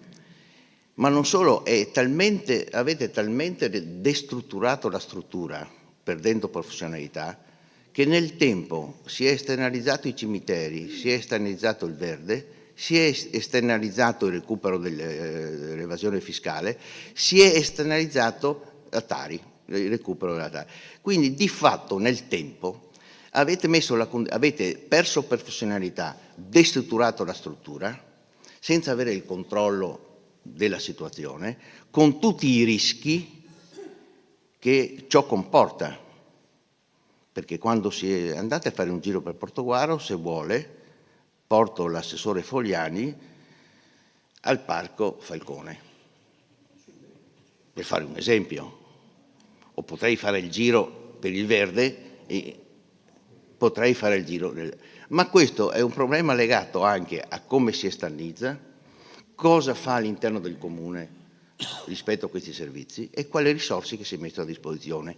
E qui entra un problema che sarebbe interessante con il controllo di istituzione, come vengono utilizzati i soldi e quali sono le priorità in un momento dato, perché altrimenti l'assessore alla cultura elenca tutti i soldi che ha speso sulla cultura, qualcun altro ridefinisce quello che ha fatto, dopodiché alla fine Voglio dire, quello è il bilancio, evidentemente dentro ci sono delle scelte e ci sono delle mancate scelte per avere una quadratura del bilancio. Io prendo atto positivamente, per esempio, voglio dire, che il Comune di Portogruaro, voglio dire, ha una rigidità di bilancio buona, più che buona, nel senso che ha una rigidità di bilancio del 23,50 quando la soglia critica è del 45%. Credo anche sulle modalità, i tempi di pagamento, nel senso che rispetto a un mese, rispetto al pagamento delle fatture ai fornitori, il Comune di Portogruaro mi pare intorno al 19 circa per cento. La velocità delle spese correnti, che prima era dell'83%, adesso è del 75%, però c'è un problema dal mio punto di vista. I tempi che l'amministrazione comunale ci mette a realizzare un'opera. E quando faccio questi ragionamenti mi viene in mente il palazzetto dello sport dal 2016 al 2025, mi viene in mente via San Martino del 2000 e rotti che è ancora lì, mi viene in mente, voglio dire, lo stesso sistemazione dell'incrocio di via Campeio, nei tempi da quando è stato deciso a quando si è trovato delle risorse a quanto si è realizzato, che poi le motivazioni non sono solamente a proposito di via Campeio, solo quelle che ha detto lei, ce ne sono anche altre che riguardano il consorzio di bonifica. Vabbè. Allora, siccome noi stiamo discutendo di un anno, voglio dire, dentro a queste questioni c'è anche questo ragionamento.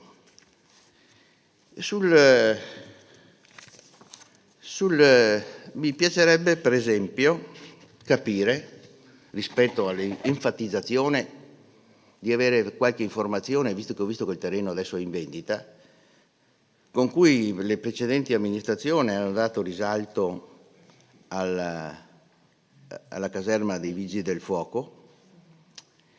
E mi piacerebbe capire che fine hanno fatto le scelte dell'amministrazione comunale per la bonifica del canale Camuccina, dove è stato tolto i soldi della rotonda del comparto, se non ricordo male, 9, per fare la bonifica del canale di via Camuccina, e 3 anni che nessuno ne parla. Mi piacerebbe capire quali sono le cause in corso in maniera puntuale e precisa, perché noi non siamo in grado, al di là delle poche informazioni che ricaviamo dalle determine. Mi piacerebbe sapere, ma credo che sia una necessità anche del Consiglio, rispetto alla delibera dell'affitto d'impresa di ASVO verso Veritas, a che stato di avanzamento c'è i vari step convenzionati dai comuni. Mi pare che 3 giorni fa è stata fatta la perizia del valore di ASVO. Mi pare di capire che l'accordo prevede il pagamento da parte di Veritas ai comuni col 50% in contanti e il 50% in azioni. Mi pare di capire che di questo bilancio non se ne parla, cioè nella relazione, non nel bilancio, nelle varie relazioni non se ne parla. No, scusi, sto parlando di relazione. No, guardi, allora, ritorno indietro. Noi abbiamo assistito, voglio dire, a interventi degli assessori, i quali ognuno hanno in qualche maniera tentato di dire quello che hanno fatto, dai 300 euro ai 1.500. E qui potrebbe entrare in ballo il funzionamento della commissione consigliare, le informazioni che date, il luogo della commissione rispetto a quello del Consiglio e quant'altro. Ma normalmente si fa una relazione che non c'è. Normalmente la relazione sul consuntivo, che non è quelle che voi avete in tutte queste carte che ci avete dato, è come ha detto prima la consigliera Moretto, dove c'è dentro alla relazione la strategia, dove si vuole arrivare, quello che si è fatto rispetto a. So bene che non ci sono i 650-700 mila euro che il Comune incasserà dalla vendita, voglio dire, delle azioni a Veritas, so bene, però questo Consiglio ha bisogno di essere informato, così come ha bisogno di essere informato più puntualmente sull'ATS, nel senso che per esempio a me è parso strano che la dimostrazione di interesse per trovare i locali avvenga, vuol dire, pochi giorni fa, un mese e mezzo fa, quando giustamente il sindaco prima ha dato le date, ma era consolidato che la sede doveva essere Portoguaro ed è stata fatta la battaglia nel momento giusto, quando c'era il commissario, voglio dire, e però da quella data lì, perché non si è arrivati prima a identificare i locali con tutte le specificità che sono inserite nelle dimostrazioni di interesse, nelle richieste che voi fate?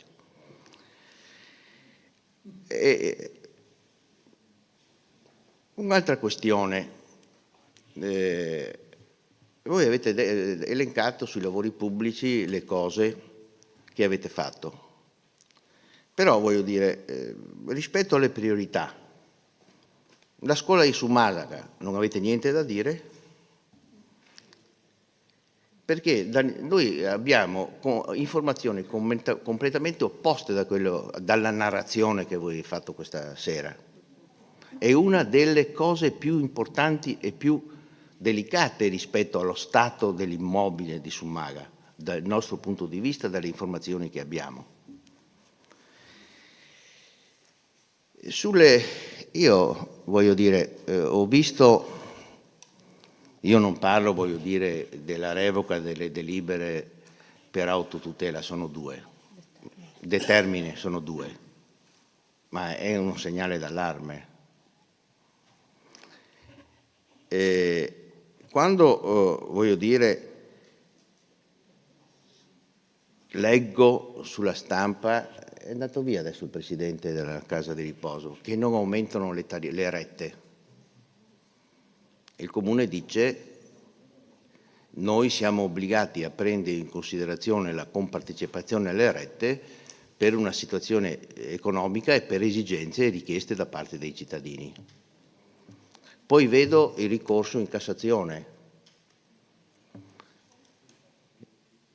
Di fronte alla Commissione ha vinto il Comune di Portogruaro, ha dato ragione al Comune di Portogruaro. E qui entra un altro ragionamento, forse già fatto, che siete andati in Cassazione, ovviamente, nel senso che se la casa del riposo va in Cassazione rispetto a una sentenza positiva per il Comune per quanto riguarda l'IMU, voglio dire, è normale. Però, voglio dire, se il Comune, se la casa di riposo dovesse, come mi auguro, non per gli utenti, voglio dire, che vince il Comune di Portogruaro, altro che aumento delle tariffe o altro che interventi che il Comune deve fare per risolvere questo problema, perché sono tanti soldi. Allora io voglio dire, potrei andare avanti. Vedete, è stato fatto nel 2023 l'accordo per il distretto turistico.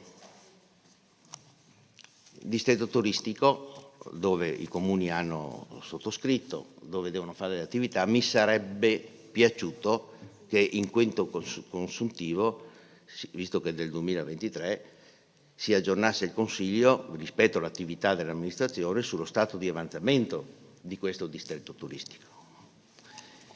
Per quanto riguarda, per esempio, è del 2023 la delibera per quanto riguarda, per esempio, un'altra questione importante, quella legata alla delega a parte dei comuni in riferimento a, se la trovo ve la dico, riferita all'analisi delle esigenze urbanistiche, le esigenze turistiche e è divisa tra 4 comuni.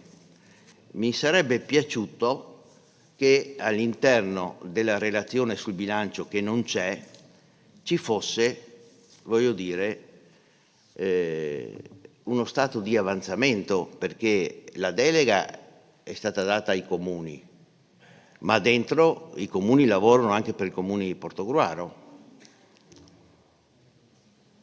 Tutto questo non si è potuto fare perché evidentemente manca una relazione complessiva della Giunta rispetto alle attività, che si costruisce assieme alla struttura e si costruisce in maniera generale, non in maniera particolare.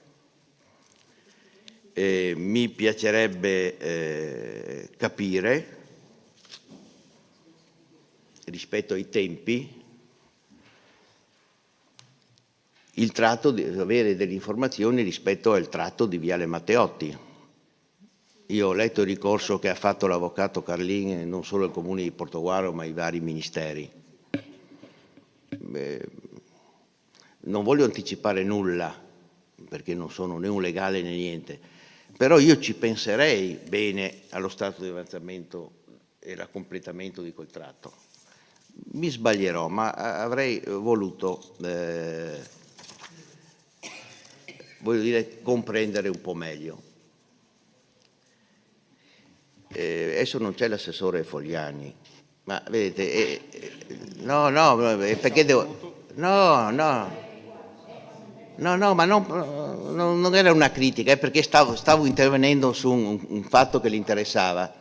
Noi stiamo assistendo, l'ultimo è venuto, di questo intervento è venuto il Bosco Falcone. C'è l'abitudine che nelle scuole e nei parchi, quando c'è da manutentare i giochi, piuttosto di manutentarli si tirano via e non c'è più niente. Questo è stato successo l'altro giorno. Allora, io abito lì, faccio delle passeggiate e c'è un periodo che il gioco non funziona, pericoloso. Qualcuno segnala e allora mettono il nastro bianco e rosso per evitare che si facciano male.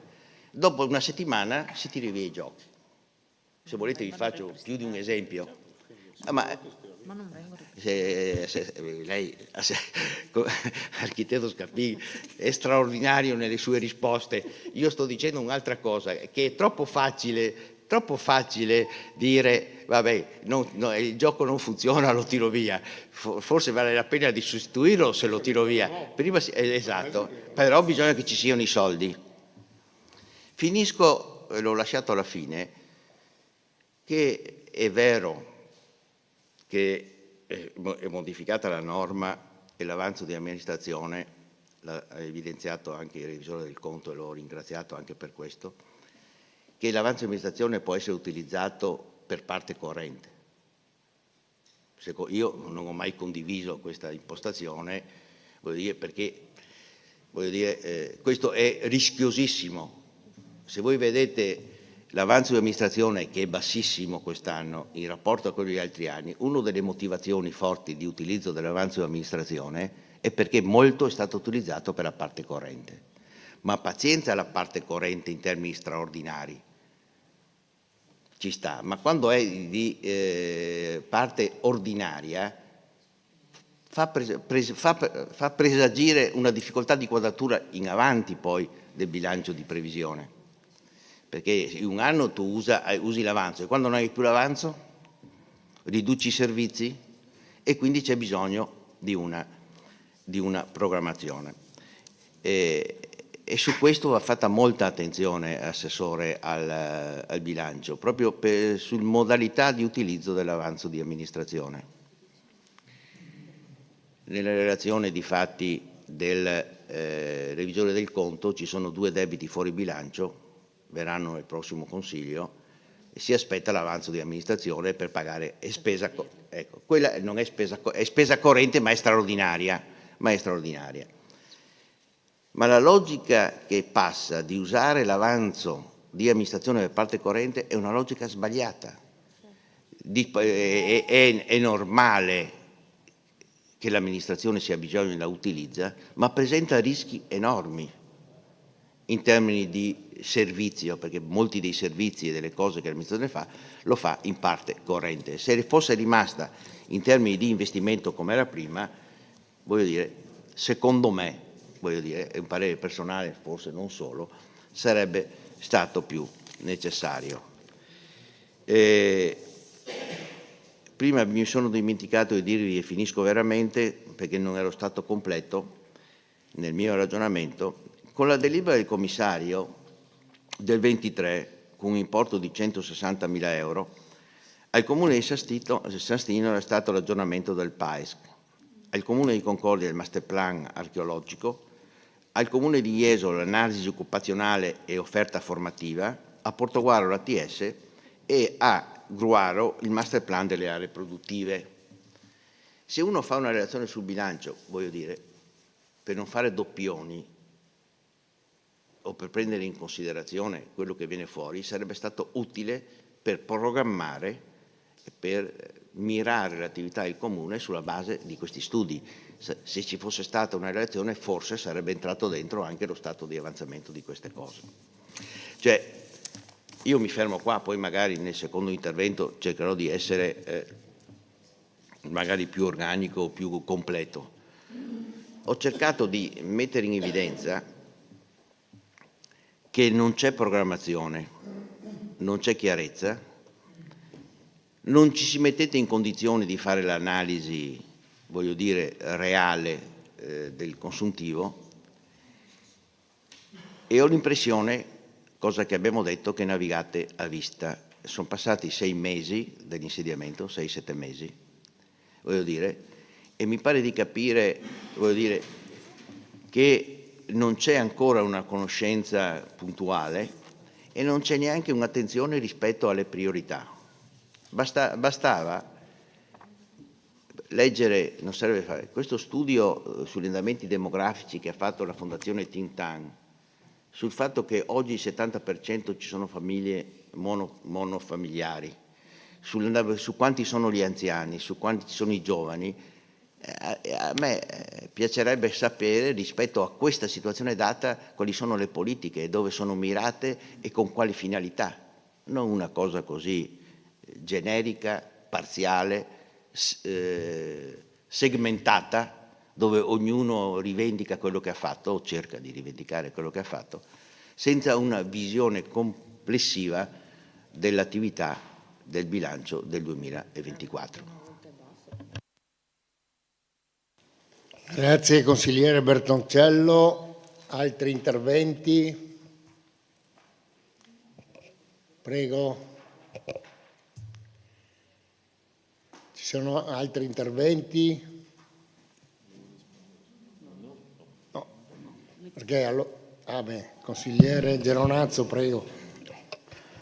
Non volevo intervenire perché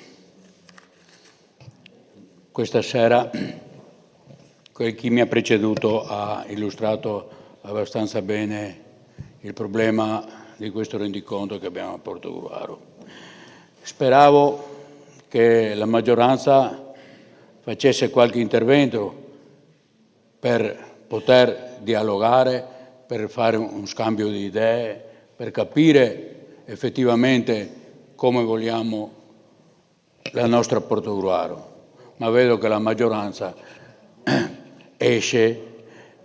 Quando parlavano gli assessori, se non era per la minoranza, mancava, Presidente, anche il numero legale.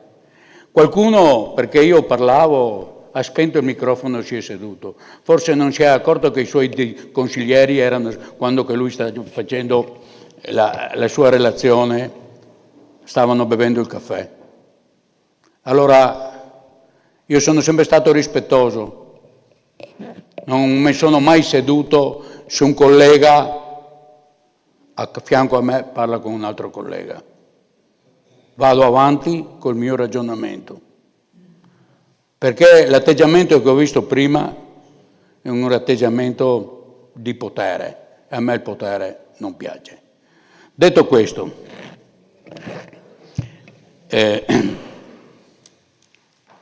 mi stupisco quando un assessore mi chiede cosa vuol dire delega. Le deleghe, signor Sindaco, la delega è una, non ci sono due deleghe.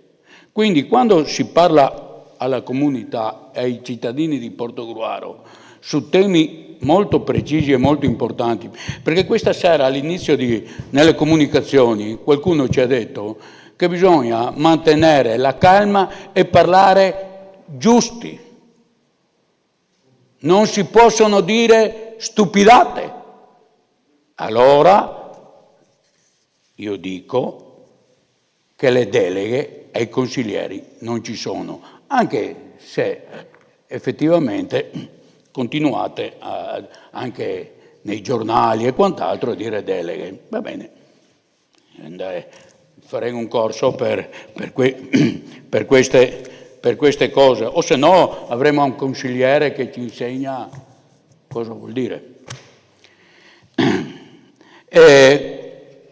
Mi stupisce, torniamo al bilancio adesso, mi stupisce che un'amministrazione non sia stata in grado, come ho sentito poc'anzi dai miei colleghi, di non accorgersi che si poteva spendere 1.900.000 euro, che si poteva spendere 1.900.000 euro per fare investimenti, per fare qualcosa per la città di Portogruaro, per fare qualcosa per i ragazzi, per fare qualcosa per il verde.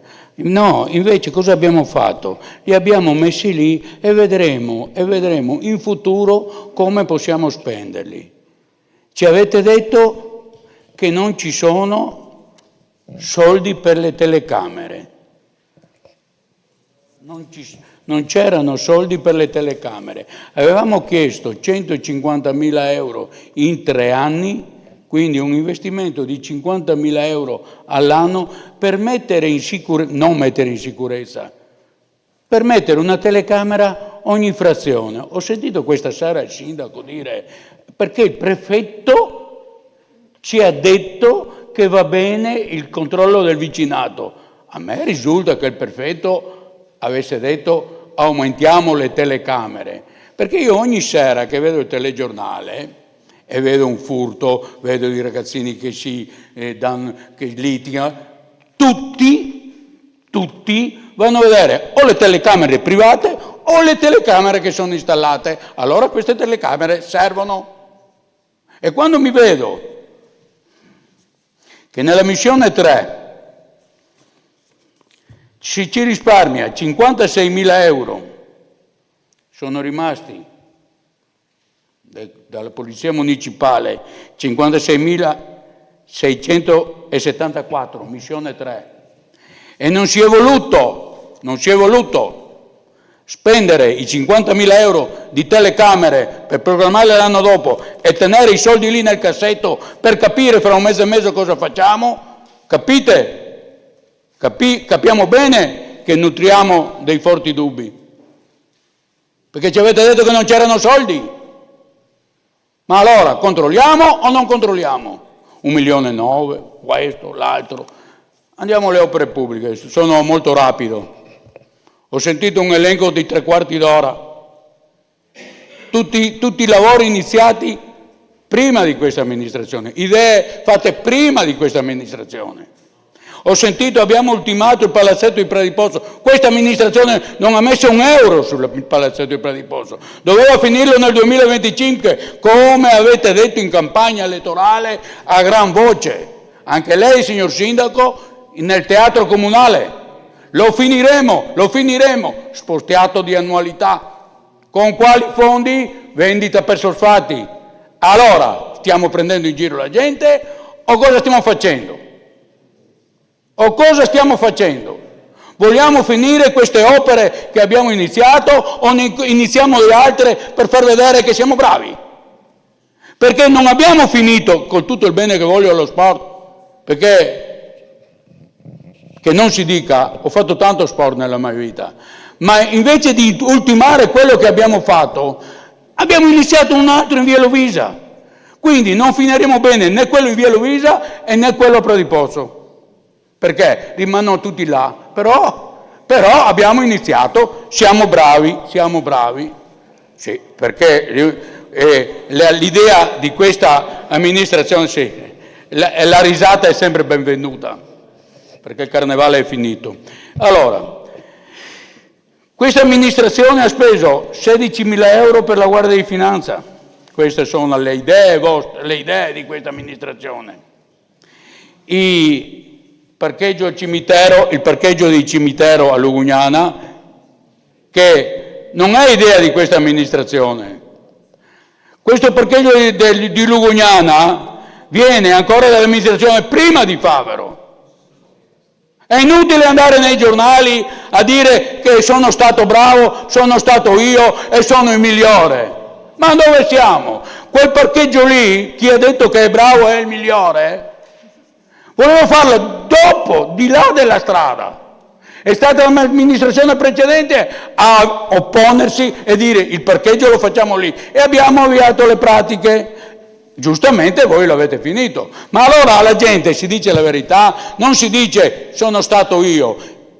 È stata un'amministrazione che ha voluto quel parcheggio. No l'io è un altro. Dopo avete fatto il teatro comunale, come ho detto prima i 600.000 euro in via Lovisa, cimiteri, ecco questo, do atto, era in discussione già da tempo, questo posso dire che vi siete impegnati perché effettivamente nei cimiteri serviva un intervento. Ma nel velodromo, quell'intervento lì è già dal 2022 che era in progetto, che adesso siamo diventati i maghi di Aladino. Dal 2022 era in progetto il progetto del velodromo. Avevamo fatto anche bandi per poterlo fare. Bene, io dico bene, stiamo facendolo, ma non è un'idea certamente di questa amministrazione. L'unica idea che posso vedere è il secondo asilo, che non ho capito bene. Lì bisogna che capisca come viene utilizzato quest'anno, perché non ho visto bandi, speriamo che a settembre questo asilo parti con 100 euro. Questo asilo parti con 100 euro di retta, come hanno dichiarato in Consiglio Comunale, il che mi sembra un po', scusate, fantasioso. Perché allora mettetevi anche voi per la parte di qua, non è che noi abbiamo vinto e noi comandiamo, perché questa sera ho sentito anche questa battuta. Noi abbiamo vinto e noi comandiamo. Sì, assessor Cifera, nella relazione all'inizio del Consiglio Comunale, voi dovete capire che noi abbiamo vinto e noi comandiamo. Così non è democrazia. La democrazia è un'altra cosa. Nel 1940 diceva comando io, qui non comando io. Qui amministro, e se ci sono idee, ben venga, le mettiamo al voto. Però dire, e non è la prima volta che sento, abbiamo vinto e comandiamo, è una brutta frase. Abbiamo vinto e amministriamo, mi va bene, ci mancherebbe altro, ma abbiamo vinto e comandiamo, e allora quando le parole non sono offensive, le riflettiamo, perché estrapolare discorsi non all'interno di un ragionamento, non all'interno di un intervento comunale, ma quando si è sospeso il Consiglio e per sbaglio si tiene aperto il microfono e all'interno di un ragionamento uno dice una battuta rivolta a nessuno, siete subito pronti a richiamarla. Non è così, non è così. Non è così, perché certe battute si fanno, ma non per offendere uno o per offendere l'altro, a parte il fatto che non è nessuna offesa. Non è nessuna offesa che il cavallo diventa mus se non è rivolto a uno. Se non è rivolto a nessuno, non è nessuna offesa. Ha capito?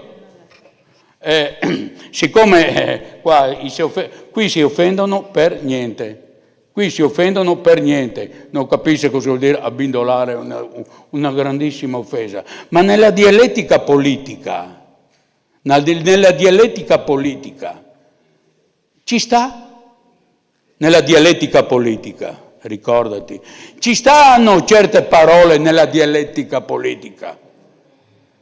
Perché nella dialettica politica, se dobbiamo arrabbiarci per ogni battuta che ti dicono, non dovremmo neanche più parlare quando siamo fuori. Mi sono sentito dire, non in questa sede, ma in altre sedi, ma sei ancora di Forza Italia? Sì che sono di Forza Italia. Non sarebbe andare via col stemmino scritto io sono Beppi. E non vuol dire che se non sono seduto in un banco, sono seduto in l'altro, la mia idea cambia. Forse è motivo di riflessione, perché quella persona del stesso tuo partito non è seduta vicino a te. Forse qualcosa io farei una riflessione. Detto questo, vorrei, come la mia collega Sara Moretto ha chiesto prima all'assessore, ma quel 1,9 milioni lì che non lo abbiamo usufruito. Pensiamo quel 1,9 milioni lì, assessore, che non abbiamo usufruito. Pensiamo di fare più avanti una commissione o opere pubbliche per capire assieme, non imponiamo, ma per capire assieme dove sarebbe più utile e più giusto spendere questo 1,9 milioni che è stato accantonato l'anno scorso, dovete spenderlo fra un mese e mezzo, 2. Possiamo fare una commissione, possiamo fare anche una commissione, ma mi rivolgo alla segretaria generale. Ma mi ero dimenticato nelle comunicazioni, ma è normale che durante una commissione si sospenda la commissione, si alzano tutti, vanno in una stanza oscura, non lo so, non c'era la luce accesa, vanno in una stanza oscura per un quarto d'ora, i commissari rimangono là e dopo un quarto d'ora rientrano con la loro decisione. È una cosa normale? Si può fare? Non si può fare? Perché mi sono sentito molto a disagio in quel momento. Quindi, se si può fare o non si può fare, ormai è stato fatto. Ma le chiedo gentilmente di richiamare i presidenti di commissione che se si può fare o non si può fare certi atteggiamenti, perché sono usciti tutti, siamo rimasti in 3 e non escludo nessuno, mi sembra poco rispettoso verso i commissari, assessori e quant'altro sono usciti, sono entrati, hanno deciso, come ben lei ci ha risposto, la nostra domanda era un'altra e loro si appellavano a un'altra cosa, un'ora e mezza per discutere, un'ora e mezza abbiamo discusso per far capire che noi non chiedevamo una commissione, dove chiedevamo un parere di poter discuterne. Un'ora e mezza, e quando vado via vi arrabbiate anche perché non sono rimasto fino alla fine. Caro signor assessore, siccome il giorno dopo è tutto registrato, io alle 8:30 avevo un altro impegno, ma l'ho ascoltata il giorno dopo. quando è andato in rete. Quindi il suo commento di dire che siamo stati poco rispettosi non è buono e non va bene. Appunto, non era ospite. Parli qua, se ha coraggio di parlare, prenda il microfono in mano. Non era ospite. Consigliere Barbisan, lui non era ospite, era lì per relazionare, così dice il regolamento. E lo ha detto il revisore dei conti prima. Signori, l'ha detto, qui che decidono sono i consiglieri, non sono né gli assessori e né tutto l'apparato amministrativo. Siete voi, consiglieri, che decidete cosa fare e cosa non fare. Approvare un bilancio o non approvare. Loro propongono. L'ho detto prima all'inizio, o stavate bevendo il caffè? Perché eravamo noi qua, ma loro vanno e vengono a piacimento. Sì, ridi. Perché domani le gnocchi. Domani le gnocchi. Martedì, vabbè. Ok, quindi il mio voto sarà contrario. Bene, consigliere Geronazzo, grazie. Altri interventi?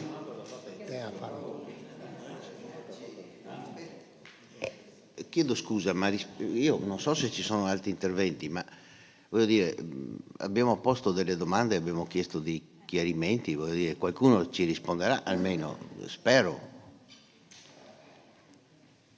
Perché altrimenti sì, è chiaro che...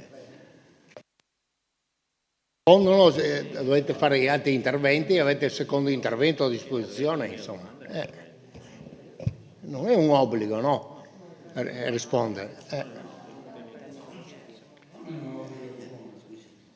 Se noi facciamo delle domande, mi ero annotato una riflessione, perché mi è capitato, leggendo, insomma, che Einaudi diceva, per amministrare, conoscere, discutere e deliberare. Questo lo diceva Einaudi. Cioè, se voi non rispondete vuol dire che non conoscete, e voi avete dimostrato che molte cose non le conoscete, perché per poter deliberare bisogna conoscerle. E questa sera avete dato, voglio dire, veramente l'immagine che molte delle cose non le conoscete. Perché se io prendo in mano solo due esempi, la delibera delle tariffe e la delibera dell'ISEE e il regolamento dell'assistenza domiciliare agli anziani e altre questioni, cioè se non rispondete vuol dire che non le conoscete o non date importanza. Almeno diteci, non diamo importanza, avete detto, voglio dire, delle cose non opportune, o perlomeno dice, vabbè, avremo l'occasione per discuterne. Non è che ci rispondete come avete fatto, i documenti sono nel sito, la struttura è a disposizione per tutti i chiarimenti. Perché non tutti hanno né il tempo né gli strumenti per fare questo.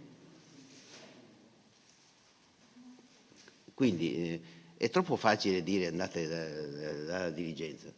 La dirigenza opera su indirizzi dell'amministrazione comunale e utilizza le risorse, lo stato di avanzamento dei lavori e le scelte le fa l'amministrazione comunale.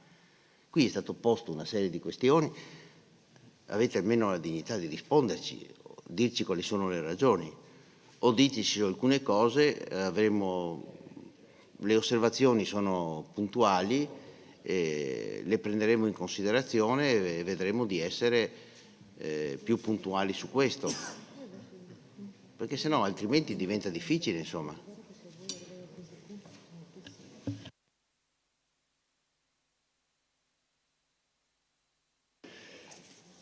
Bene, io invito nuovamente se ci sono interventi, perché se non ci sono interventi da parte di nessuno io vado in votazione.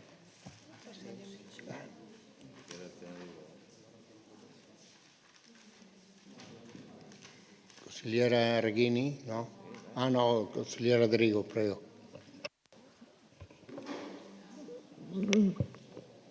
tratto da questa ultima sua dichiarazione, Presidente, perché cioè, è un modus operandi che non so neanche io come ben definire. Il Consiglio Comunale, come le commissioni, serve, all'interno del dibattito, serve anche per chiarire alcune questioni che sono state poste dai colleghi consiglieri, alle quali si evince dalla sua dichiarazione che non avremo mai risposta. Il problema qui è che le questioni che poniamo noi non è che ce le inventiamo noi qui questa sera, sono anche e soprattutto cose raccolte attraverso il dialogo con i cittadini, sui quali loro stessi avrebbero bisogno di chiarimenti. Non so se questo è un segnale buono nei confronti dei cittadini che stiamo amministrando. E qui mi ricollego un po' al ragionamento fatto dal consigliere Geronazzo. È vero che ci sono state delle elezioni che sono state vinte da una certa parte. Vincere le elezioni vuol dire amministrare, e fino adesso noi invece abbiamo visto un atteggiamento che va nel comandare, che sono due cose ben diverse, e mi auguro insomma che con il tempo questo andazzo cambi, perché altrimenti facciamo male alla città di Portogruaro. Non è che date un fastidio a noi, che siamo ormai quasi rassegnati a un certo tipo di atteggiamento, appunto. Detto questo, ripeto, cosa assolutamente preoccupante, mi soffermo su alcune cose che sono state dette e anch'io provo a chiedere delle informazioni utili ai cittadini. Parto da alcune questioni legate ai lavori pubblici e più in generale alle manutenzioni. Mi rendo conto che 700 segnalazioni in sospeso sono tantissime e che non è facile dare risposta in breve tempo, però insomma da fine giugno ad oggi di tempo ne è passato, ne restano 300 in sospeso. Capisco che molte di queste non sono di facile risoluzione. Non voglio occuparmi delle buche, però ci sono delle situazioni che definire imbarazzanti è forse poco. Mi riferisco per esempio all'illuminazione pubblica di diversi quartieri dove c'è un'alta densità di popolazione che da mesi sono al buio. E si sa, perché i cittadini si rivolgono a voi, ma poi si rivolgono anche a noi, che arrivano numerosissime segnalazioni alle quali non c'è nessuna risposta. Ora, non è questione della buca, ma la questione è che diversi di questi quartieri sono interessati anche da lavori pubblici che fanno sì che già non è agevole, no, il movimento su questi territori. Se in più di notte non hanno neanche l'illuminazione pubblica, diventa rischioso per i cittadini e poi anche per l'amministrazione, che magari si ritrova a dover pagare un cittadino che si è fatto male perché uscendo di casa non vedeva niente e l'incidente può succedere.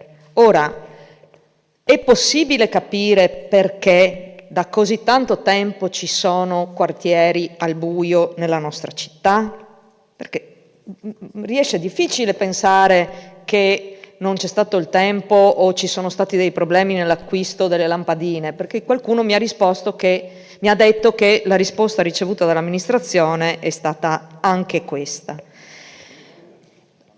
Detto questo, per affinità, Assessora, perché io non sono molto affine ai bilanci, vado un po' di più sui contenuti, ecco, diciamo così, in particolare sui contenuti che ha trattato lei, perché sono quelli che sento molto più vicini a me per deformazione professionale e anche per indole. Ci sono stati, è vero, numerosi eventi nel mese di novembre per la prevenzione alla violenza di genere e le garantisco che la collaborazione ci sarà sempre e comunque, perché è un tema sentito da tantissimi cittadini e in particolare da alcune associazioni che hanno a cuore e sentono il bisogno di essere partecipi nell'attività dell'amministrazione per risolvere questo problema che ormai è endemico e sta diventando una sorta di pandemia. Lei ha parlato di risultati, bene. Credo che questo Consiglio Comunale, in questa sede dove c'è un rendiconto di bilancio, si debba parlare dei risultati. Quali sono stati i risultati ottenuti da quelle attività? Non mi dilungo sulle politiche giovanili perché già la consigliera Moretto ha detto bene, insomma, ci siamo trovati poco tempo fa a parlare di 33-34 mila euro che sarebbero stati investiti nelle politiche giovanili, dopodiché non si è saputo più nulla dei risultati ottenuti dall'investimento di quelle risorse, se sono state poi spese, perché io faccio fatica a capire questa cosa, magari se mi aiutate a capirla meglio, sarei veramente felice. Altra questione importante, diversi cittadini verso la fine dell'anno scorso hanno segnalato gravi problematiche nella scuola elementare di Summaga. Sono stati rassicurati da membri di questa maggioranza sugli interventi, però ad oggi, leggendo i bilanci, non pare ci sia nulla che ci faccia pensare che quegli interventi poi verranno realmente realizzati nella tarda primavera o in estate, e quindi credo sia opportuno dare delle risposte anche rispetto a questa tematica. Non si è parlato di politiche ambientali, sulle quali mi pare siano stati risparmiati 60.000 euro circa. Bene, anche questa è una importante occasione persa. È vero che 60.000 euro non sono molti, ma viviamo un territorio che molto spesso con una pioggia che dura più di mezza giornata si ritrova ad essere completamente allagato. Allora, forse sarebbe stato il caso di investire quei 60.000 euro per iniziare ad immaginare un progetto che vada a risolvere seriamente il problema del rischio idrogeologico, cosa che mi pare insomma non sia proprio tra le priorità dell'amministrazione. Poi una curiosità. Io non ho capito la battuta sul fatto che si è scoperto che Portogruaro è il centro storico di Bibbione. Cioè, avrei bisogno di capire. Bene, mi fa piacere. Allora ci ritroveremo tutti i turisti di Bibbione quest'estate a visitare il nostro centro storico, visto che siamo il centro storico di Bibbione.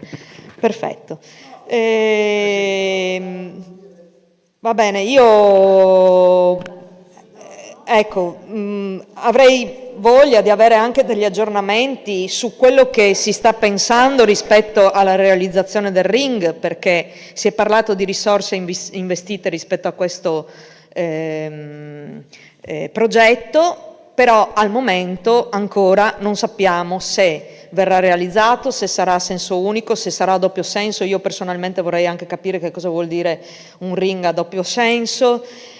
Insomma, ci sono diverse questioni che devono essere approfondite e io credo che sia doveroso da parte della Giunta e della maggioranza dare delle risposte rispetto alle questioni emerse nel dibattito di questa sera, perché, ripeto, non sono questioni che sono a cuore ai 5 stasera, 6 consiglieri di opposizione, se ci fosse anche il consigliere Camillo presente, ma sono tutte questioni sulle quali i cittadini vorrebbero dei chiarimenti.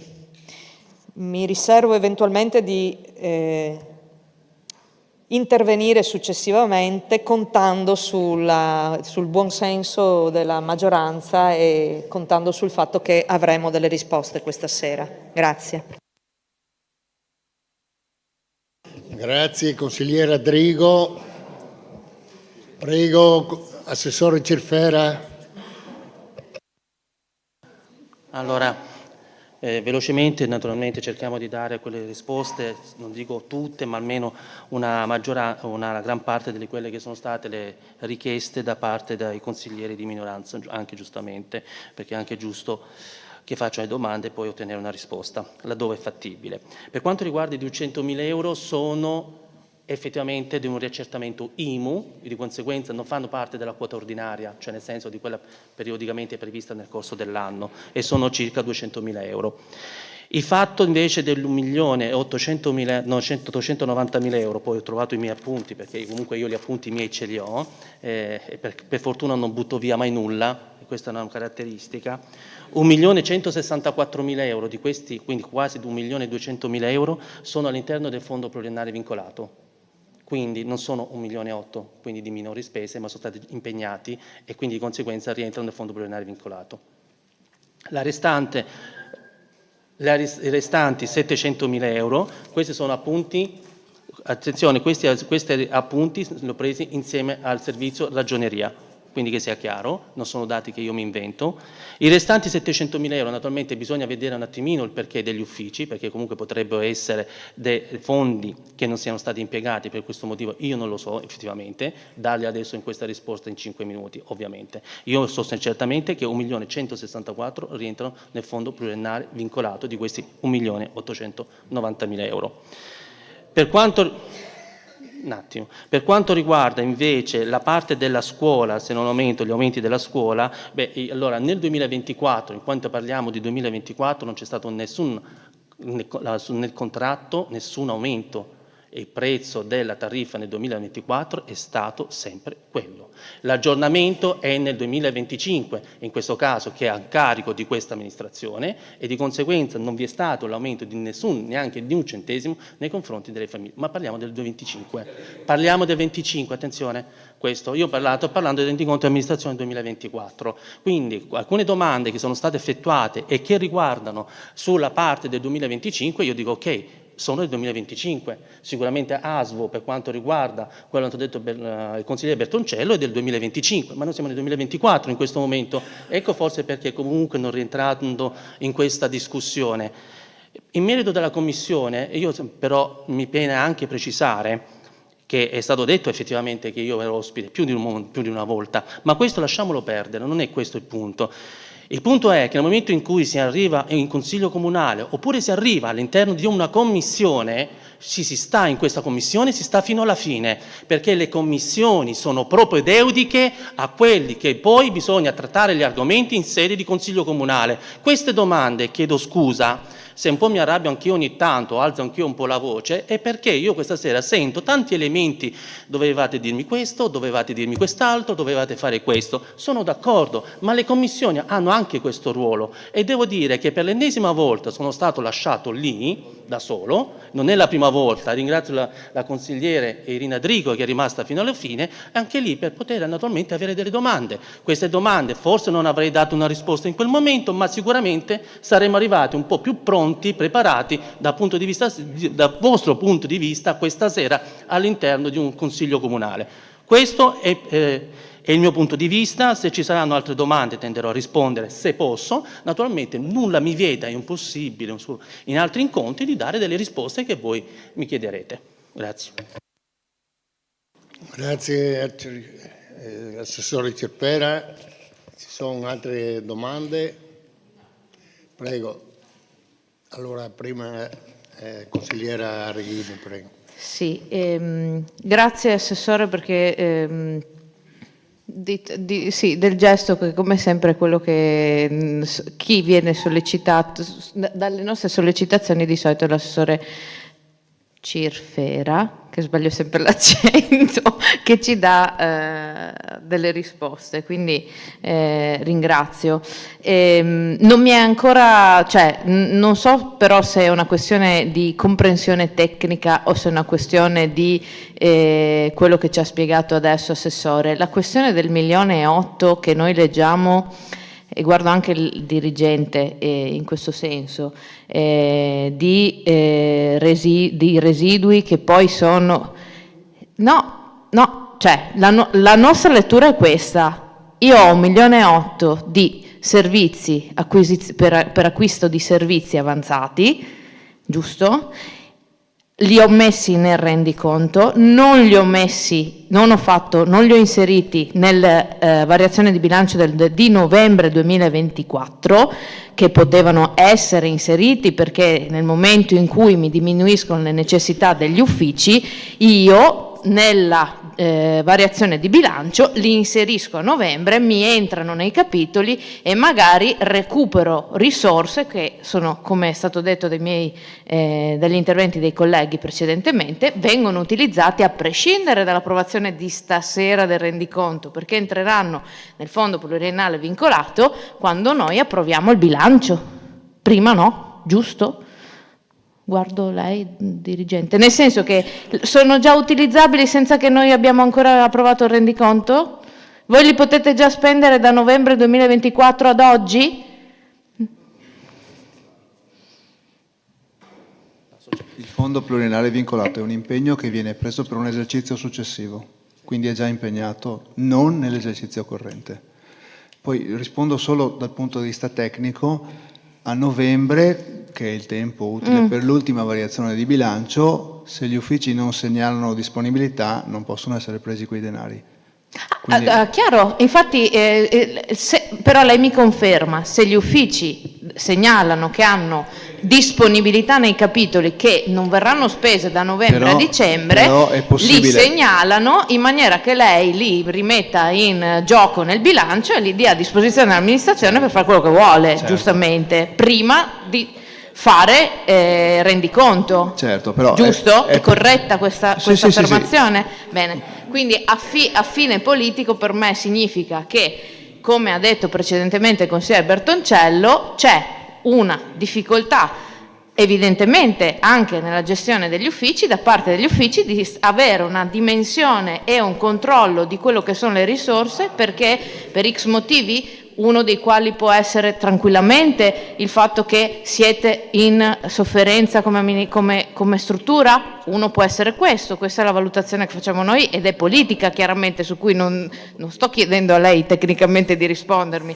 A me interessa capire, a novembre questi soldi, se gli uffici li segnalano, potrebbero essere stati messi nelle risorse dell'amministrazione? Sì. Quando gli uffici li segnalano, diventano oggetto di variazione. Perfetto. Se gli uffici non li segnalano è perché non c'è l'attenzione, perché forse c'è un impegno troppo esoso nel personale di fare altre attività, perché l'attività di controllo è un'attività che va oltre l'attività amministrativa normale, quindi è difficile svolgerla se si è gravati da quello che si fa quotidianamente. Questa è una valutazione politica, non voglio una risposta tecnica, la guardo perché vedo che, ecco, diversamente io non parlo solo, cioè non sto parlando del lavoro di colleghi peraltro, ma parlo di un'attenzione da parte, e l'ha detto bene il consigliere Bertoncello prima, un'attenzione da parte dell'amministrazione rispetto a una macchina che dopo un commissariamento si rallenta e che ha bisogno sicuramente di una revisione, di un'attenzione, cioè come è stato detto precedentemente, è impossibile che siete in 3 dirigenti in tutto il comune e un segretario comunale che ha un ruolo ben specifico di direzione e gestione della dirigenza e dell'amministrazione, abbia anche competenze tecniche così verticali sugli uffici perché non c'è personale. Questa è una responsabilità di un'amministrazione, prendere in considerazione la revisione della struttura, soprattutto nel momento in cui in comune entrano fondi e ci sono fondi da 3 anni di PNRR, fondi che arrivano dalla Regione per la gestione di opere, come ha detto prima l'assessore Fogliani, di grosso rilievo, come può essere la Persosfatti, come sono altre strutture come l'asilo nido, eccetera, eccetera. Quindi, prima questione, l'attenzione a una struttura che si collega a quello che stavo per dire e che prima ho chiesto per tecnicamente se era corretta l'interpretazione, e lo è, quella che abbiamo dato fino adesso, che voi vi siete insediati come amministrazione nel 2024. È chiaro che questo è un bilancio, è un rendiconto di gestione che è per parte del commissario, ma una relazione sul rendiconto di gestione, soprattutto questa dopo il commissario, non può essere solo un resoconto di numeri, è un elenco di sale affidate, concessioni date, opere realizzate peraltro per il 90% in quota parte alla giunta, non all'amministrazione, solo alla giunta precedente.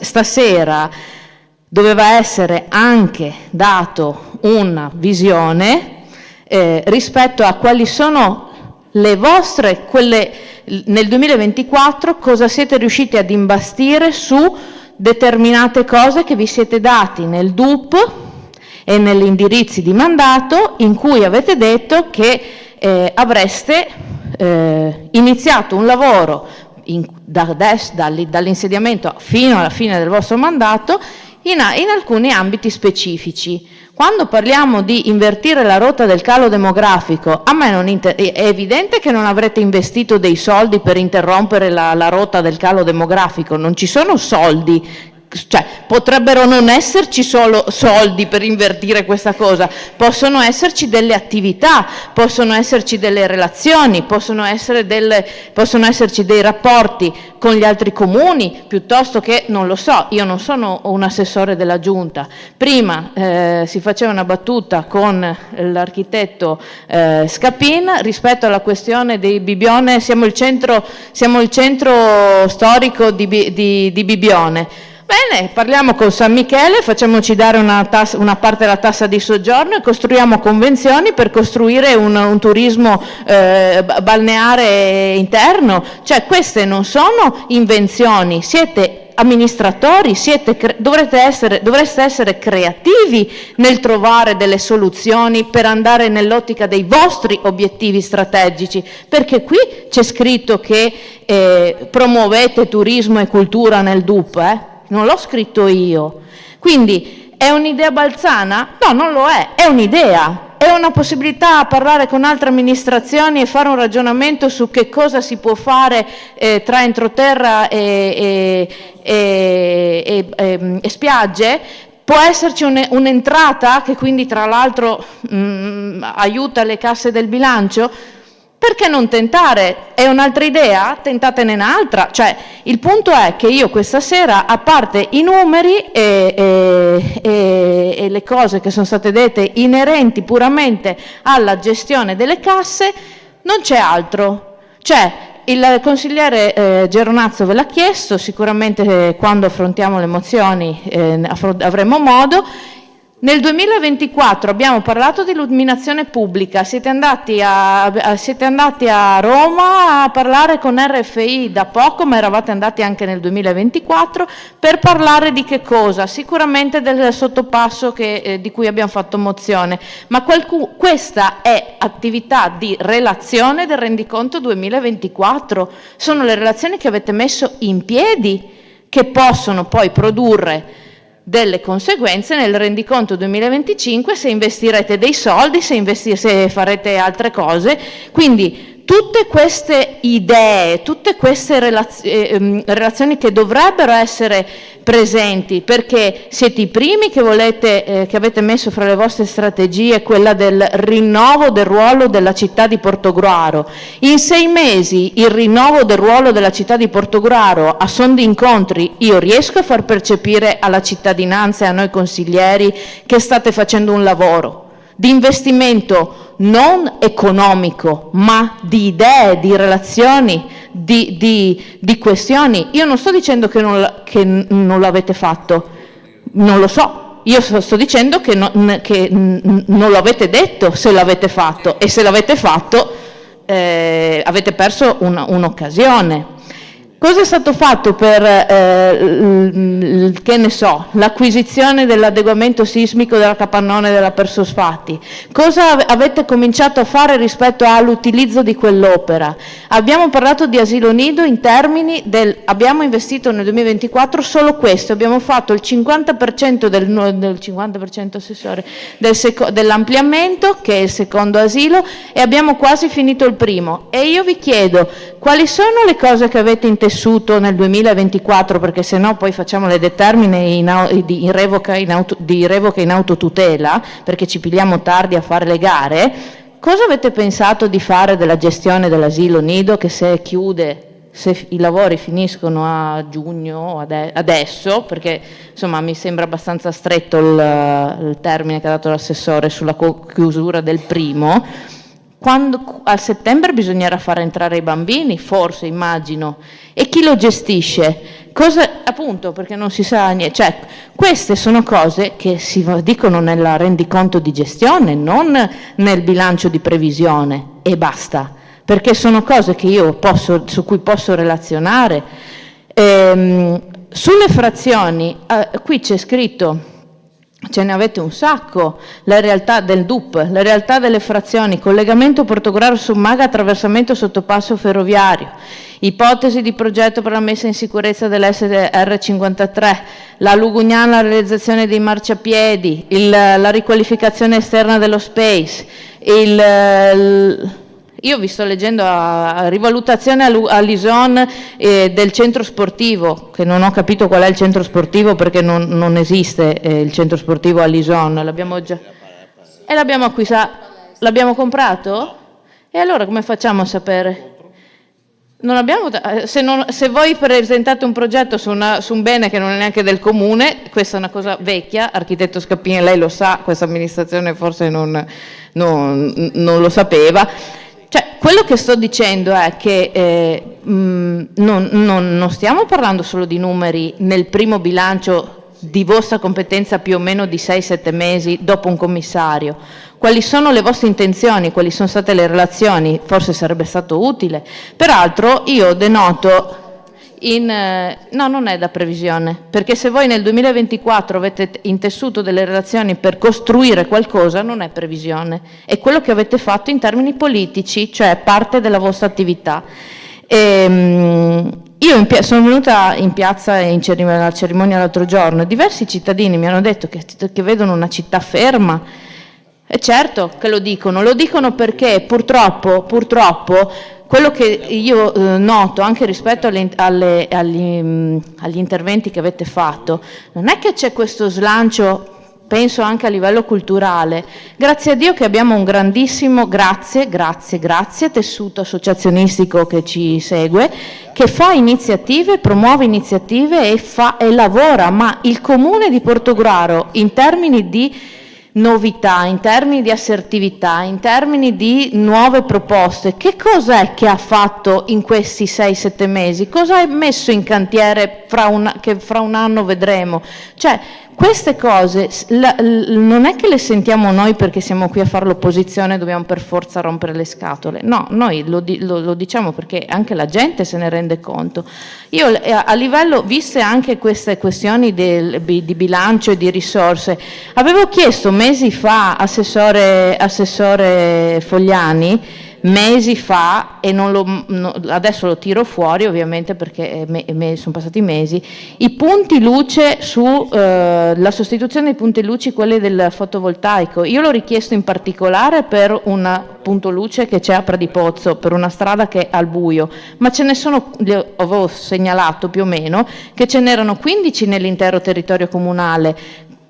Cosa è stato fatto per cercare di cambiarle? È passato un anno e con quelle risorse che erano, di cui abbiamo parlato, che era spesa corrente, eccetera, eccetera, c'è stato un incontro a inizio anno con i residenti di Via Fosse e Pasqua. L'impegno era a Pasqua di sapere, io sono andata a messa a cantare a Pasqua e mi hanno fermato 10 persone e mi hanno detto ma quindi cosa facciamo? Almeno la messa in sicurezza della strada, non dico l'asfaltatura, ma almeno che riusciamo ad allargarla, perché è a mettere i cartelli perché la gente va via a 100 all'ora, perché la strada inghiaiata e piccola, la gente se ne frega e va avanti. Quindi su queste cose, visto che avete giustamente fatto una carrellata di cose legate alle manutenzioni, dove sono andate a finire? Il canale del fosso di via Villa Storta, che sarà 30.000 anni che sento, ma guardate, io non ho paura a dirvi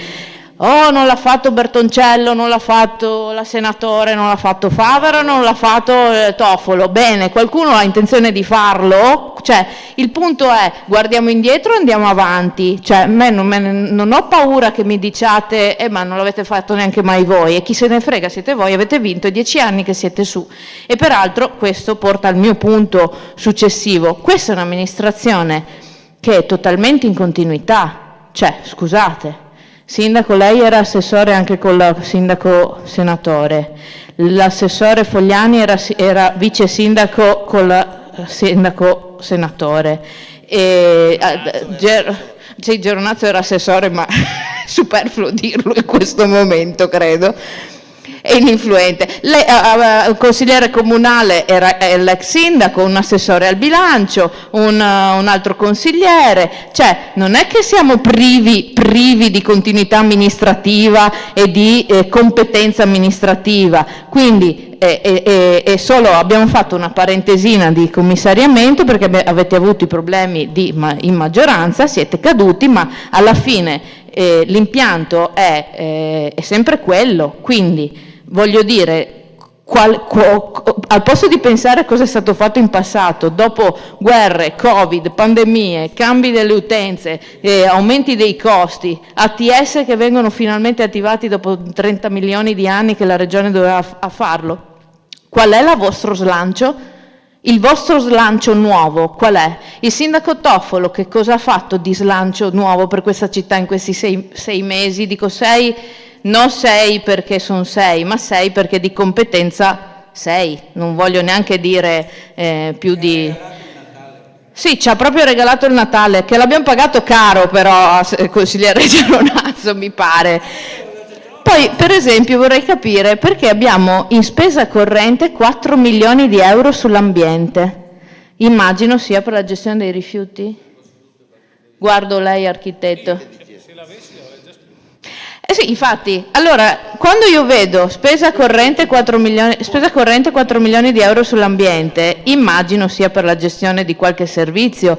E io mi sto invece chiedendo, cara giunta e assessore all'ambiente, che non mi ricordo qual è, credo sia il vice sindaco, quali sono gli investimenti sull'ambiente? Perché per quanto riguarda l'ambiente, oltre a tutte le questioni legate al verde, al fatto che esiste l'idea di un parco, che c'era l'idea di un parco nella zona di San Nicolò che era stato chiesto ai cittadini, piuttosto che altre cose, ma c'è anche tutta la gestione della salvaguardia idraulica e idrogeologica, e siamo usciti per fortuna da questa, spero, indenni da questa primavera, ma non so cosa succederà in autunno, e le frazioni colpite ce ne diverse e anche il centro storico. Quindi sull'ambiente io sono fuorviato dei 4 milioni di ambiente, e anche se sono 4 milioni di rifiuti, di gestione rifiuti, che non lo so, me lo dovete spiegare per cosa sono sti 4 milioni di spesa corrente sull'ambiente.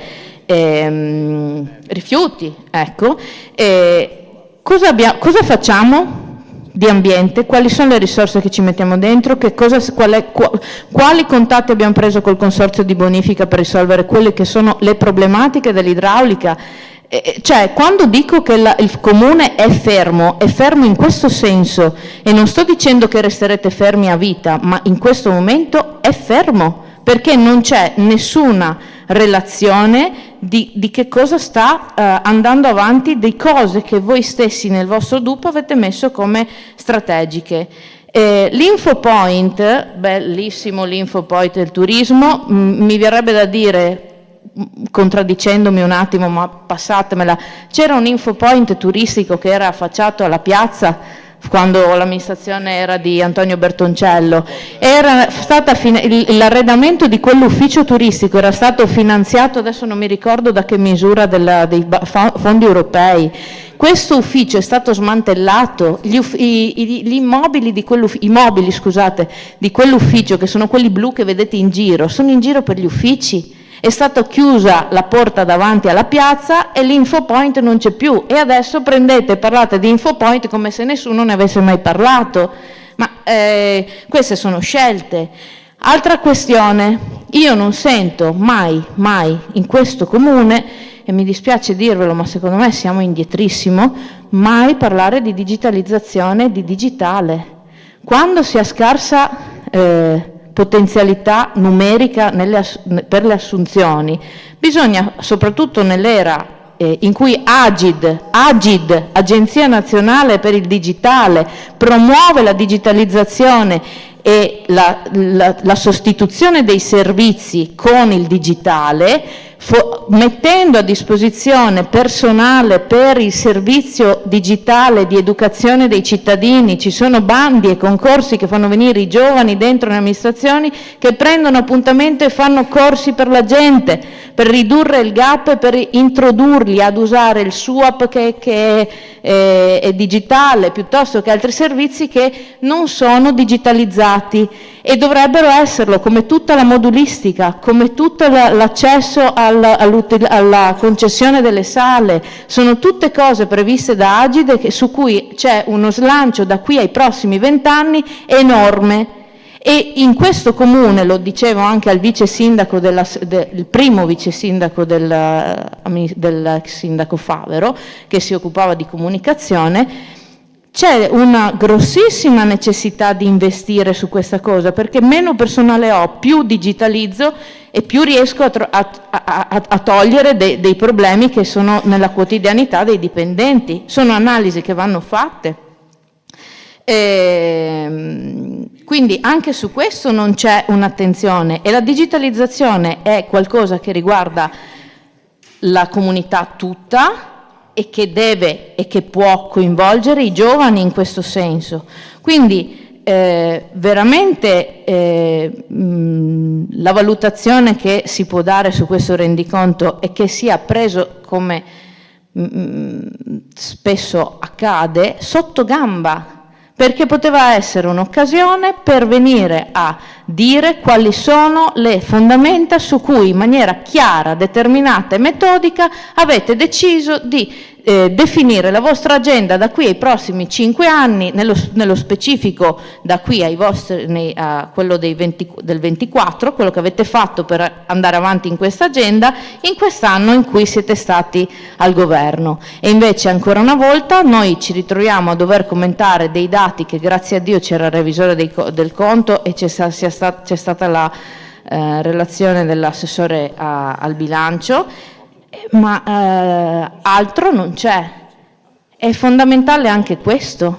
Quindi un'occasione persa, come sempre. Sì, c'è una mancanza di programmazione e di visione, e saremmo sempre quelli delle visioni, consigliere Florio Favero, ma ormai ce la siamo etichettata e quindi ci piace tanto portarcela avanti. Non c'è una visione, e quindi se non c'è una visione non c'è una programmazione. Se non c'è una programmazione parliamo di rendiconti di gestione e di bilanci di previsioni in maniera vuota, perché non c'è una consapevolezza e una volontà politica che portate avanti, nonostante le carte che scrivete siete obbligati a scrivere, come il DUP, come l'indirizzo in mandato, come il bilancio di revisione, il rendiconto di gestione.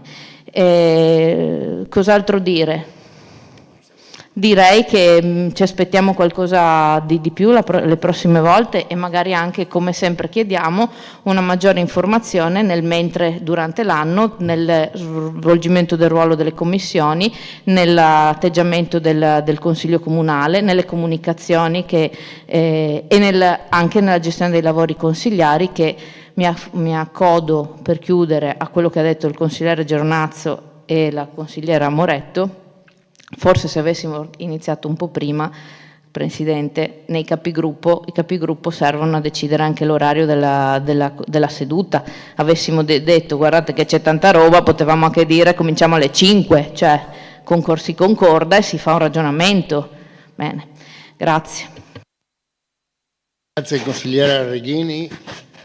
Ricordo appunto che nei capigruppo c'era anche lei. Io ho proposto lei ha proposto un orario 19. che... No, lei non ha proposto, lei ha detto il Consiglio è il 28 alle 19. Allora, Okay. Se ragionavamo, se lei diceva abbiamo 14.000 robe da fare, bene. ci mettiamo 8 anni, abbiamo le relazioni degli assessori, forse avremmo anticipato, magari anche alle 6, come abbiamo fatto per il bilancio di previsione, peraltro. Benissimo. Altri interventi? No, beh, a questo punto... Consigliera Moretto, prego. No, grazie Presidente. Utilizzo brevemente il mio secondo intervento per due cose specifiche. Io credo, non so agli altri consiglieri, il quesito che avevo fatto era relativo all'IMU, all'andamento dell'IMU e all'andamento a picco degli accertamenti IMU degli anni precedenti. Su questo non ho ricevuto risposta. Invece mi dispiace che non c'è l'assessore Cirfera, ma poi casomai glielo dico, ripeto anche dopo. Io non avevo fatto nessuna domanda sulla mensa, la mia era una considerazione politica che era relativa al discorso sulle mense, non avevo fatto nessuna domanda sulla mensa, l'avevo fatta sull'IMU. E allo stesso tempo io credo che in questo Consiglio, se ci sono appelli da fare circa l'utilizzo delle commissioni, questi non possono essere sempre rivolti all'opposizione e mai alla maggioranza, perché mi pare che dal primo giorno che ci siamo insediati abbiamo tutti teoricamente condiviso il fatto che debbano essere le commissioni le sedi di confronto e approfondimento dei temi. Però le commissioni non possono essere luogo di confronto e approfondimento solo quando comoda. Però Assessore non dica così, perché è dai banchi della sua maggioranza che noi continuiamo a ricevere dei no rispetto alle richieste o alle proposte di approfondimento in Commissione. Quindi io personalmente appelli alla responsabilità su questa cosa non ne accetto, perché il nostro lavoro di opposizione con i mezzi limitati e le informazioni limitate che abbiamo lo stiamo facendo. Se si vuole maggiore confronto e maggiore collaborazione, benissimo, ma non si può volerla a giorni alterni o solo su quello che comoda, la si deve volere sempre. E allora a quel punto si instaura un metodo di lavoro che è profondamente diverso, che prevede il confronto in Commissione sui temi che vanno in Consiglio, ma anche sui temi che sono propedeutici a una discussione serena sulle questioni, e probabilmente si lavora in maniera diversa. Quindi io credo che anche in questo caso, rispetto al rendiconto, personalmente ho fatto una domanda che mi è sorta ripassando le cose oggi pomeriggio, per il resto ho fatto delle considerazioni politiche che quindi penso debbano essere fatte non in Commissione ma in questa sede, che è la sede di Consiglio, e sono considerazioni che ribadisco. La questione saliente di questo rendiconto è che questa amministrazione a novembre era nelle condizioni di valutare che l'impegnato rispetto allo stanziato, è scritto qui, è del 74%, quindi c'era un 25% di risorse che ancora potevano essere utilizzate se ovviamente si monitora l'andamento della spesa giorno per giorno, se ci si accorge che a quasi il termine dell'anno avanzano delle risorse che possono essere utilizzate e si decide di impegnarle. Se mi permettete, siccome prima ho sentito parlare di carenza del personale di uffici, cose oggettive e legittime, però permettetemi, ci sono gli assessori, Il mestiere di un assessore è anche questo, quello di capire rispetto ai suoi obiettivi di referato se questi sono raggiunti, se c'è la possibilità di spostare delle risorse da una cosa all'altra. Quindi io adesso non è che questa sera sono qui a dire che il fatto che, si sono spesi solo il 75% dei soldi è colpa dei funzionari e degli uffici comunali. Se si è scelto di lasciare il 25% delle risorse non utilizzato è perché qui siamo a dare valutazioni politiche e responsabilità degli assessori, non è colpa dell'ufficio che non ha segnalato le risorse da spendere. E ribadisco quello che abbiamo detto e che anche è stato confermato precedentemente. Si tratta di risorse che potevano essere spese con un assestamento, nell'assestamento del 30 novembre, potevano essere impiegate per la città. Prima si è anche un po' scherzato sulla questione dei parchi giochi e del verde. Io ve lo dico da utente, ma soprattutto anche da persona che come tutti parla con i cittadini di Portogruaro. Guardate che se noi andiamo a giro per i comuni limitrofi, lo stato dei parchi giochi e dei giochi è che pare di andare in un altro stato rispetto a quello che c'è qui a Portogruaro. E guardate che le famiglie con bambini piccoli hanno bisogno di frequentare questi luoghi, di trovarli ben manutenuti, con dei giochi sicuri e possibilmente nuovi. Se ci guardiamo intorno, questo c'è, e allora io dico, si è scherzato, può sembrare una spesa da poco. Io credo che se invece al 30 di novembre si dice guardate c'è stato un risparmio di spesa, li investiamo per rimettere i giochi dove li abbiamo dovuti togliere perché non erano sicuri, forse alle famiglie di Portogruaro questa cosa non sarebbe suonata granché male. La città ha bisogno magari di interventi di maggior pulizia, di maggior decoro, benissimo, utilizziamo le risorse che abbiamo.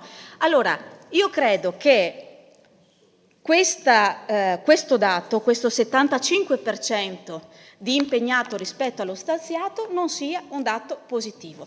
È un bilancio in regola con le norme, ma credo che nessuno di noi l'abbia mai dubitato, insomma.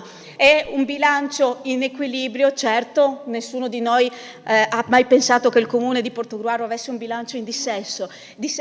È un bilancio che dimostra una buona amministrazione? No.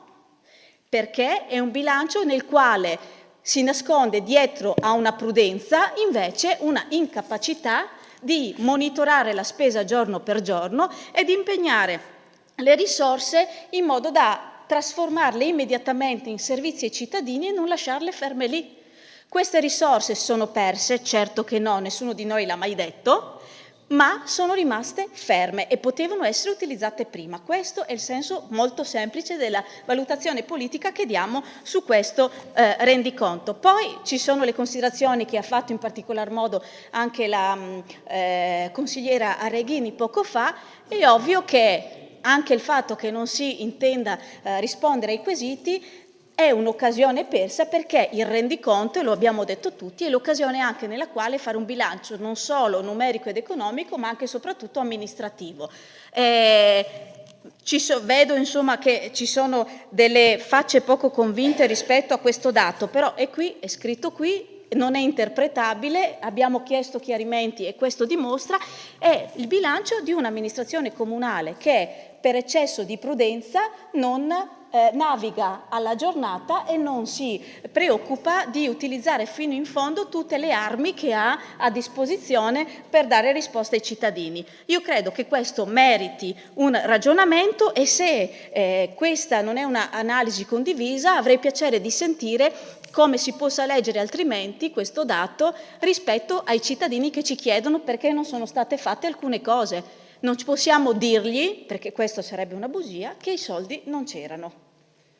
Questo è importante, non possiamo uscire di qui a dire ai cittadini che i soldi non c'erano, perché i soldi c'erano. Questo credo che sia una considerazione oggettiva sulla quale non si può discutere. Grazie consigliera Moretto. Prego, assessore Lipani. In chiusura due cose velocissime per rispondere. Il teatro, aveva parlato la consigliera Moretto e il consigliere Bertoncello. Il teatro viene utilizzato viene utilizzato benissimo, principalmente dalle scuole e dai laboratori, quindi se ne fa abbastanza cultura da quel punto di vista lì.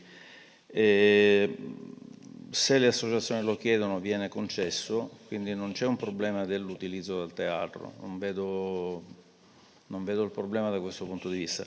Per quanto riguarda il discorso della convenzione, invece, ne avevamo già parlato in un precedente Consiglio Comunale. Vi ricordo che la convenzione con Artevenna, che era stata fatta sempre per 3 anni, l'anno scorso è stata fatta solo per 1 anno, proprio perché riteniamo di dover analizzare bene la questione dell'affidamento del teatro nella direzione di qual è la cosa migliore per la città di Portogruaro. Quindi l'interesse è solo di Portogruaro. Quindi ne avevamo parlato in un precedente Consiglio, mi ricordo nel 24, ne avevamo parlato l'anno scorso, quindi la convenzione sarà rifatta sulla base di quello che converrà al Consiglio alla città di Portogruaro, solo nell'interesse dei cittadini di Portogruaro, non altro. E questo sarà discusso a breve, la porteremo anche in commissione quando sarà il momento. L'ultimo passaggio sul palazzetto. Il palazzetto di Prati Pozzo non è ancora terminato, come sapete, mancano gradinate e pavimentazione. Possiamo darlo però in utilizzo per gli allenamenti, e così è stato fatto, perché era un peccato nel momento che c'era una squadra di pattinaggio che aveva delle criticità nella situazione in cui si trovava. Abbiamo ritenuto opportuno, anche se non completato definitivamente, di poterlo dare per gli allenamenti. Questo chiaramente ha comportato l'utilizzo in questo momento, l'affidamento di quel palazzetto a quelle che sono le tariffe che giustamente le dice sono ferme al 2012, ed è vero. 20 giorni fa e più ho fatto richiesta agli uffici, c'è una email inviata agli uffici in cui ho richiesto quello che è un po' il rendiconto finanziario di quello che era un po' il costo di tutti gli impianti sportivi di Portogruaro, palazzetto compreso, e se non inizia a essere usato non possiamo sapere quello che è il costo di gestione del palazzetto, per poter rivedere quelle tariffe che sono ferme al 2012. Dal 2012 a oggi è cresciuta l'energia elettrica, sono cresciute tante cose, sicuramente si dovranno rivedere. È chiaro che c'è un discorso sociale alla base di tutto questo, perché lo sport è anche sociale, non possiamo pretendere che il Comune si rifaccia a 360 gradi di tutti i costi di gestione degli impianti, tranne che non si diano in gestione un'associazione sportiva e si prende in carico tutti i costi di gestione del palazzetto. Quindi questo è oggetto di revisione, ecco perché abbiamo fatto quell'affidamento fino al 30 giugno. Dal 1° luglio ci saranno le nuove tariffe e si farà. Grazie. Prego, consigliere. Solo per una precisazione, può darsi che mi sia anche spiegato male. Io ho messo all'attenzione dell'amministrazione comunale che il regolamento del palazzetto dell'utilizzo degli impianti sportivi ha una certa data, che sono anni. Bene, adesso l'avete preso anni. Prima è stato riferito che c'è una continuità amministrativa di 10 anni, perché tra un po', voglio dire, bene, questo è il tema che pongo, e questo vale anche per l'assistenza domiciliare agli anziani e vale anche per l'ISEE. Io dico, non metto in discussione quanto devono pagare le società sportive nell'utilizzo dell'impianto, io dico che non ci sono, adesso è venuta l'occasione per parlare di questi due, ma se andate a vedere, sono i regolamenti datati 12, 13, 14, 15, 16 che sono bloccati, salvo alcune modifiche di regolamento per effetto del cambiamento della legge e obbligo di legge, altrimenti nessuno se ne è mai occupato. E se volete ne discutiamo quando volete. Grazie consigliere Bertoncello.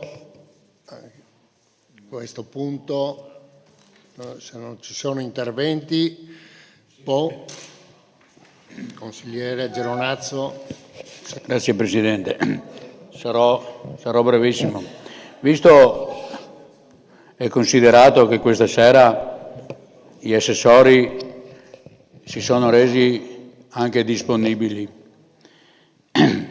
io mi auspicherei, signor Vice Sindaco, visto che dobbiamo mettere le mani a un regolamento datato 2012, visto che tutta questa questione è molto complessa a mio modo di vedere, che sia anche un modo per convocare una commissione e tutti assieme decidere su questo regolamento e decidere anche per essere aggiornati, perché sicuramente chiedono a voi come chiedono a noi, quindi se diciamo tutti quanti la stessa cosa andiamo in una strada giusta. Quindi mi auspico che non dobbiamo chiedere sempre noi e dopo il riniego, cioè mi auspico che finalmente si possa discuterne.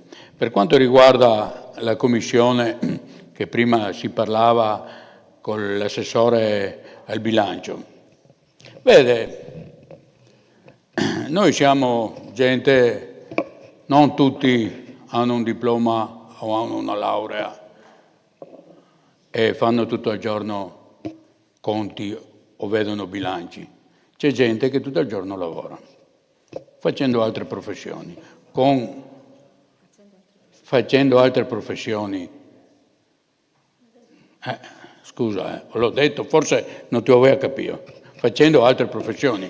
Quindi, quando si convoca una commissione al bilancio, si viene, si legge quel poco che si sa, si cerca di capire e si viene alla commissione di bilancio. L'assessore ce la illustra, dopodiché, se niente da dire, l'assessore nella commissione, illustriamo la commissione, capiamo bene, vado a casa, i punti oscuri che avevo me li rilego e pongo le domande.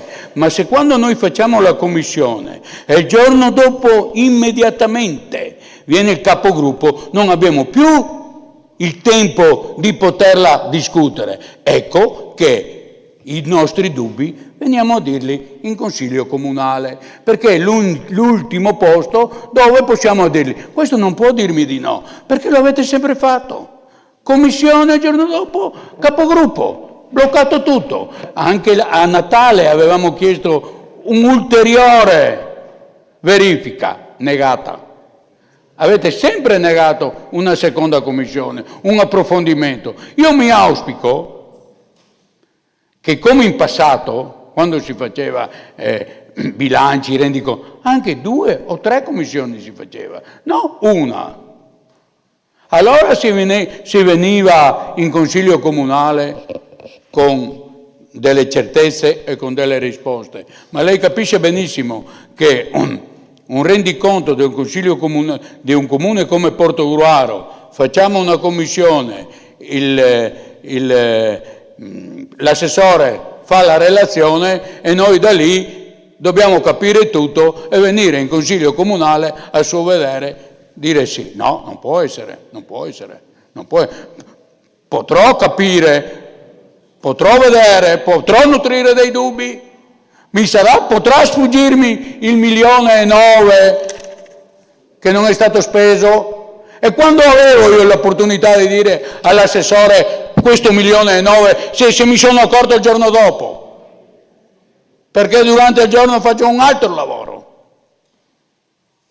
Allora lo dico in consiglio comunale, perché il 1,9 milioni non è né dell'assessore né dei consiglieri, è i cittadini di Portogruaro. È giusto che lo sappiano, è giusto che siano informati, è giusto che i cittadini di Portogruaro sappiano che noi abbiamo impegnato il 74% delle risorse del comune e abbiamo detto no alle telecamere. 150.000 euro in 3 anni e i soldi c'erano, li abbiamo accantonati.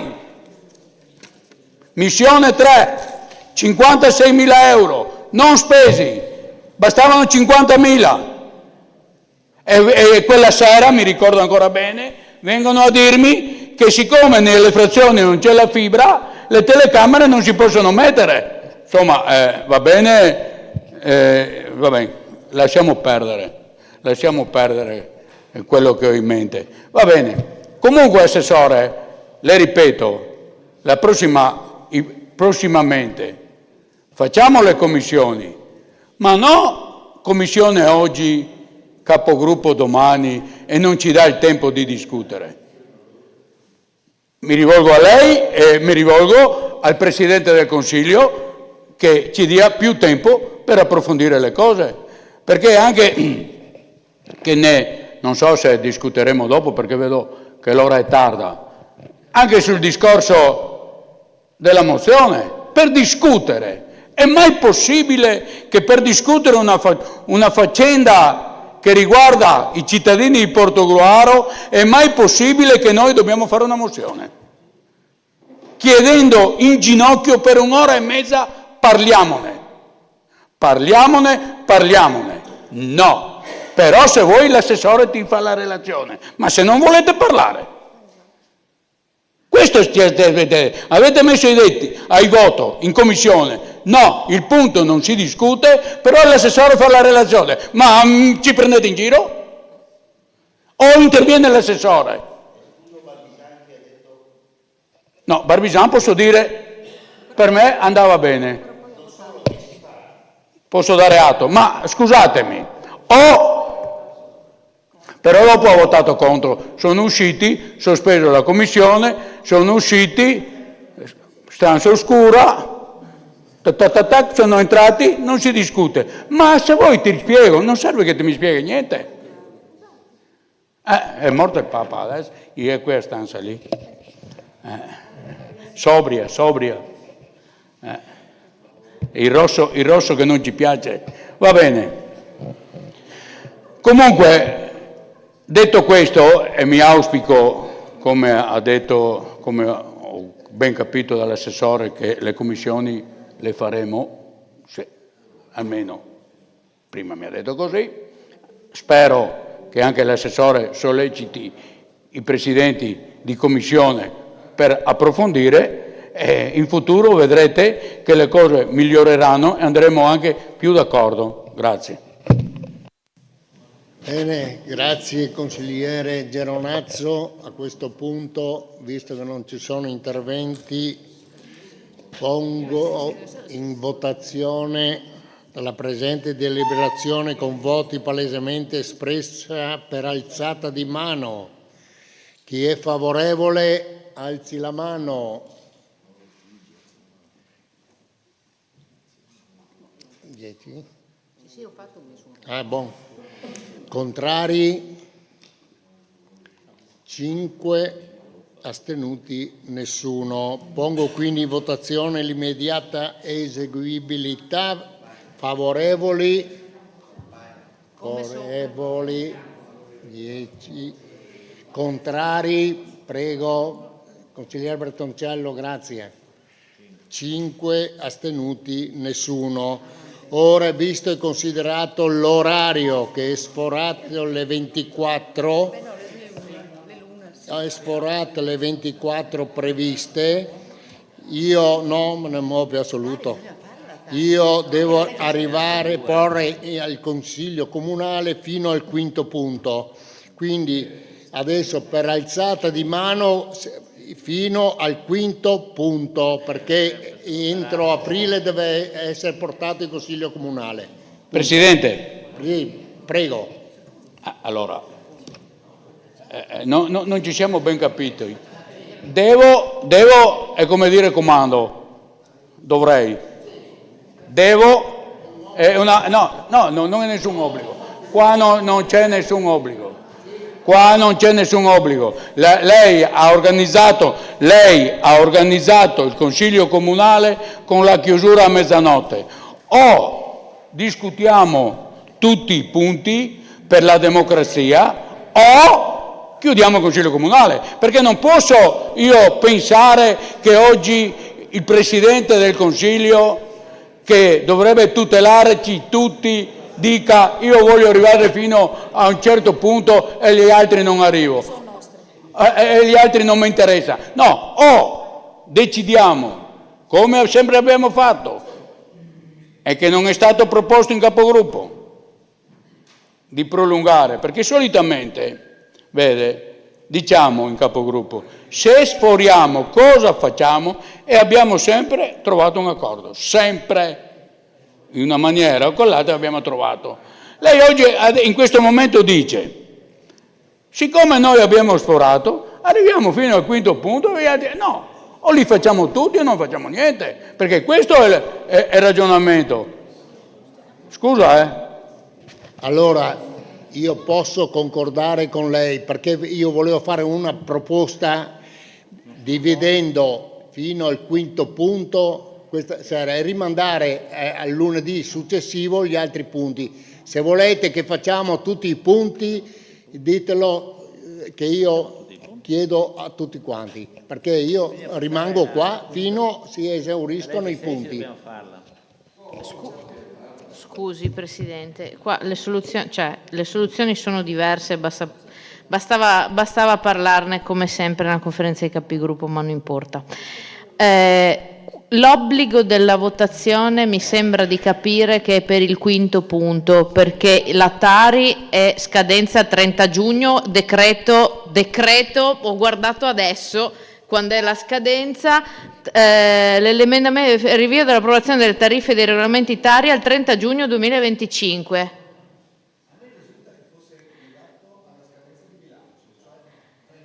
La proroga per l'approvazione dei regolamenti e delle tariffe Tari per il 2025 è fissata al 30 giugno. Questa proroga è stata approvata con un emendamento al decreto coesione. Io leggo notizie, ANCI, vedete voi adesso? Quindi se l'approvazione delle modifiche non è l'altra convenzione di Lugugnana, si può spostare l'approvazione del quinto punto, la spostiamo adesso e approviamo, con l'impegno che la Tari e tutte le mozioni, tutto il resto dei punti, tutti, il 3, 4, 6, 7, 8 e 9, venga affrontato nel giro di 5 giorni, una settimana? Tempo di convocare. Comunque faccio una mozione d'ordine, Presidente, perché non so quante volte gliel'ho detto nei capigruppo, non so quante volte l'ho detto in Consiglio Comunale. Visto che spesso sforiamo, perché non decidiamo già una data di riconvocazione? È nel regolamento questa possibilità, perché ogni volta dobbiamo fare tutta la menata, perché adesso bisogna riconvocarlo, 5 giorni, eccetera, eccetera. Invece se decidiamo una data dall'inizio, ce l'abbiamo già e ci mettiamo d'accordo e si fa. La modifica del regolamento Tari, come vedete, non è una modifica delle tariffe. La proroga 30 giugno riguarda le tariffe Tari, non la modifica regolamentare che deve essere fatta in concomitanza col bilancio. Vabbè, 2 punti sono, spostiamo l'approvazione di Lugugnana e... No, devono... Terzo e quinto, quarto, sesto, settimo, ottavo e nono, una data nel giro di... Il 5, niente? 5 di maggio, lunedì 5 maggio. Sempre di lunedì, ma avete sempre detto, anche i capigruppo, possibilmente il lunedì. Bene. Mettiamo in votazione. Però prima pongo in votazione... Ah sì, prego. Sospendiamo 5 minuti. Alto là.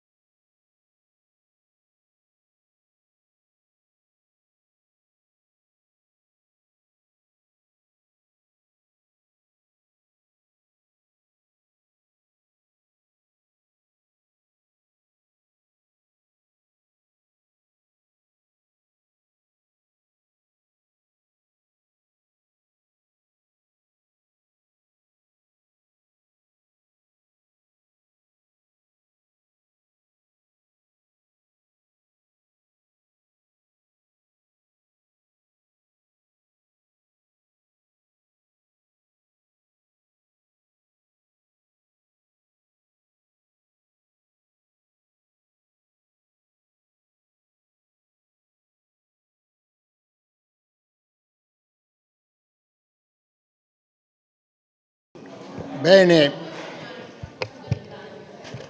allora, niente. Segretaria, prego. Segretaria. C'è il numero legale. Ma manca la segretaria. 5 minuti, non c'è stato. Venga.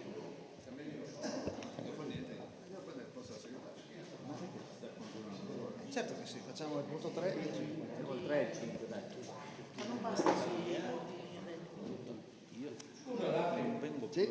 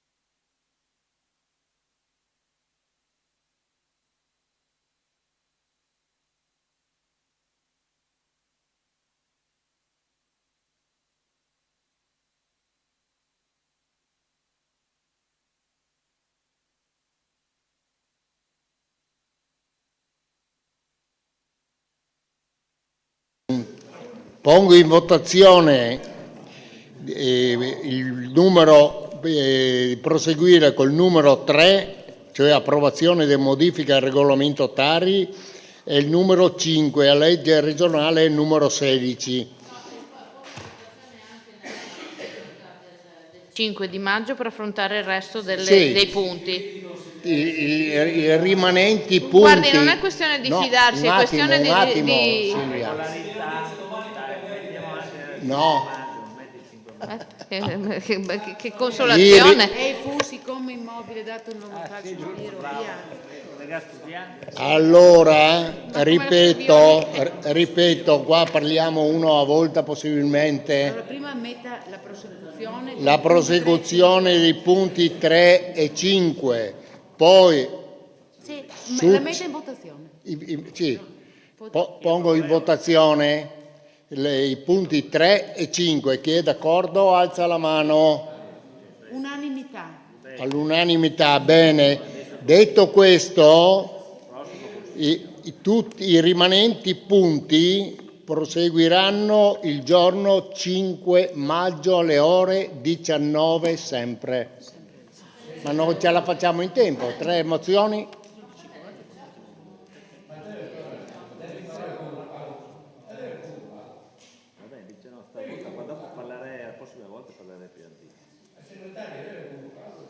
Ma cosa c'entra?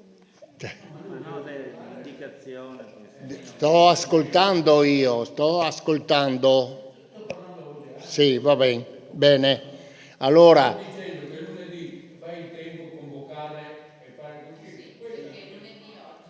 Sì. Sono 5 giorni, domani è martedì per lunedì. Esatto.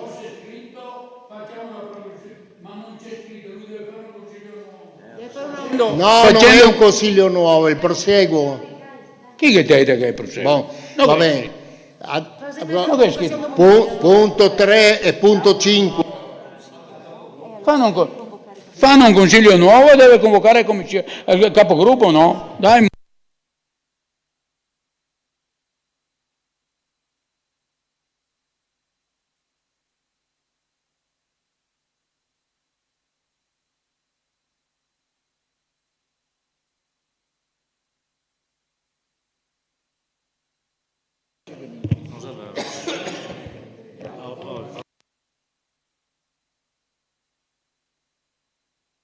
Presidente della terza commissione Guido Giuseppin per illustrare l'argomento.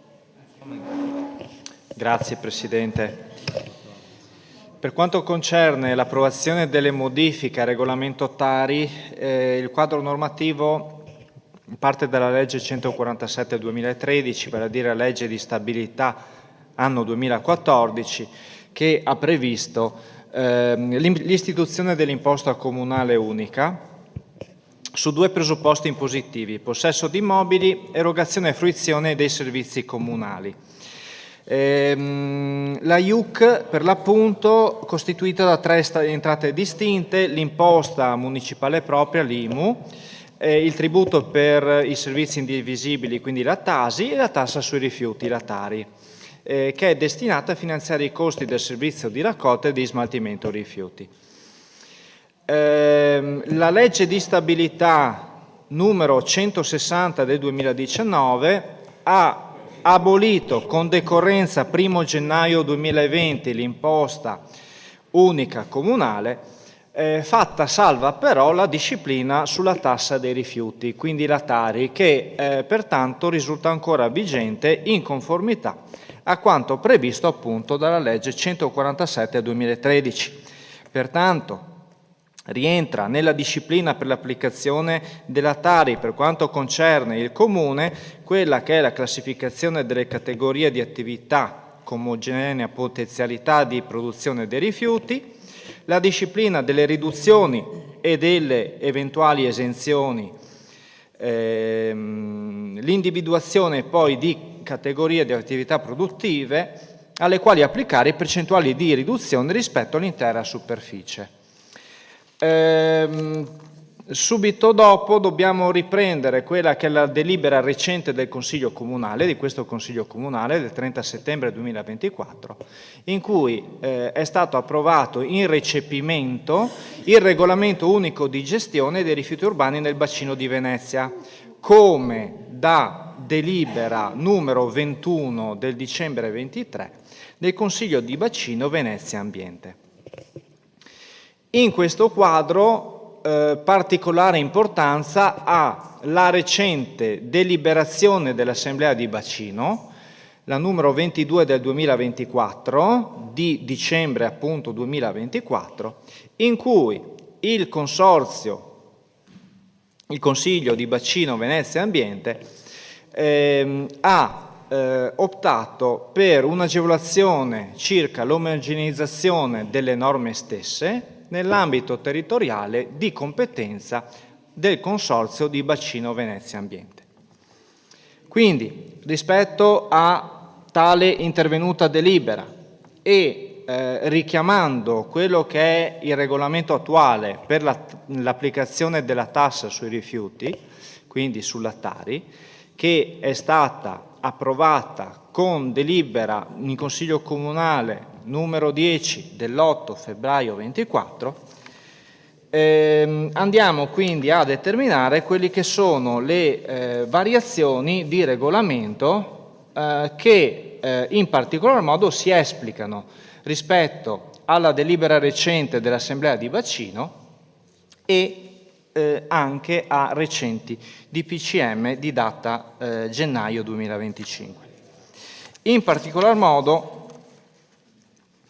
il regolamento in vigore all'articolo 4, circa la modalità di svolgimento del servizio di gestione dei rifiuti, viene cambiato ribadendo sempre che il servizio è svolto in regime di privativa sull'intero territorio comunale, però con le modalità stabilite da quello che è il regolamento unico di gestione dei rifiuti urbani nel bacino di Venezia. In capo a quelle che sono le agevolazioni vi è in buona sostanza una riconferma di quelle che sono le agevolazioni basate sull'ISEE e in particolar modo quelle che sono le scansioni previste. Quindi abbattimento della quota variabile per il 30% per ISEE non superiori agli 8.000 euro, abbattimento della quota variabile del 20% per ISEE compresi tra gli 8 e i 10.000 euro e abbattimento della quota variabile del 10% per ISEE compresi tra 10.000 e 12.500 euro. Breve inciso, colgo l'occasione, visto che è anche riconfermato nel regolamento, di ricordare che il contribuente che vuole usufruire del trattamento agevolato deve trasmettere entro la data indicata nella delibera di approvazione delle tariffe al Comune di Portogruaro la dichiarazione sostitutiva unica e la certificazione dell'ISEE. La scadenza per tale presentazione, per la presentazione della richiesta di riduzione tariffaria, è stata stabilita nella data del 30 settembre 2025. A conclusione di questo articolo 4 vi è inoltre l'inserimento dell'entrata in vigore del DPCM 21 gennaio 2025 inerente al regolamento recante principi e criteri per la definizione delle modalità applicative delle agevolazioni tariffarie in favore degli utenti domestici del servizio di gestione integrata dei rifiuti in condizioni economico disagiate, specificando nella fattispecie che verrà ritenuta valida la norma di maggior favore per il contribuente in attesa di ulteriori indicazioni da parte del legislatore. Un altro articolo che è cambiato in maniera abbastanza sostanziale è l'articolo 26, le riduzioni per avvio a riciclo dei rifiuti urbani, in cui la modifica è inerente soprattutto alla parte variabile. Quindi per tutte le utenze non domestiche che hanno scelto di poter affidare il riciclo anche ad altri soggetti autorizzati, deve esservi una specifica attestazione rilasciata dall'impresa. La modifica sostanziale è l'introduzione di un termine perentorio, per cui laddove in precedenza vi era un termine del 31 gennaio di ciascun anno, adesso viene introdotto un termine perentorio entro il 28 febbraio del medesimo anno per la comunicazione asseverata a mezzo PEC o altro mezzo che vada a certificare la trasmissione di quelle che sono i dati identificativi e i dati sensibili in maniera certa. Inoltre viene tenuto conto dell'opzione in cui non si configura come uscita dal servizio pubblico e quindi l'utente domestico può avvalersi comunque del gestore pubblico per il conferimento dei rifiuti urbani. L'articolo 26 bis invece parla della riduzione in caso di uscita del servizio pubblico, quindi utenze non domestiche che conferiscono al di fuori del servizio pubblico, anche in questo caso è necessario che vi sia un'attestazione rilasciata dal soggetto che effettua l'attività di recupero per quanto concerne la corresponsione della quota variabile del tributo. Infatti, la scelta di servizi del settore del gestore del servizio pubblico, comunicata via PEC o con altro strumento telematico, deve essere effettuata entro il termine del 30 giugno di ogni anno, con effetto dal 1 gennaio dell'anno successivo. Viene tolta, rispetto al regolamento attuale, quello che era la limitazione dell'anno 2021. Inoltre, l'omessa presentazione della documentazione entro il termine del 28 febbraio comporta la perdita del diritto all'esenzione della quota variabile della Tari, quindi anche qui l'introduzione del termine perentorio. L'articolo 30 vi è una modifica di quelle che sono le agevolazioni e le riduzioni, vale a dire non più fino all'80% della parte variabile stessa, ma qualora si rendano applicabili più riduzioni o agevolazioni, ogni agevolazione viene attuata sull'applicazione delle riduzioni precedentemente considerate. Per quanto concerne il versamento del tributo, le modalità rimangono le medesime. Il pagamento al comma 3 è effettuato in almeno 2 rate a scadenza semestrale, viene tolta la possibilità di pagamento in unica soluzione e quindi il pagamento con la scadenza coincidente con quella che era la prima rata.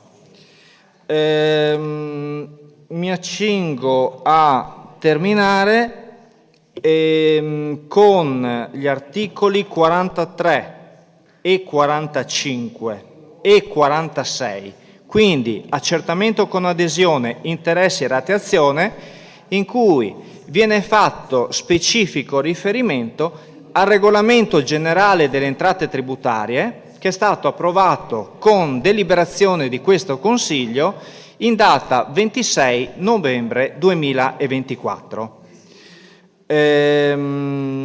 Pertanto, con il presente dispositivo si propone di approvare le modifiche al regolamento per l'applicazione della tassa sui rifiuti Tari rispetto alla versione attuale con delibera del Consiglio Comunale dell'8 febbraio 2024 e con l'approvazione del suddetto regolamento darne efficacia a decorrere dal 1 gennaio 2025. Grazie.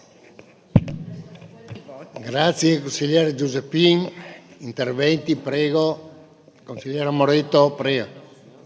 Scusi Presidente, intervengo per mozione d'ordine per capire sia per questa sera che per il futuro. In questo, appena adesso il consigliere Giuseppin è intervenuto come incaricato dall'assessore ad essere relatore del provvedimento?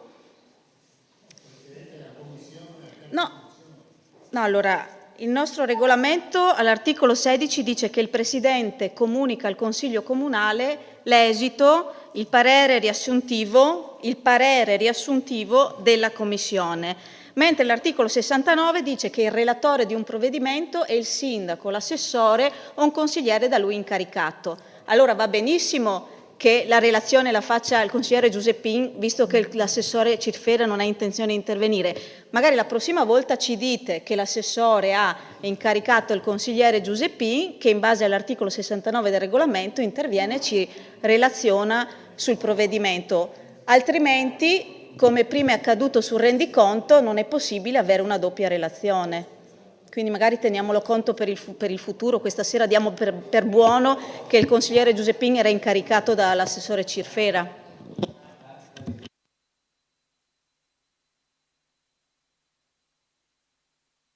No. Assessore Cirfera, vuole intervenire? Carità di Dio.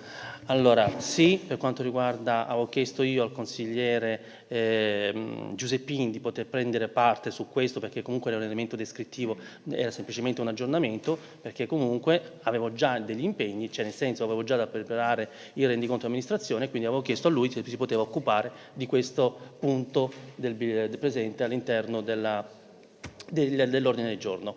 questo è vero, gliel'avevo chiesto io personalmente. Grazie. Bene, grazie Assessore Cirfera. Altri interventi, prego.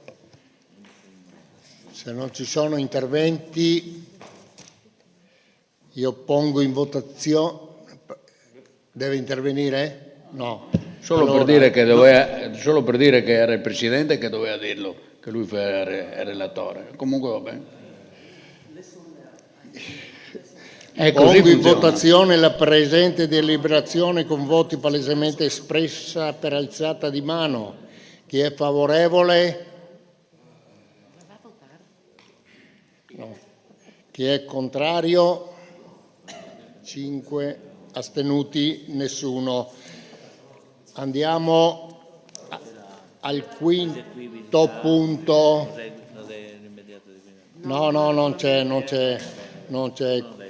Punto 5, legge regionale 22 giugno 1993, numero 16, iniziative per il decentramento amministrativo e per lo sviluppo economico e sociale del Veneto orientale, adesione ai progetti per le annualità 2025-2027 ai sensi della delibera giunta regionale numero 321 del 2025. L'argomento è stato trattato nella riunione della prima commissione del 17 aprile 2025. Passo la parola al Presidente della prima commissione, Barbisan Leonardo, che illustra l'argomento. Prego.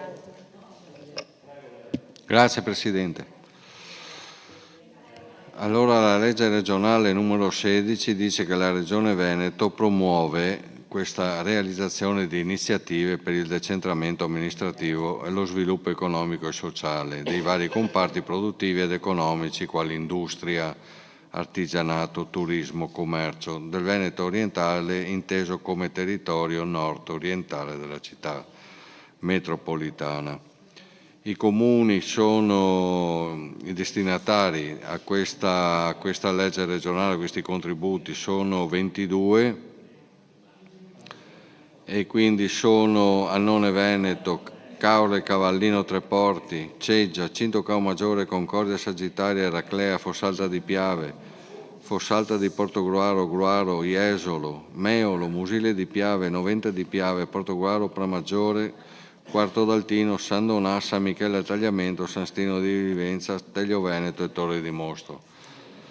C'era qualche perplessità su San Michele al Tagliamento che il giorno della commissione non aveva posto la firma, poi ha messo la firma e adesso io do la parola al signor Sindaco per una breve relazione. Vabbè, facciamo presto. Facciamo presto, sarò sintetico. Sì, no, vabbè, insomma, abbiamo già discusso in commissione.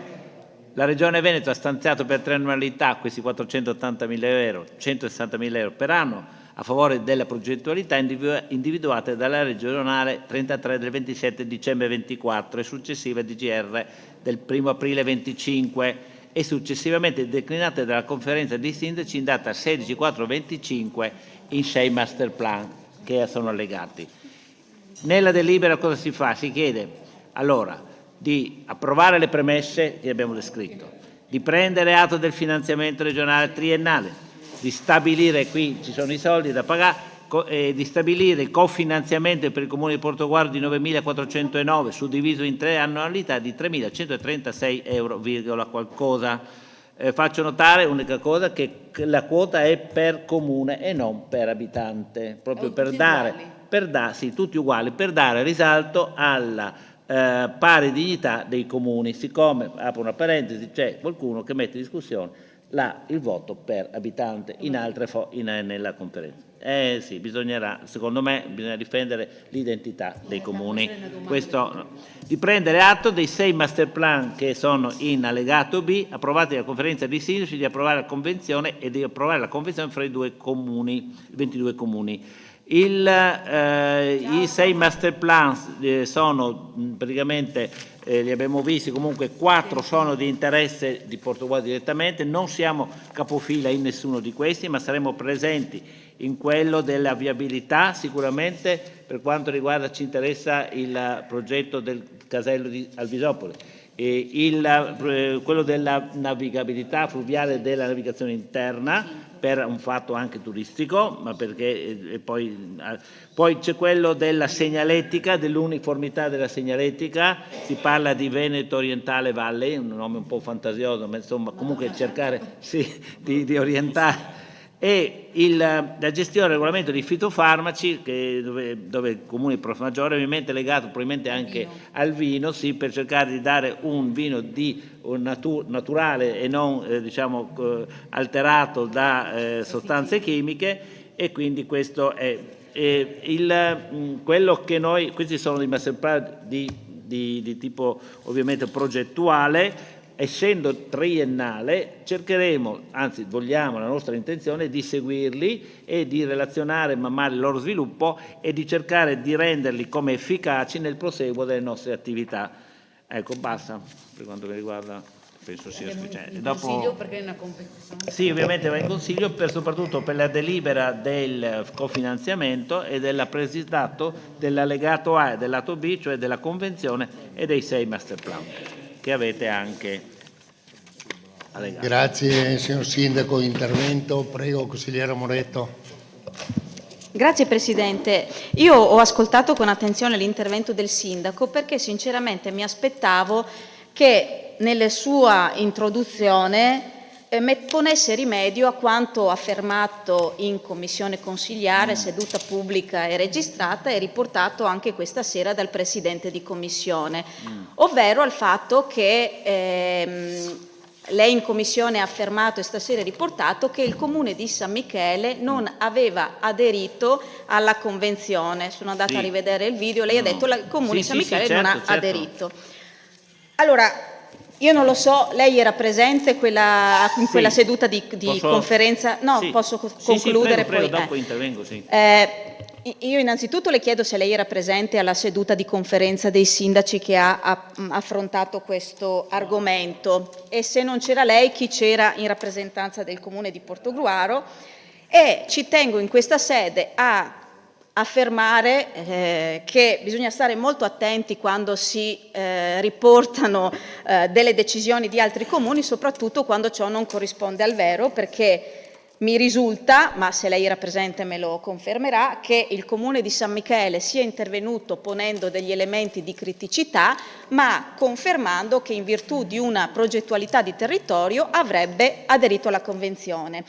Nel momento in cui noi stavamo svolgendo la commissione qui in Sala Russolo, il Comune di San Michele aveva già ufficialmente confermato la sua adesione, quindi noi per mezz'ora abbiamo parlato in commissione di una cosa che non esisteva, e tant'è che la delibera che era appena giunta dalla conferenza dei sindaci riportava il Comune di San Michele, perché il Comune di San Michele non ha mai dichiarato di non aderire a questa convenzione per i bandi e per i progetti di cui abbiamo discusso. Quindi io credo che per dovere di correttezza si debba questa sera chiarire questa affermazione che non è corretta e che è stata assolutamente ribadita, e le chiedo appunto se lei era presente o chi era presente per il Comune alla conferenza dei sindaci. E nel merito ovviamente preannuncio che ci sarà un voto favorevole rispetto ad una progettualità del territorio, noto con rammarico che il Comune di Portogruaro non è capofila di alcuna progettualità. Due cose. Allora, le giornate, arrivare alla conferenza alla commissione consigliare quel giorno lì è stata veramente una situazione concitata, perché se vedete le date sono praticamente sovrapponibili. Io ero in cabina di regia della TS e ho inviato l'assessore Fogliani alla presenza. Mi è arrivata, per una questione proprio di attimi, la voce che San Michele aveva delle criticità, e questo è vero. Ci è stata anche una discussione vivace con un altro sindaco, non faccio nome, ma vivace, molto vivace. Quindi non è stata subito data l'adesione. Quando sono arrivato ero rimasto con questa e poco dopo, la sera mi è arrivata la conferma, e io ho pregato proprio nella conferenza dei capigruppo, mi pare avete fatto, dei capigruppo successiva, di riferire che effettivamente San Michele e quindi la decisione, lo scritto, insomma i documenti che avevate erano perfetti, nel senso che San Michele aveva firmato.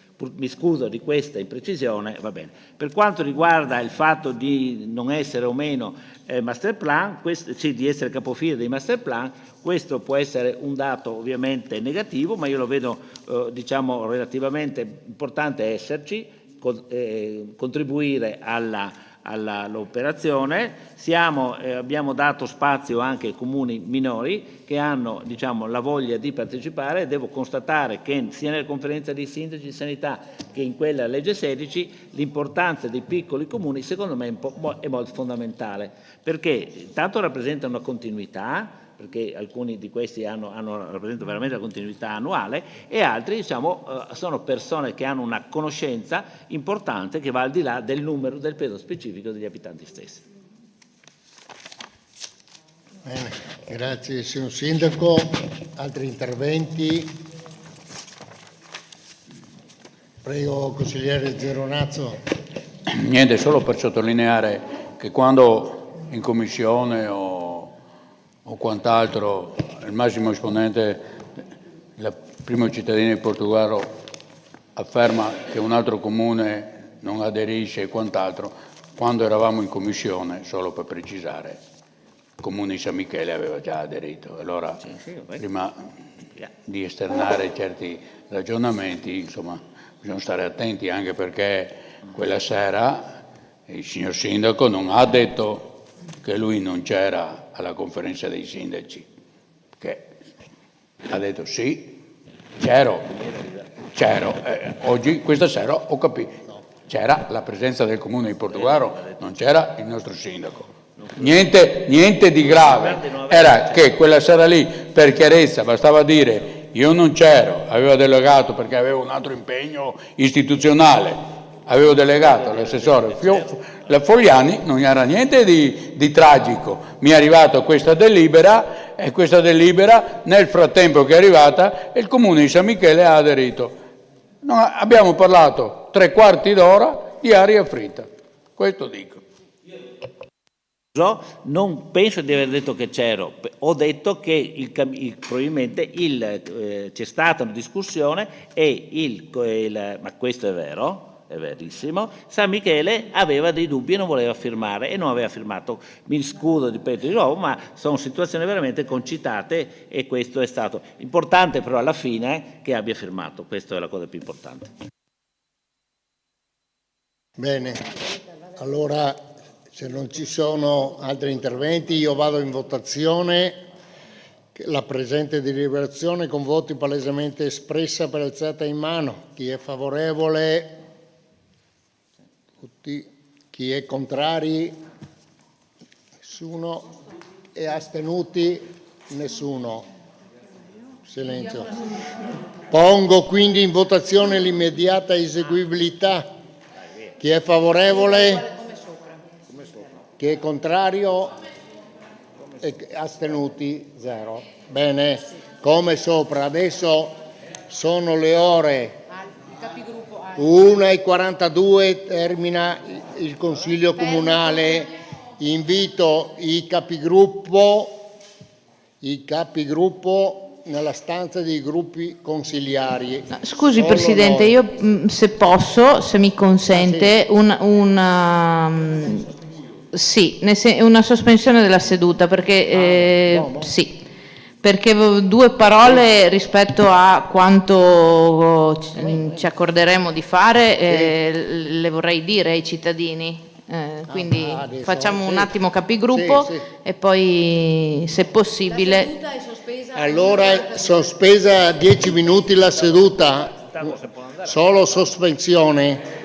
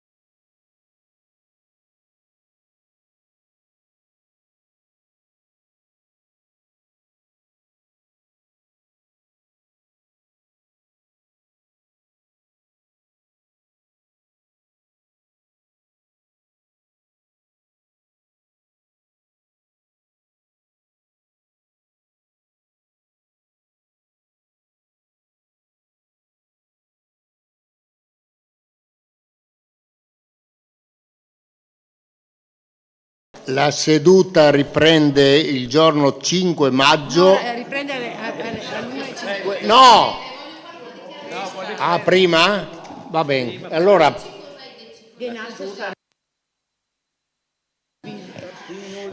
la seduta riprende alle ore 1:50. Avanti. Siamo in consiglio, 1:50. Via. Dai, via, avanti. allora i capigruppo abbiamo deciso che il giorno 5 maggio si fanno gli altri punti che non sono stati trattati questa sera. Quindi il punto, l'approvazione della convenzione tra i comuni per Caorle, poi tre proposte di mozione e poi c'è una domanda di attualità, mi sembra. Ecco, queste vengono discusse il giorno 5 maggio con inizio alle ore 18:30 questa volta.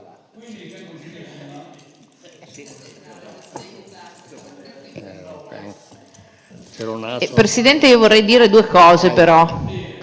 Sì, allora siamo sempre in seduta di Consiglio Comunale e visto che il regolamento a volte lo prendiamo pedissequamente, a volte invece non lo prendiamo pedissequamente, scusatemi ma come rappresentanti dell'opposizione ci sembra il minimo di dire due cose. Uno, stasera abbiamo ricordato che nelle comunicazioni doveva essere letto il decreto del rinnovo. Abbiamo garantito, e non pensate che non ci siamo accorti, la presenza della maggioranza, perché quando avete parlato come assessori, i consiglieri di maggioranza, a parte qualcuno che è rimasto seduto, il numero legale non era presente. Ce ne siamo accorti, siamo rimasti qui perché è chiaro che... ma non è scontato tutto ciò, perché potremmo decidere che non sia così. Quindi il rispetto delle istituzioni che tanto ci svaligiate in faccia ogni volta, ce l'abbiamo e come.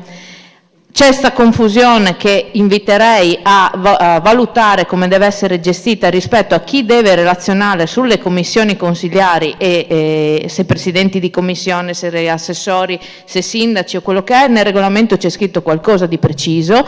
Siccome il regolamento nelle risposte che vengono date alla minoranza viene applicato in maniera tanto pedissequa nel rinnegarci le commissioni, io sottolineerei il fatto che, i capogruppo di opposizione stasera hanno derogato, oltre a dare queste indicazioni, hanno derogato al fatto che questa è una nuova convocazione, quella del 5, avrebbe 3 giorni di convocazione per i capigruppo e 5 giorni da dopo la seduta dei capigruppo per la convocazione del Consiglio.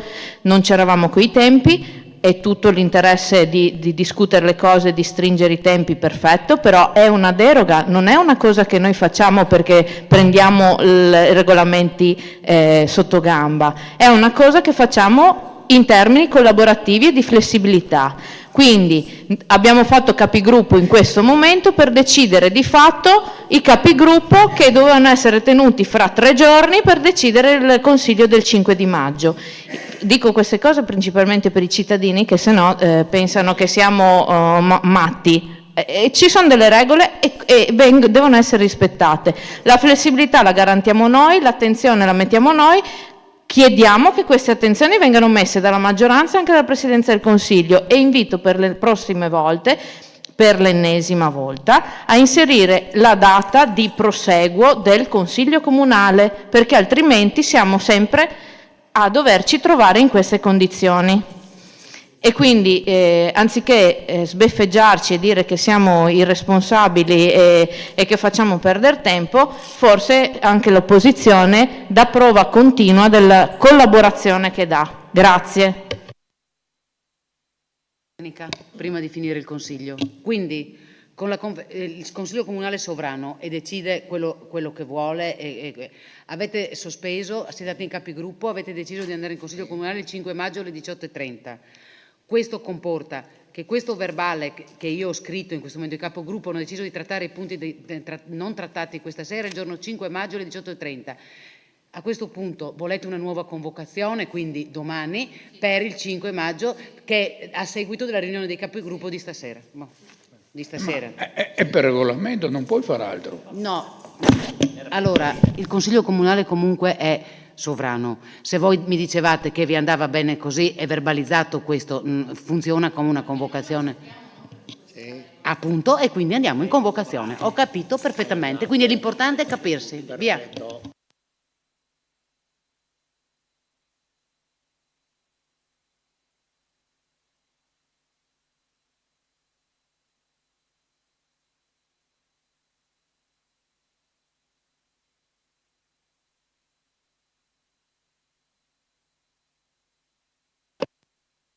Via.